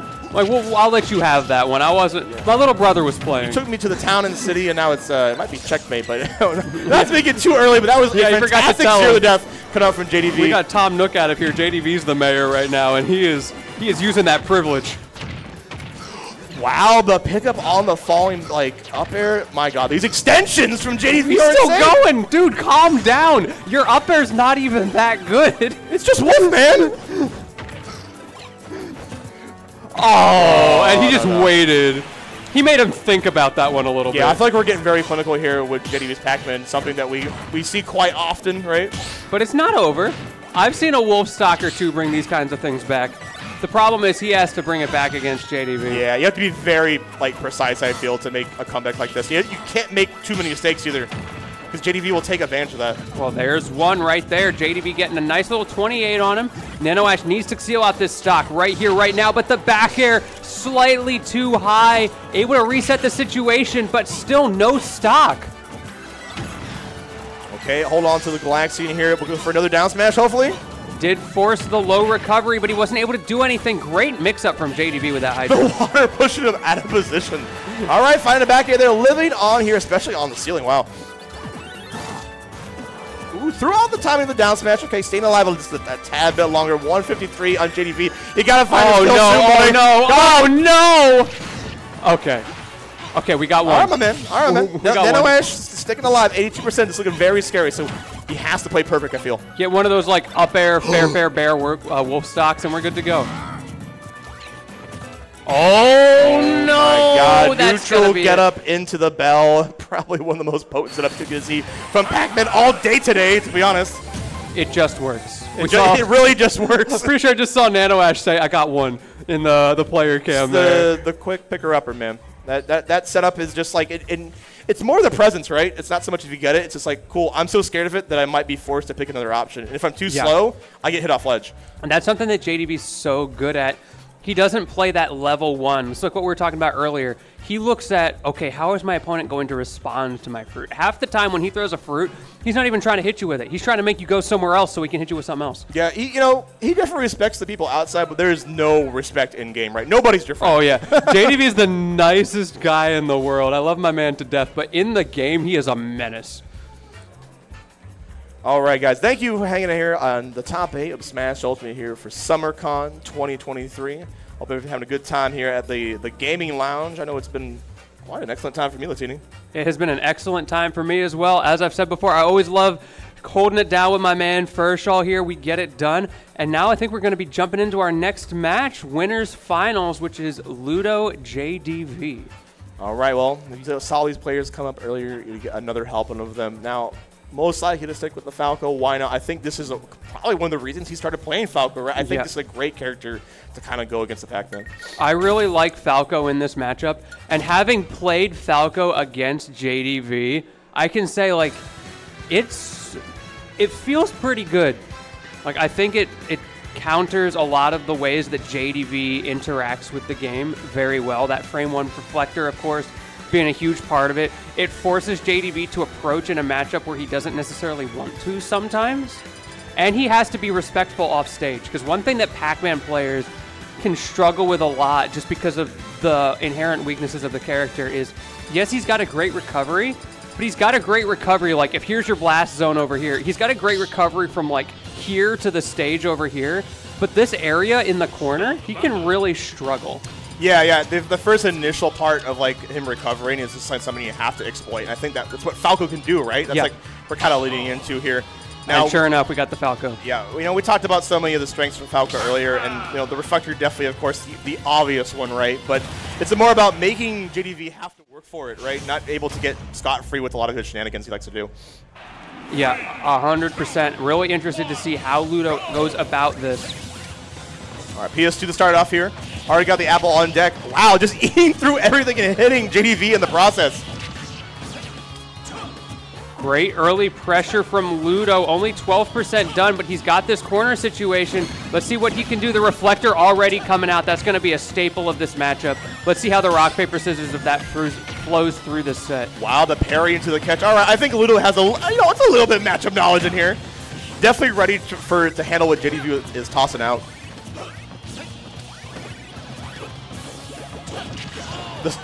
It's so slow, but then you get hit by him. Like, man, how do I get hit by that, right? But it just have like deceptive recovery. Good God, to catch the jump.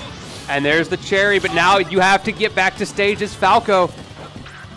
Luckily, the ledge strap wasn't too potent, didn't have anything set up going on, right? Yeah, JDV didn't have time to set up there. That is a big factor. We saw how quickly Ludo was able to get back to the stage. Going for the up air strings. JDV tries to nair out, but neither of them is able to connect. And right away, we see Ludo putting on that pressure, not letting him charge fruits. And there we go, up throw, up air. Yes, gonna do it. Wow, okay, and thanks to like the stage positioning, right, he was able to get that. That was such a beautiful sequence, and I'm loving the laser use too, and the reflector use. It makes JDV have to like stop and like think about his fruit position, right? Yeah, that's the dream scenario for Falco there. If he can get that drag down onto the platform, up throw, up air kills shockingly early. Oh, whiffing the grab. That's didn't get too much damage from it, but gotta be careful with those. JDV really struggling to get anything started. This is exactly what we were talking about. Ludo knows how to play that counter JDV, counter Pac-Man game, and he is executing flawlessly right now. Okay, we're gonna get the full charge here. The bell. I think we got the key online now, right? Yes, we do. All right, so we'll see if he's able to use it. Can't be too obvious with it. Obviously, Falco has the counter to it, but the back throw not quite taking it. This time we're getting the setup going on, though. Had enough time to actually reflect it away. That's huge. See, that's that frame 1 reflector, because once you get it out, it's not like JDV can actually come in and punish you because he has to deal with the item that you're reflecting. dash attack. Maybe not what Ludo was looking for there. A back throw scenario. Choosing to charge up, no hydrant. You kind of have to make that choice because of how fast Ludo gets back to the stage, but able to snipe out the jump there. Yeah, we saw the mix-ups. Ludo was expecting JDB to throw the fruit on his get-up. There was so much hitbox going around. I don't blame you. I don't blame you for getting hit. Yeah, sometimes just like, yeah, it be how it do, right? It be how it do, like it is. And right now, it is JDB piling on the pressure. All right, now the fairs are doing mad work now. There's horizontal pressure coming out from JDB. Okay, Ludo's slowing it down a little bit. You can see him playing that slightly further away game. He's trying to do this middling spacing so that JDB can't get those fruits charged. Yeah, like we mentioned earlier, the laser is such a good option to stop any setup going for Pac-Man. And that whole interaction was made so weird by the water. Both of these players just trying to figure out what in the world's going to happen next.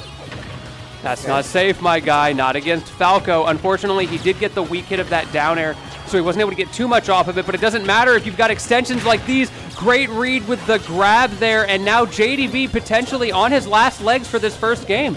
I think Ludo's doing a great job of calling out the shield habit that JDB is kind of going for in like those like mid-range situations. Completely agree. The jab one from JDB, maybe trying to get a roll in.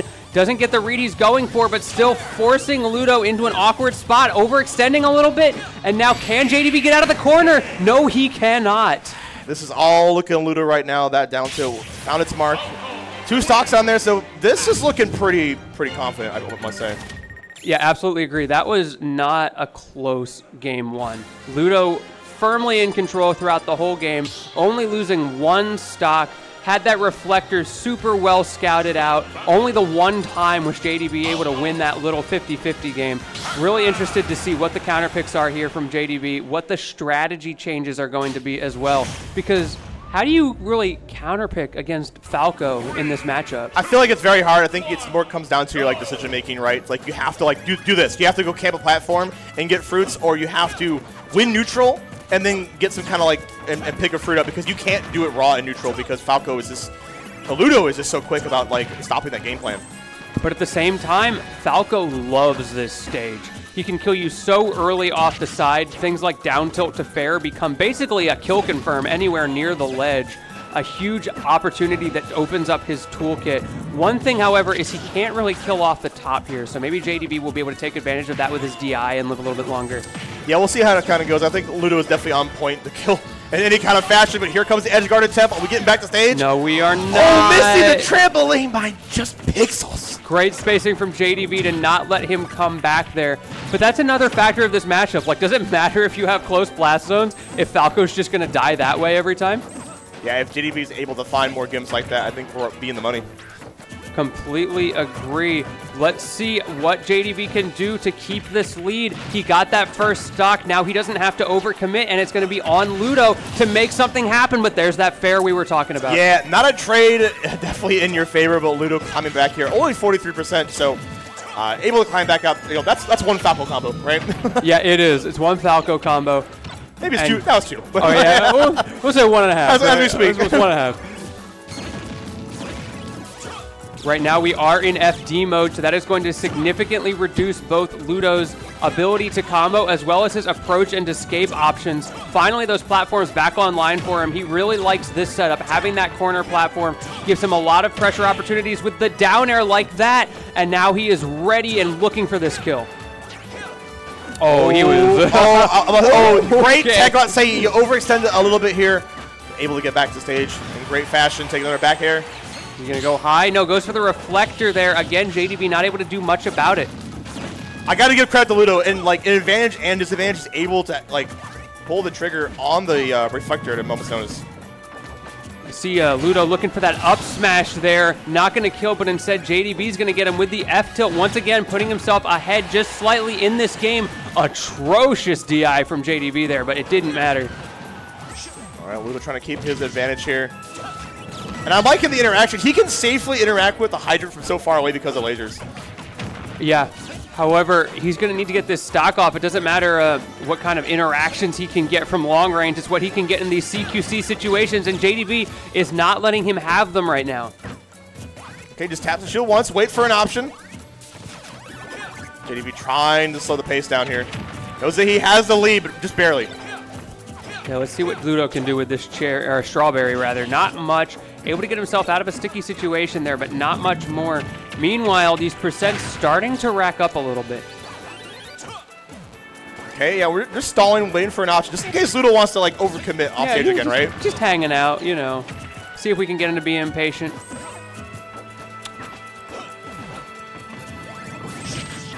That side B. I can't believe JDV was ready for that. Yeah, he was looking for the side switch. Has the apple in hand, but I think JDV's like, all right, you can have that. Okay, hopefully an edge guard opportunity, maybe to wait. Okay, stay safe with, oh, I thought we were gonna stay safe with the ledge trap scenario, but now we're kind of in a reversal situation. There's the back air finally. So hard to find that just in raw neutral. Getting Ludo just barely back into this game, proving that it's not over. No, this is absolutely doable. As we're seeing right here, it only takes a few hits, as we're going to see right now, to get the ladder. Does not get the reset. Good defensive choices from JDV. And now that Bell online, if he gets this hit, it will be game over. But he doesn't. Instead, Ludo able to get the opening. And we are, for all intents and purposes, this is an even game. No, this is absolutely an even game. Let's see if we can find the kill confirm coming up here. Probably looking for a down air back air scenario or an up tilt scenario. Side B back air. Wow. And the DI mix-up. The only reason that worked was because Ludo did something called an instant aerial phantasm, where he did a quick jump before the side B, giving himself a couple extra frames of advantage so he can double jump up and get that back air. And we saw it earlier too. He tried to attempt that that situation earlier. Didn't quite pan out. He's like, all right, I'm going to try again. I know I'm going to be in that same scenario again. And this time he does find the mark and able to get the kill. That was so clutch from Ludo.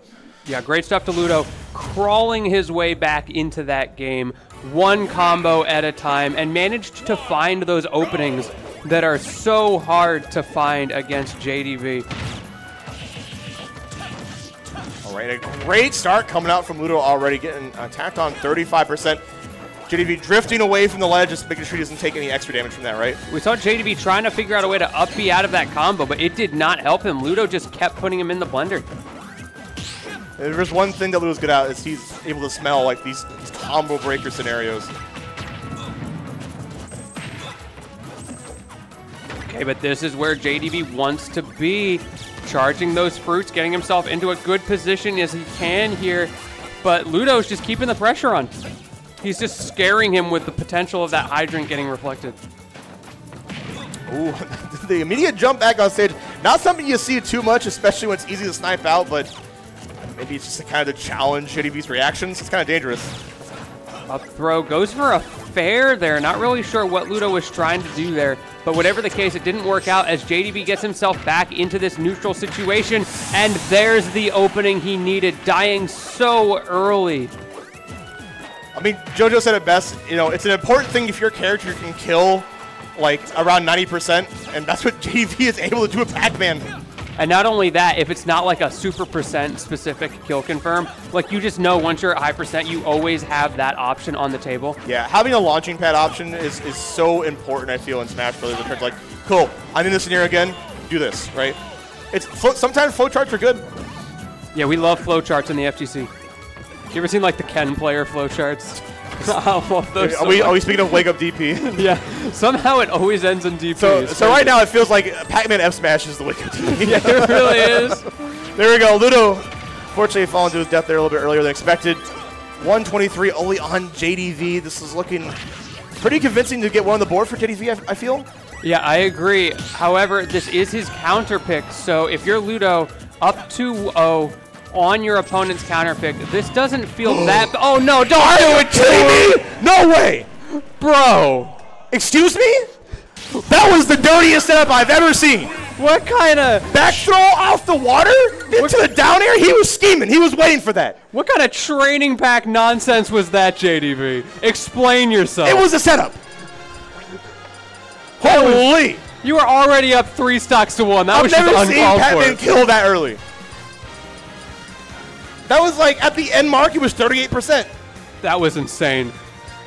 And we know JDV has those. I can't even be like, oh, you know, it's just like one of those things. I've seen JDV do stuff like that on a regular basis. I'm still Pog champion.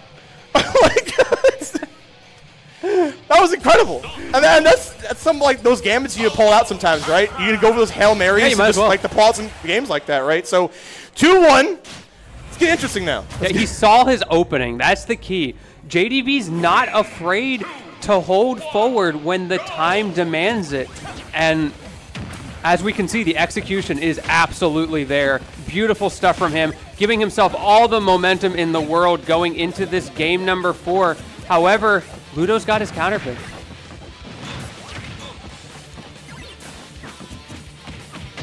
Okay, now every time I see that water, I'm going to start getting scared. Yeah, already a great start for JDV here. Has the advantage, doing well in these lead traps as well. So Ludo trying to find a zone breaking scenario here.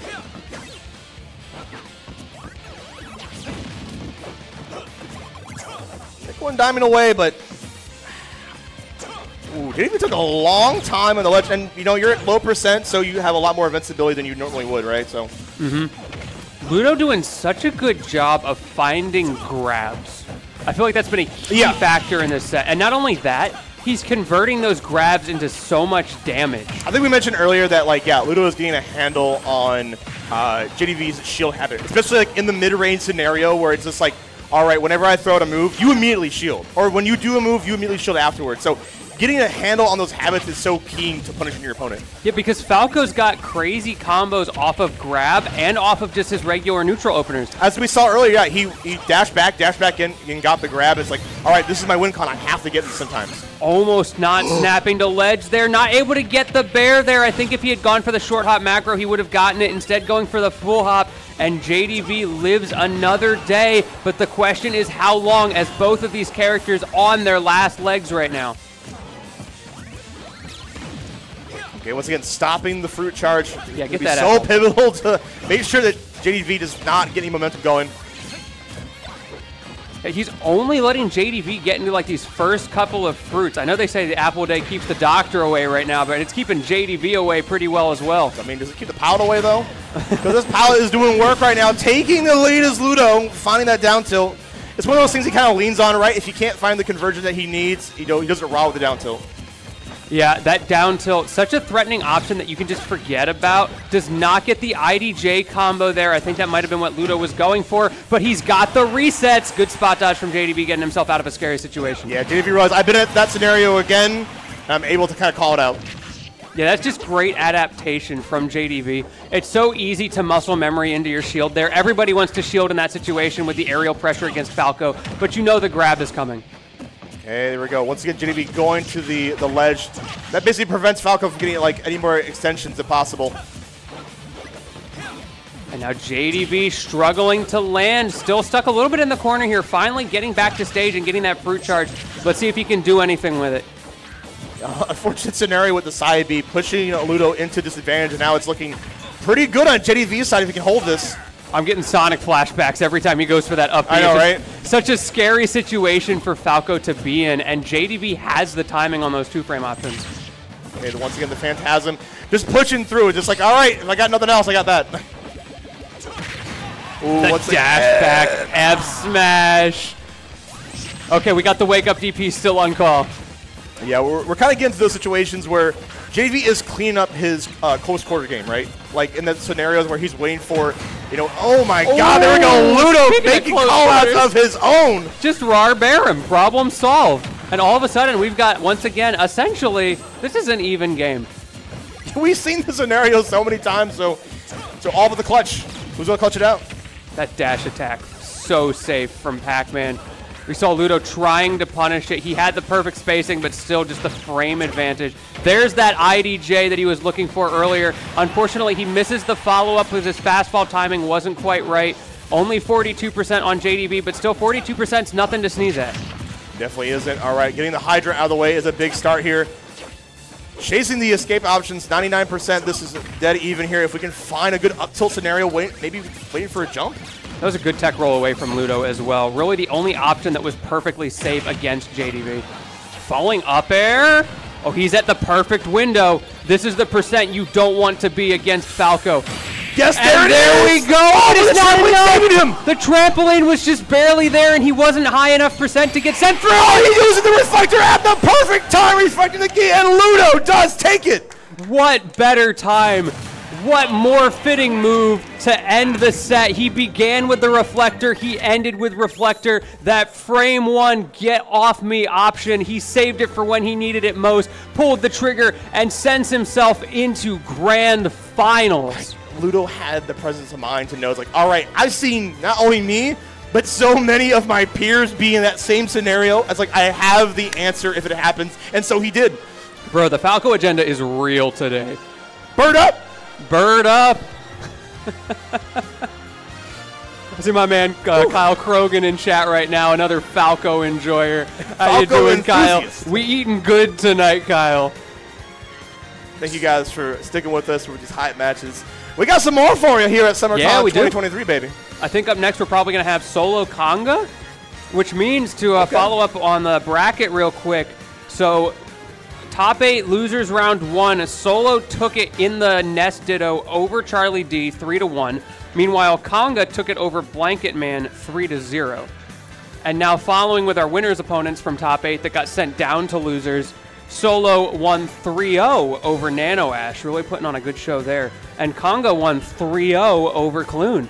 Both of those pretty definitive matches one way. Yeah, those some quick games, if I do say so myself. The Nest agenda is still out here, so which means Solo versus Conga. I know these guys have played before here. Now, like, tell me about some matchup history. Like how does this typically go? You feel in terms of not just characters but also players. Man, it's been a while since I've been following Conga. He obviously has not been in the scene until just recently after taking a long break, so I'm not sure how the set play goes. I believe they fought at Salt of Earth not too long ago. Oh, did they? Okay. And I believe that it was in Solo's favor. What was definitely not free, of course, so we'll see how it ends up here at SummerCon. The disadvantage state for DK, not the best, of course, against a character like Ness, but the same could be said on the other shoe. One thing I can say about the matchup history on this loser side for Conga, we were actually talking before top 8 started. He was hoping that he wouldn't play Blanket Man, who he 3-0'd. Not because he was afraid he would lose, but because these two have played so much recently and he wanted some new opponents. And that's something I love about Conga. He sees someone that he's pretty confident he can beat, and he's like, oh man, I want to play someone else. I want to learn. Yeah. It's one of those things where it's, I fought so many of the same people over and over again. I want fresh faces. I want the matchup experience, and that's why people travel to majors, right? It's not so much it's to have fun, of course, but it's also to get that learning process going. Yeah, 100%. I love that mentality from these high-level players, from people like Conga, who he took a break for a while, and he has so quickly gotten back to the upper echelons of the community. There are so many incredible players here today, and he's in top 6. And, I mean, the one thing he's told me is it's about mentality with him now. It's just like, if I lose, because my opponent was better, so I have to be better, right? So let's see if he can be better here against Solo. And you got to think that way with DK, because DK, well, he can cook sometimes. He's absolutely got some parts of this game that he struggles to handle. If he can get in the right scenario, get the right series, yeah, he can be quite the deadly character. But it takes a lot to get that scenario, especially against a player like Solo. I bet he's glad he doesn't have to play Falco in losers finals, though. JDV not looking so bad, because that Falco matchup is rough. Wow, and living there on the platform, Ding Dong here, I would have thought that was going to be it, but good stuff to Solo for staying alive here. Back here, going to find the mark as well. Yeah, speaking of staying alive, that big body DK, the second one closing it out, but so high percent required to kill him with that back air. Okay, I like the little wave bounce there from Conga. Unfortunately, not quite safe. I like the idea of going to the platform. Once again, using the combo breaker up B.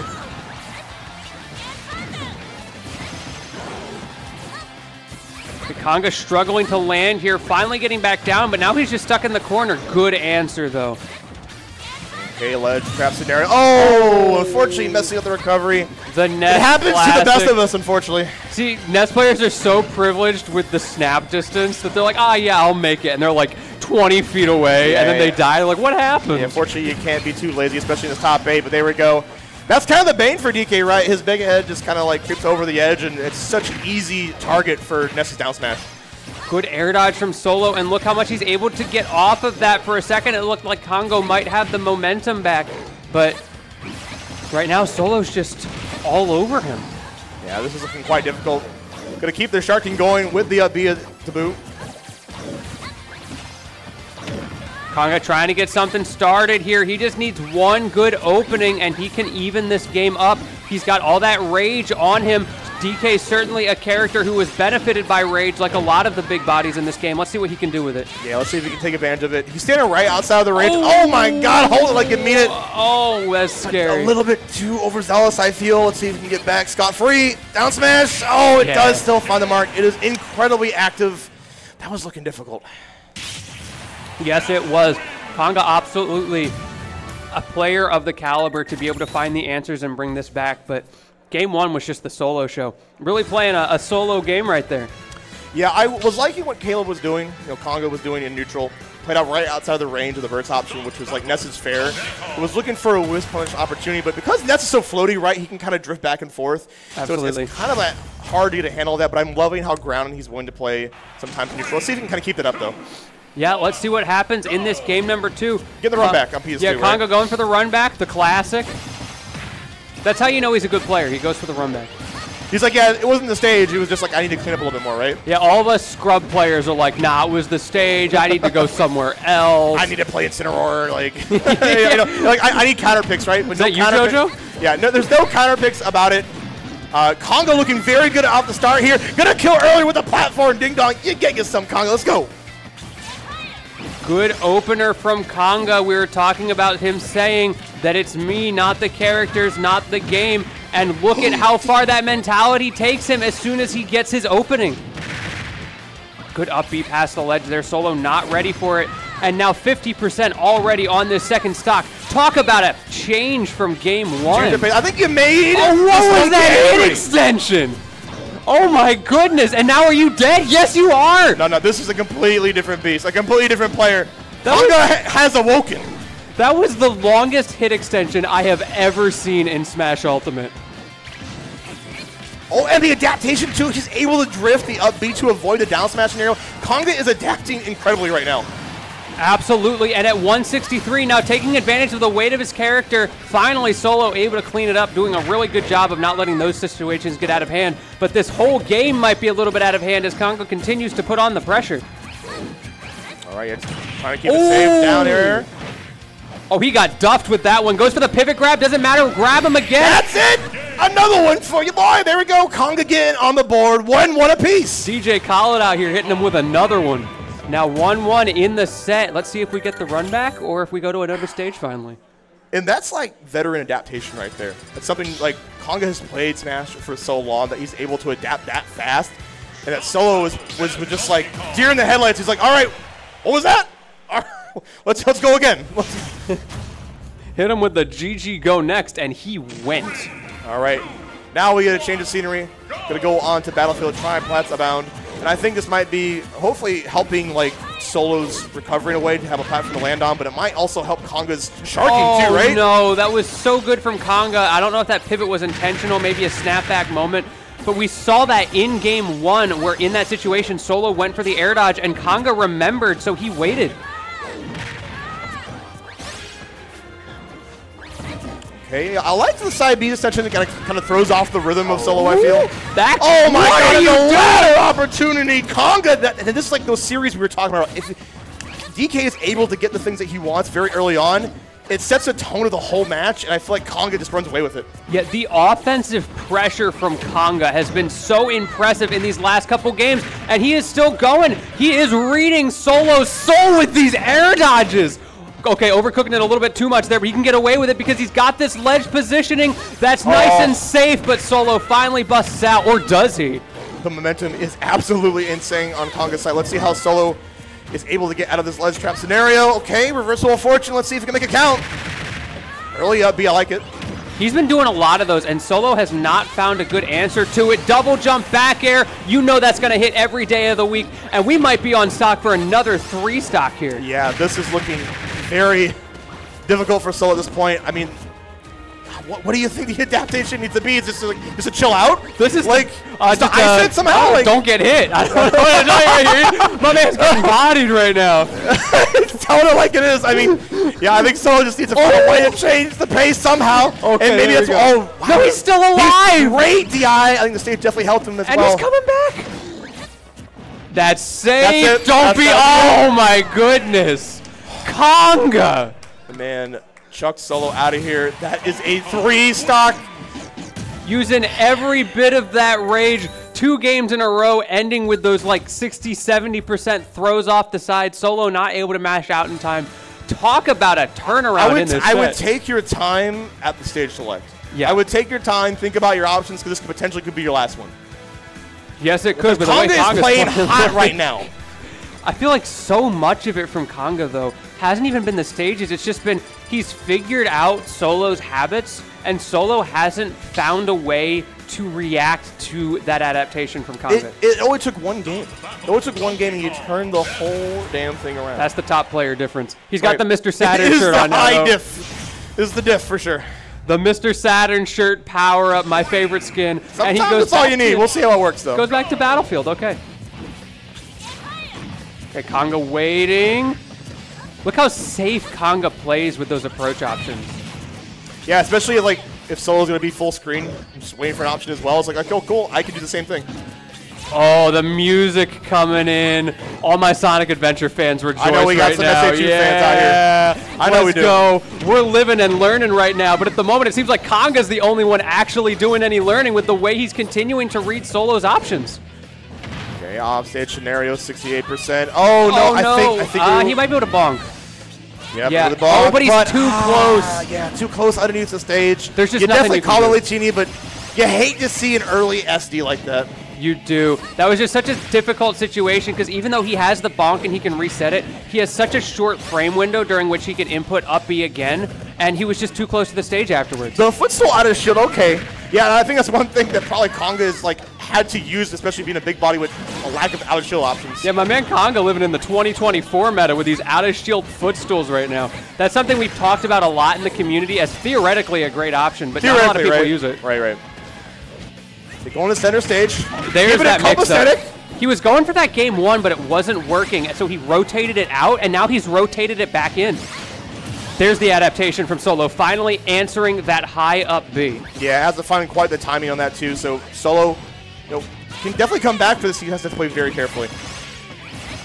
Okay, the early combos from Solo. This is why he wants this stage, but Conga finally able to up B out of it. Still 44%, nothing to sneeze at. Yeah, definitely wise to the reset scenario. There we go. Another back air finds its mark. Conga taking the lead, already 46%.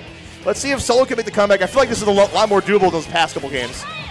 Absolutely. However, that punch online for Conga, it is full charge, goes for the footstool there, got the pressure in the corner, so scary against Donkey Kong. Solo swinging out, can he get this stock off before it's too late? All right, a good job from Solo. Early up B once again from Conga, wise to the down smash shenanigans coming out from Solo.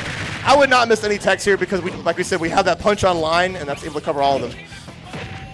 The trip, great reaction from Conga there. Oh, he wanted the air dodge. Yeah, he wanted the air dodge so bad. Looking for the escape option. And that's more adaptation from Solo because before Solo was giving him all of those air dodges.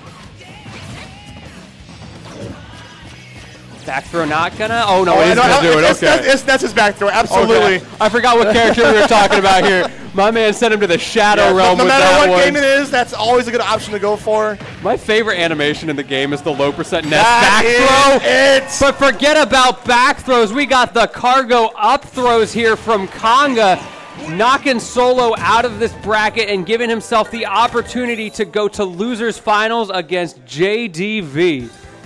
Conga looking so strong right now, and now you see why he picked Battlefield, right? He was to get those extensions to make sure he can get his win con. It was so good. It was so good. And I'm loving the way he's playing, and I'm curious to see how he can go the distance here in the bracket. Yeah, I absolutely agree here. It's just a treat to watch a player like Conga play this character that so many people don't see the viability in. Like early meta, there were a lot of people who tried to make DK work, and all of them gave up except Conga. Conga never gives up. He is a character specialist through and through, and that's I'm definitely proud of that, right? You know, Oh, he was yeah. able to reset, and he's back in a big way. Absolutely, but now he needs to face his toughest challenge yet, and that is JDV. Yes, this is going to be quite a difficult one as we go down to the losers finals. Whoever wins this gets to fight Ludo in winners. Yeah, you know JDV wants that run back, but you also know Conga wants to prove himself today. He's been fighting through the ranks. He came back recently, doing such a good job adapting to the current meta, and he wants to take it all the way. He says, screw your DLC, I got the monkey. Okay, both characters set off the match. Both getting the resources, getting the punch and the Hydra online here, knowing that they kind of have to rely on that to make sure they can break through. Absolutely. However, these combos with the Galaxian, you can't upbeat your way out of JDV's pressure, but you can get those grabs. My goodness, going for the forward air. Yeah, DK's big frame not doing him any favors, but Conga's keeping it competitive. Competitive he is, calling out JDV on the hydrant with the giant punch. Man, that one hit so hard. I saw the Rocket League commentators looking over. That was nuts. They're like, goal? Goal! JDV returned the favor in kind, though. He's just like, all right, you got me. Yeah, you got me. Let me get Have you seen my S smash? That's the tit for tat right there. So much damage. It's just so hard for Conga to maneuver around all these projectiles from JDV. And there we go, the up B able to get through, but JDV's keeping him in the corner so well. All right, yeah, I think we have to find a different fruit to kind of like make sure that Conga isn't able to zone break so easily. But as I say that, this comes to him with the water. All right, looking for an escape option. It's the threat. It's the fear of it, right? Oh, shield wiggle. Trying to make him do something. And there you go. Oh, my God. He does not miss. He does not. Okay, so I have watched a lot of JDV, and I have seen him miss bell setups twice ever. He is that consistent. Out of the literal, 100 times, I've seen him miss twice. And that's why he's PR. That's why he's here. That's why he has the lead right here. Okay, waiting for an option. Great turn on back here. That was quite the quick draw from Conga. Not an easy thing to do. Yeah, absolutely. And that orange sending Conga into the corner. We see those up Bs from Conga, something he loves to do. The high up Bs, mixing people up. Such a good option, but also so risky if his opponent reads it. Okay, setting up the hydrant. Great jump. Picked an early option, right? Did not want to make sure that JDV could get set up. Now Conga trying to charge that donkey punch. We see it coming out there. Unfortunately, the startup frames do get caught out. No air dodge from JDV. All right, Conga sitting in the shield. Okay, in the nick of time, too, because we held it longer. Ooh, that was nice. Yeah, it's coming down the wire. 143 on Conga. Can't get hit by much else over there. Did you see the setup? JDV, what were you cooking with that Earl's melon? You said, imagine how threatening that must be. It's looking burnt right now because there we go. Conga trying to make this comeback, and it always takes a little bit. The rage factor, like you talked about earlier, Tina, could come online. Yeah, I see. Speaking of rage, those angry donkey punches coming out, not able to get the kill off of it, but at 63%, I don't think he can take another one of those. It gets the Hydra out of the way. Great use of the slaps. Bell online. I think the key actually right now. You can see he's flickering. Oh, yeah, he buffered it earlier. Sometimes he's really good at that. Like the exact frame it changes to key, he drops out, so you can't tell. Forcing the high recovery, but not able to get it. I think JDV was just slightly too late with throwing that melon. Oh, I think Conga's mounting the comeback right here. Oh, he's got to go deep. I respect the idea, but he wasn't in the right position. No. And you lose it all. One mistake. Good stuff to JDV, not letting that get away. That was quite a high risk, high reward scenario. You had to kind of go for it. You have to make those call outs like you did earlier in the match if you want to make anything happen. But if you miss the mark, you get reversal, right? It's so hard to threaten both Pac-Man and JDV off the stage. I think Conga made the right choice there. He was down by 100%. He had his opening. He might as well pull the trigger. Unfortunately, the spacing was not quite what he needed it to be. JDV's defensive options off stage just a little bit too good for him. I mean, and that was competitive, too. That was very close on both players' ends, so we could be going. Oh, no. There'll be no 3-0s here. Yeah, oh, no is right. That was scramble is quite abound, I will say. My guy's playing round one pools right now. I don't know what any of that was. JDV trying to find his bearings. Oh, I love that from Conga. Okay, the back air extensions, push them away all to the ledge. Can we get the edge guard? Oh, just missing it quite by the edge. The pressure from Conga in this game, absolutely insane. Dome eating through everything. Good stuff from Conga getting the lead there early. Yeah, he'd be thinking with that noggin right now. He also got the fully charged Donkey Punch online, which we know he is not afraid to use. Yeah, and I feel like, you know, DK has to get these early stocks to be able to control the pace of the match. Otherwise, Patman kind of runs away with it. So let's see how long he can hold on to it. Yeah, such a huge factor of playing anti-zoner is getting that first stock and forcing them out of their zoning game. Again, that Earl's Melon, he goes for the get-up attack through it, but that's just not safe, my guy. Yeah, especially on the parry, too. Okay, this is sit and shield. I think right there, JDV's probably conditioning for the next time that comes up. If you're going to sit and shield that long, it means I might get a grab it next time. That high up B gonna get punished here. Not too badly though. Sends him back to the ledge, but honestly, if you're Conga, you take that. Yeah, getting up to the high percent mark here. Down there, out of shield. It's such a great option for Pac-Man. Man, Conga, that whole stock. Yeah, I'm not sure about that DI, man. He just spent that whole stock going back and forth from the ledge. JDV doing such a good job of ledge trapping him and covering him when he went for those high recoveries as well. But now it's JDV's turn to try to get out of this corner against Conga. Let's see what he can do about it. Oh, yeah, we saw Conga try to call out the jump, and then JDV knew that he was going to get called out, so he let the hydrant rip. Hey, back air. Wow, the custom combos come out from JDV right now. That's so scary. Back throw once again. Repeat the scenario. Can Conga get off of this ledge? The setups from JDV, he's got all the time in the world. Resets it, nothing too crazy there, but now that Bell is online, that's not safe. Oh, but no punish? That's okay, he got it. Maybe What was that? Maybe he wants it his way, I don't know. I don't know what JDV's going for here, trying to style for his highlight reel or something, but that was a little crusty. Okay. Okay, all right. I think the up smash does work. Now we take him to church. Get him out of here. A Max Rage DK online. We've been here before. Can Conga use this to his advantage? My man playing Smash 4 right now. So angry. Yeah. 51% on JDV. I think that's enough. Yeah, this might be the last scenario. Don't get up too quickly. But you have to get it right in time because you don't have much invincibility, right? 100%. Yeah, you have to be so careful. JDV, you saw the F-tilt coming out, but Conga did a good job of fighting around it. And now all of a sudden, he's back in this game! He definitely is back once again. The clutch factor from Conga. You cannot sleep on it. The moment you think you've got Conga's number, the moment you think the monkey has been backed into his final corner, he comes out swinging with those feet, sends you into the blast zone, and sending it into an even game number 3. Yeah, it's like, speaking of numbers, he's like if the girl gave you the number, it's like, oh yeah, I got the number, and you call it, and it's like, you know, this is like disconnected. Yeah, I'm sorry, bro. I'm sorry. So let's see how the adaptation will come out here from JDV now that Conga is just like so relentless in the end game, right? That's like where I feel like Conga is the most strongest. Yeah, 100%. Conga has just that history of playing the game, the mental stamina and fortitude, the ability to not get tilted. Yeah, playing the long con, right? But if anybody else in PNW is famous for not getting tilted and playing that long game, it is JDV. Truly the battle of Titans here.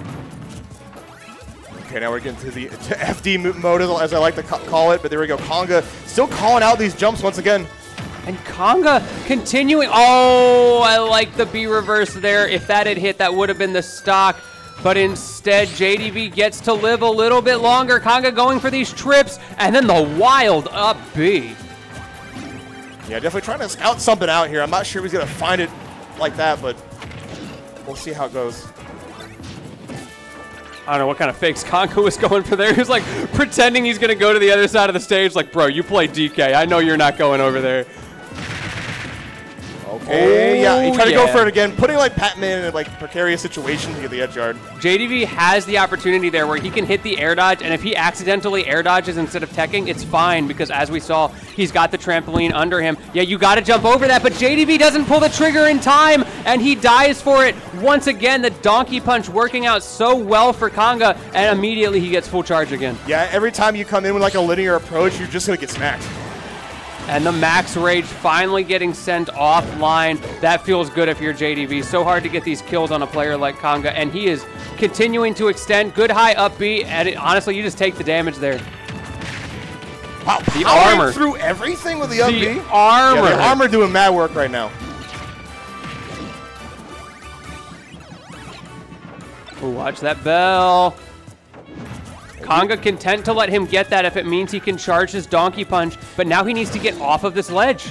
Oh my god, yeah, Kanga waited so long to wait on the platform to look for an opportunity, and then when he tried to, JDV just swung. Yeah, he did. Speaking of swinging, oh, Kanga trying to go for the nair, reading JDV doing an instant jump, not able to get what he's looking for, but now going off of the trampoline, creating the weirdest of situations for JDV to defend against. Okay, I'll be out of shield. I like it. Covers like both sides just in case that JDV does cross him up. That really is just Kanga's favorite button. He loves up. You have to use everything in your toolkit at your disposal if you want to make DK work, right? Yes, you do. The back air almost killing, but not even on Town and City. But 120, I know he's not going to survive another one.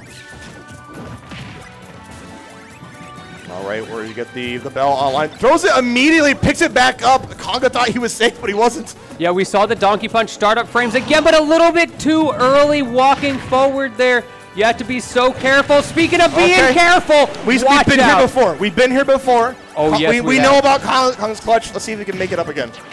We know Kanga's got these in spades, 130%. He says, thank you very much for that rage. All the more to yeet you off the side, my friend. Let's see what JDV can do to close this out. He's got 0%. He's got the opportunity to take a couple more risks than Kanga here, but he needs to get the stock. Yeah, JDV now slowing the pace to a crawl, just going to like sit back full screen and just get the charge going. I see that Earl's melon online. What you got, JDV? What you got? The drink of choice. Oh, man. That's okay. He closed it out anyway. Yeah, he was able to close it out 2-1. Over on JDV's side here. Like we mentioned earlier, this wasn't going to be an easy road for either player. They're going to both keep it competitive. Absolutely. Keeping it close here. Every single game could have gone either way. We don't even have to think about this screen. Like, is there going to be a counter pick? No. No, these players love both of their characters to death. There's going to be no trades about it. So let's move on here. Maybe a change of scenery. Yes, we are going to Hollow Bastion here. Seems like a reasonable stage pick for Kanga. I think a big part of it, he wants those ding-dongs off the top. He's got that big center platform to work with. Yeah, it's kind of like a pseudo smash deal, right? And they're playing so patient, but there's the one opening.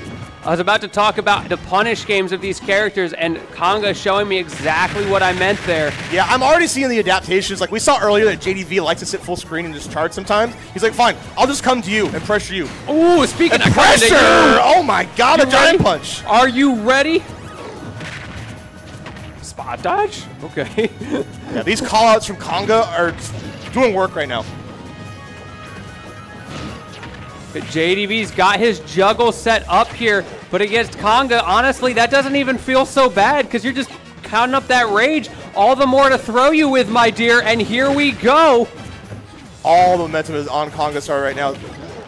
Able to keep JDV in advantage. Another up B from Kanga. We know he loves those. This time, though, JDV was ready for it.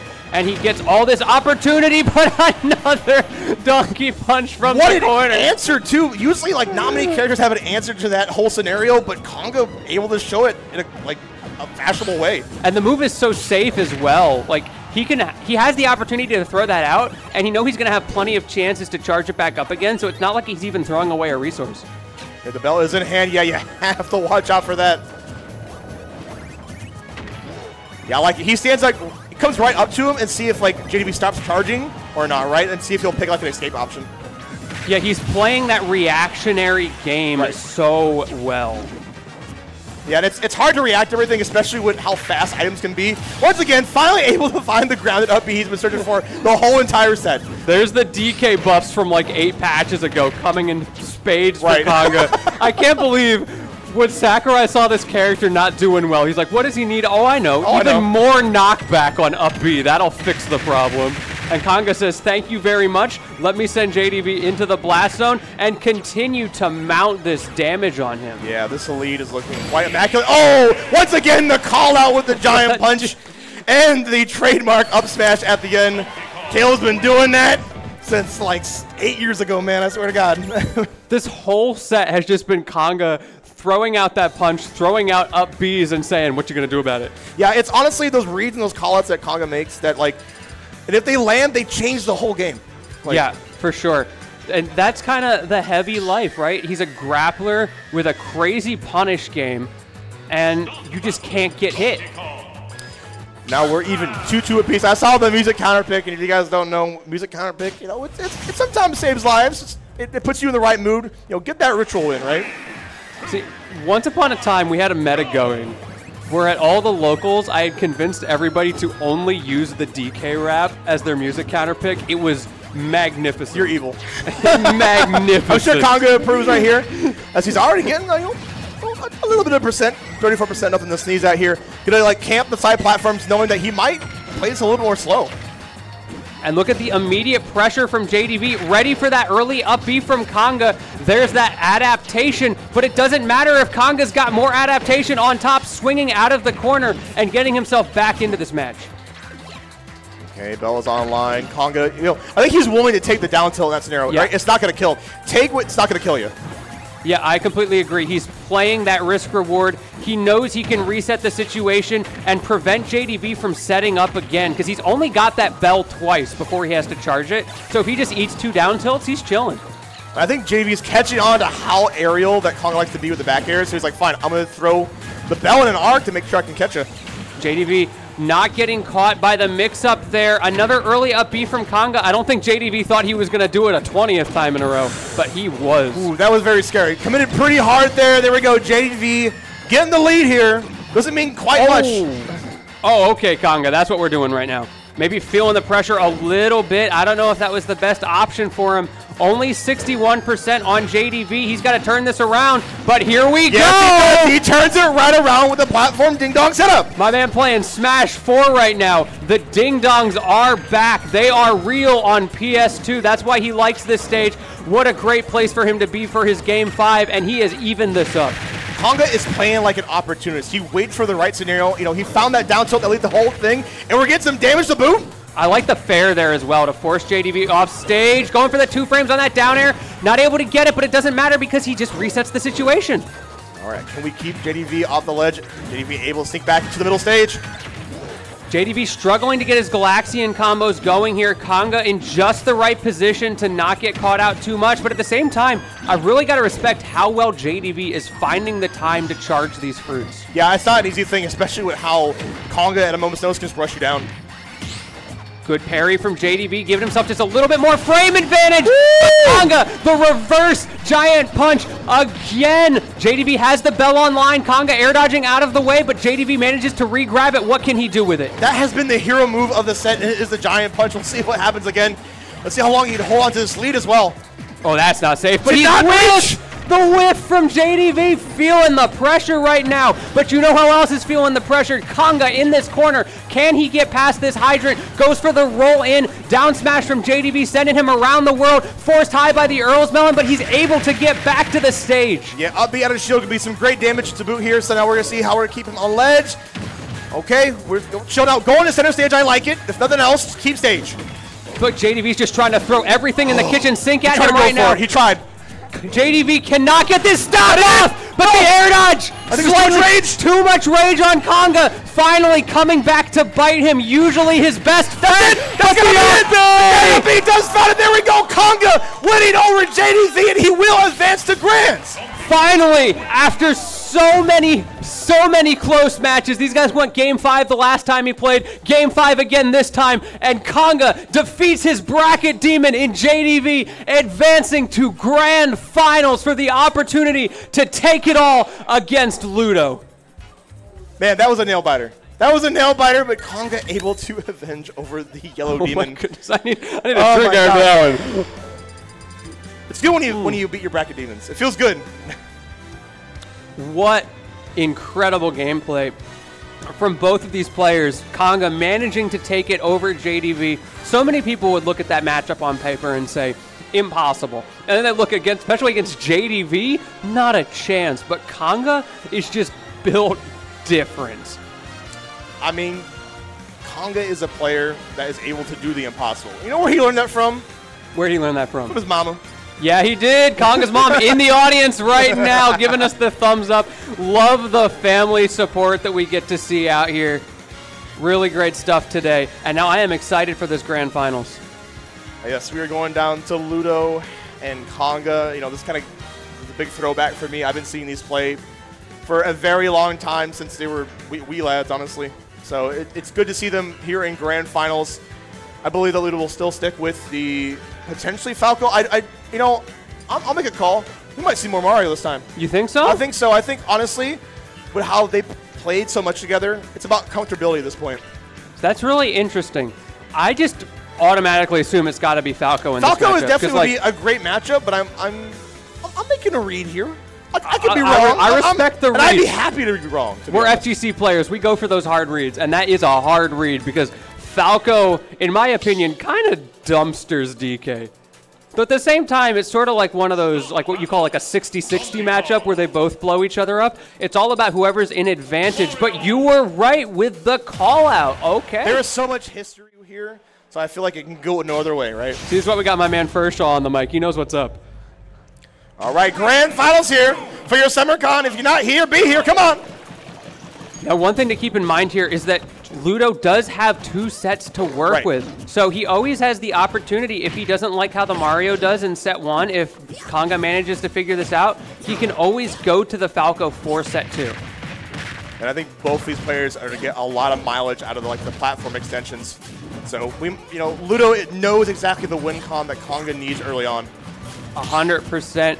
Kanga doing a good job so far of not getting overrun by the Mario combos. Mario, a character notorious for those really scary platform Kangas, but Kanga notorious for those giant punches that he is more than willing to throw out. Yeah, it's so hard to avoid. It's so hard to avoid the setups that Ludo is throwing out, and it's pretty much just guaranteed in a big body like that.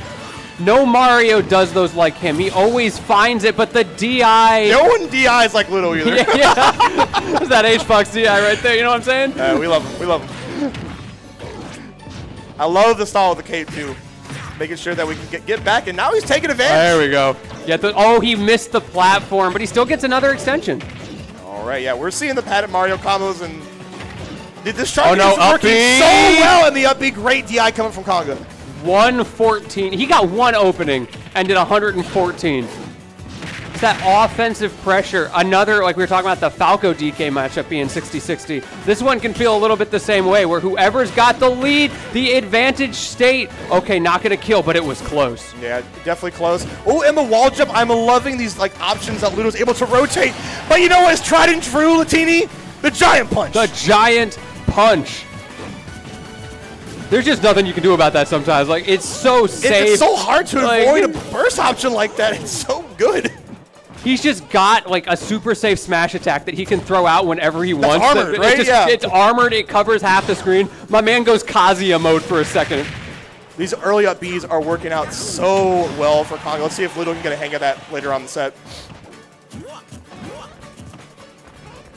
Kanga playing safe. Interesting dash attack. That's not the first time we've seen him go for those mid-screen dash attacks today. Finally getting punished for it by Ludo. Usually most people don't have the reaction time to deal with that. Man, 219 on Kanga. Kanga holding on by a thread to his second stock. Yeah, but if you're Kanga here, you're chilling. Okay, yeah, the back air. I mean, big chilling. Okay, and now it can just be made up immediately. Just so like this last stock is going to be very important. Whoever gets the first opening, I feel like sets the whole tone, right? 62% already on Ludo. And there is the tone. Goes for the trip. Buffers the grab, just assuming that the trip is going to come out, but it didn't. Instead, giving Ludo another lease on life. Going deep with that Nair. Was that the one risk that is going to take it all away from him? The reset's going to come out from Ludo. Great damage. Air dodge in. Ludo does catch it. Another reset. Up B. Maybe. No. Not quite. Immaculate DI coming from Conga. We are practically dead even on percents here. Once again, over 100% taken off of one mistake. The back air, too much rage on there from Ludo to send him too high, and now Conga gets his opportunity to get back into this. Will we see the giant punches, the up Bs, whatever the case, both of these players on their last legs right now. You only charge up a little bit there. Let's see if he's able to get the rest of it. Okay, back air coming out from Conga. Give him a chance. It's on deck. It's on deck. So you have to look out for this option now. So he might use it as a threat, right? Yeah, you know he wants it. Oh, he wants it. Oh my God! There we go. Conga taking the first game of this grand finals, leading up to a reset. We'll see. When I saw the startup frames there, I just assumed Ludo had won. You saw the up smash was like halfway through the animation before that down smash came out. Right. Yeah, those little micro interactions are so scary, but Conga was able to let it rip. Ludo was clutch it. Literally, Ludo was a frame or two away from winning that game. The up smash was like halfway through the animation. That's one for the books. That's one for like those like analysts, right? Yeah. There's why we need an analyst desk for Smash. Take a look at that one. Someone recreate that situation. I would love a replay of that one. So yeah, that was. It came down to pixels, pretty much. It really did. So this is how close I feel like this set's going to be. I think that's going to tell you the whole story practically. I wonder if like the pull up of the DK up smash charge might have taken him like right out of range. I do believe that the hitbox like reeled back during that, and that like made the whole difference. Whatever the case, absolutely crazy situation, but Conga's going to take it to the bank, and he continues with the momentum off of that situation, an early 73%. Reads the roll in, doesn't get it, Ludo back on stage. And that's the difference when you're coming from losers and you're playing hot, right? Yeah, my man is warm right now. And this is the sharking we saw earlier from Ludo. He's so good about it, and he's able to reset it at a moment's notice. Okay, he wanted the air dodge there. Conga, I think rightfully so, not giving it to him because he recognizes even if I take those up Bs up high, I've already taken it twice on this stage and I haven't died. He knows he's got that DI unlocked. Yeah, you have to really pick your poison, I feel, against a character like Mario. At the same time, maybe Ludo may be able to mix him up later with those DI changes, like if he goes for the down air.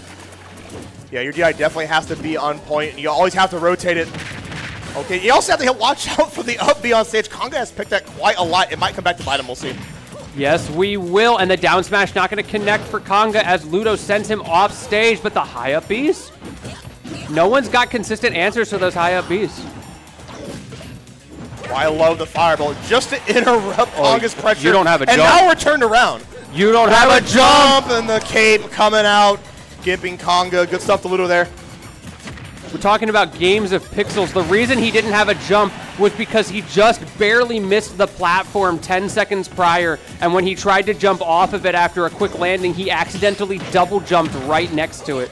Okay, taking some easy damage there, the down tilt into the slaps there. Not going to go for the early grab. I think he's waiting for a more perfect opportunity. Speaking of perfect opportunities, here's one for Ludo to get some damage. Getting the air dodge from Conga, finally only taking 68 from an advantage state. The turnaround down jump from Ludo led all the way into a kill. The execution from Ludo right now. I just feel like Conga was, speaking of execution, the executioner is here, and he got these hands. Not going to kill yet, but definitely impressive indeed. Here comes Ludo back in a big way. We've seen another one. We've seen this before. Yeah, we have to be really careful on the DI right here.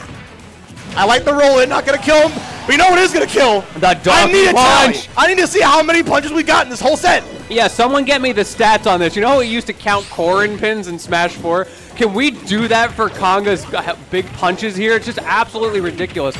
There's the mix-up. That's what I was talking about. Yeah, the DI mix-up right there with the down air. Good stuff for Ludo, pulling out in the best moment he could. 1-1 right now. Breadsticks on the board. This is what you expect. You're going to have these games come down to the last minute, the last wire. So get ready.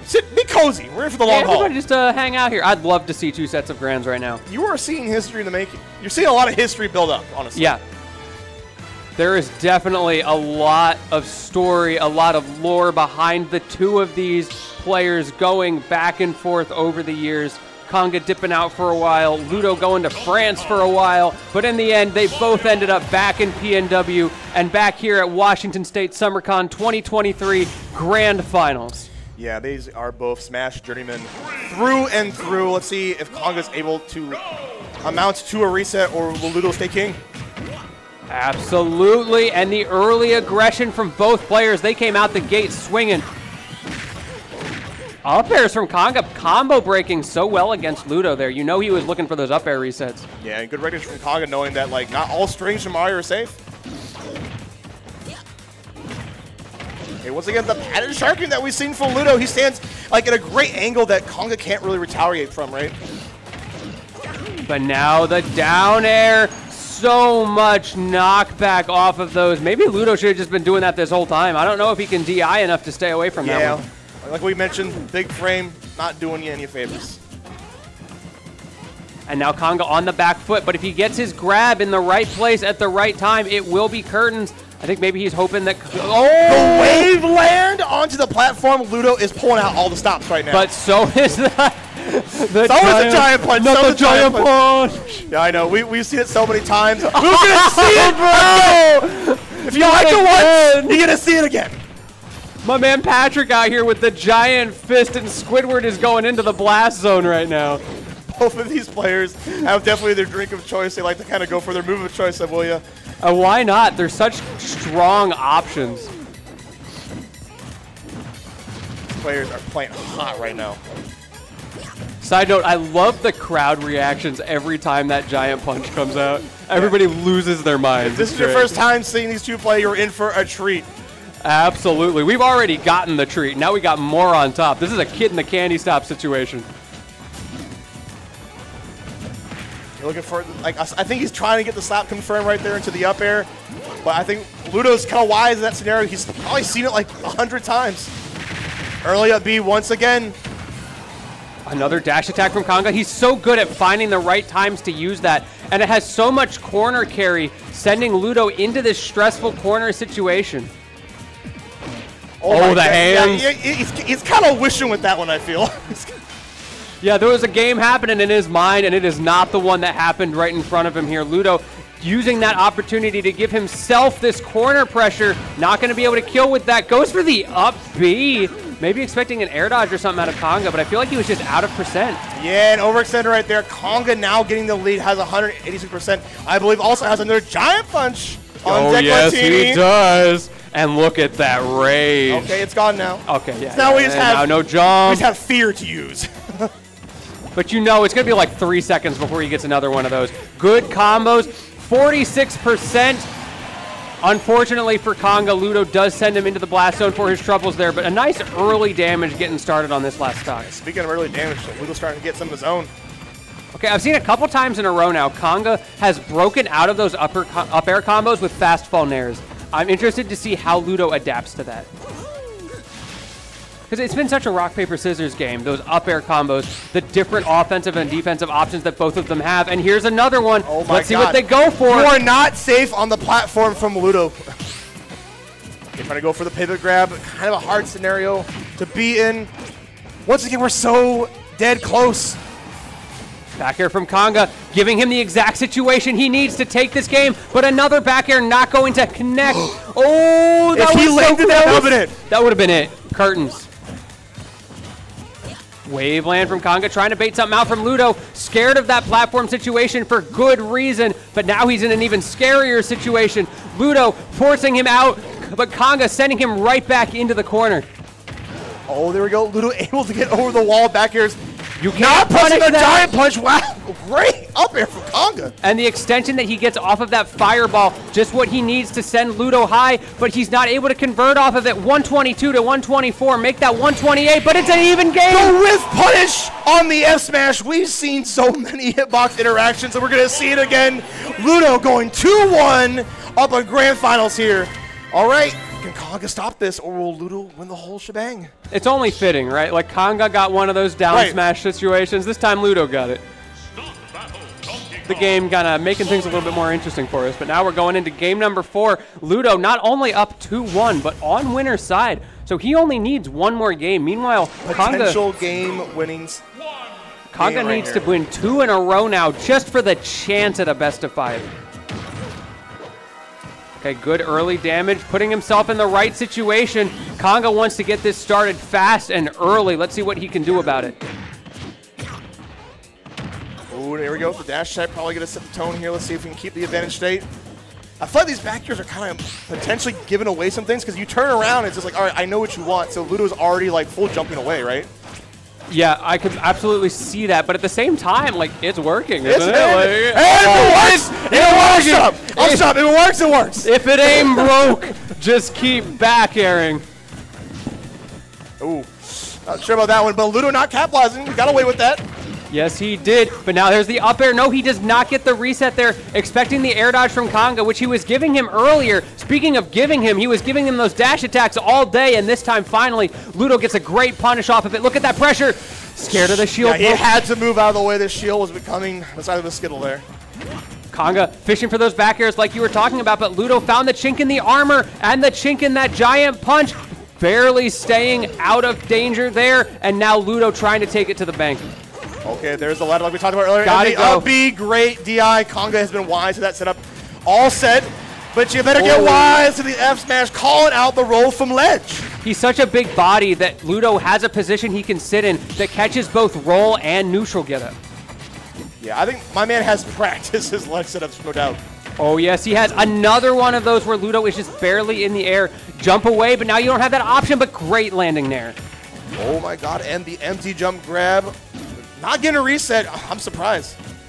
We see the Donkey Punch charge coming out from Conga, and another dash attack from mid-screen getting punished by Ludo. He's just got that setup figured out.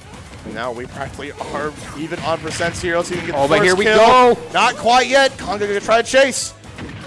There's the back air. Oh, he wants it. He did force Ludo to go all the way back, but he had the space for it. Up tilt from Conga, and then the up air to close it out. There were no more options for Ludo, and Conga able to snipe it out there. Conga has the lead, but for how long?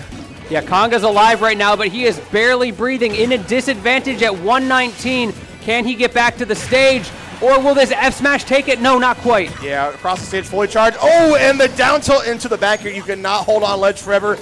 Now this could be it. This could be it. Conga can bring out the clutch once again. It's a lot to ask from a player 5 times over, but if anybody can do it, it's Conga. One final stock, one final chance for Conga to get himself that best-of-5 run back that you know he wants. Needs to bring this to an even 2-2. Meanwhile, Ludo just needs to find that one right opening. Can he get it started here? Oh, it's going. Yeah, we're finding it right here. I think everything is coming up. The reset. The up B. He's still alive, 95% off of one interaction, but he needs a little bit more. Can you land Conga? 68% on this Mario. You get the right grab, you know it's over, but you have to find it first. B out of shield, yeah, and he can't find time to get the giant punch either. Another one of those side Bs where Ludo is just barely in the air, going for the trips. Once the up air setups, does not get it. Ludo schmoving on him right now, barely staying out of that range, staying away from the back air. But up air, wow, that's such a clutch movement. Who does that? No one does that. Only Conga. Only Conga right now. Wait, the giant punch getting charged. Expect the unexpected. It's getting charged. Good parry from Ludo. I think he's trying to go for a trump. He missed the trump. The wavelet onto stage from Conga. Okay. Is that going to kill? Not quite. So close. He's going for a deep back air. 140s. He's still alive. That might be.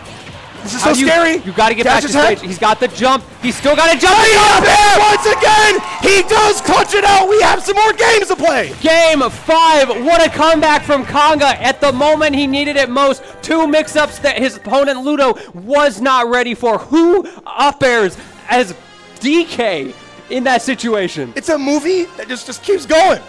It will not end.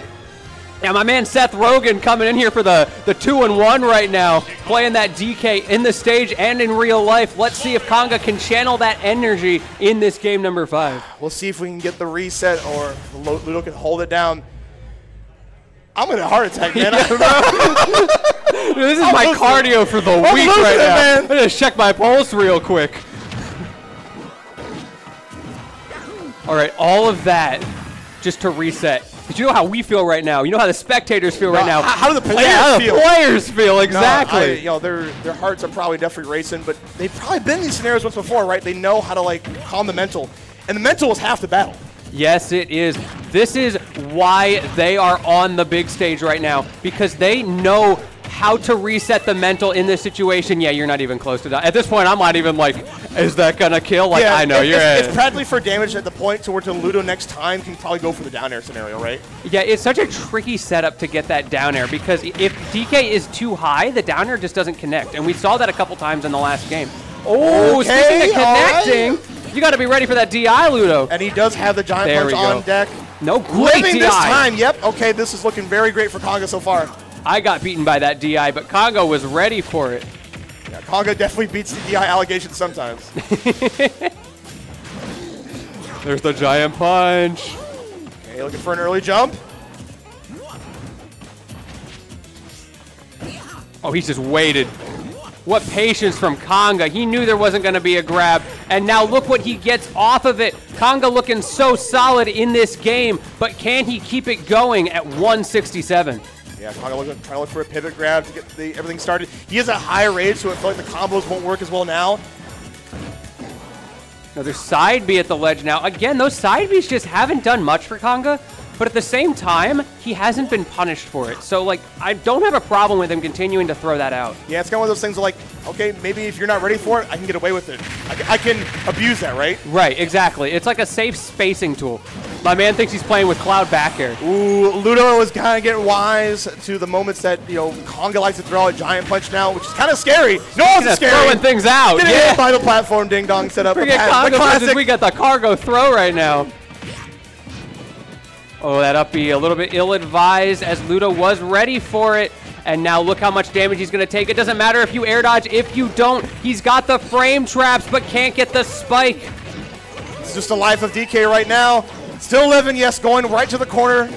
Battlefield doing you favors. Konga has been so on point with the DI. But you know who else has been on point, Latini? Ludo. Yeah, he can't DI that one. You're going straight into the blast zone.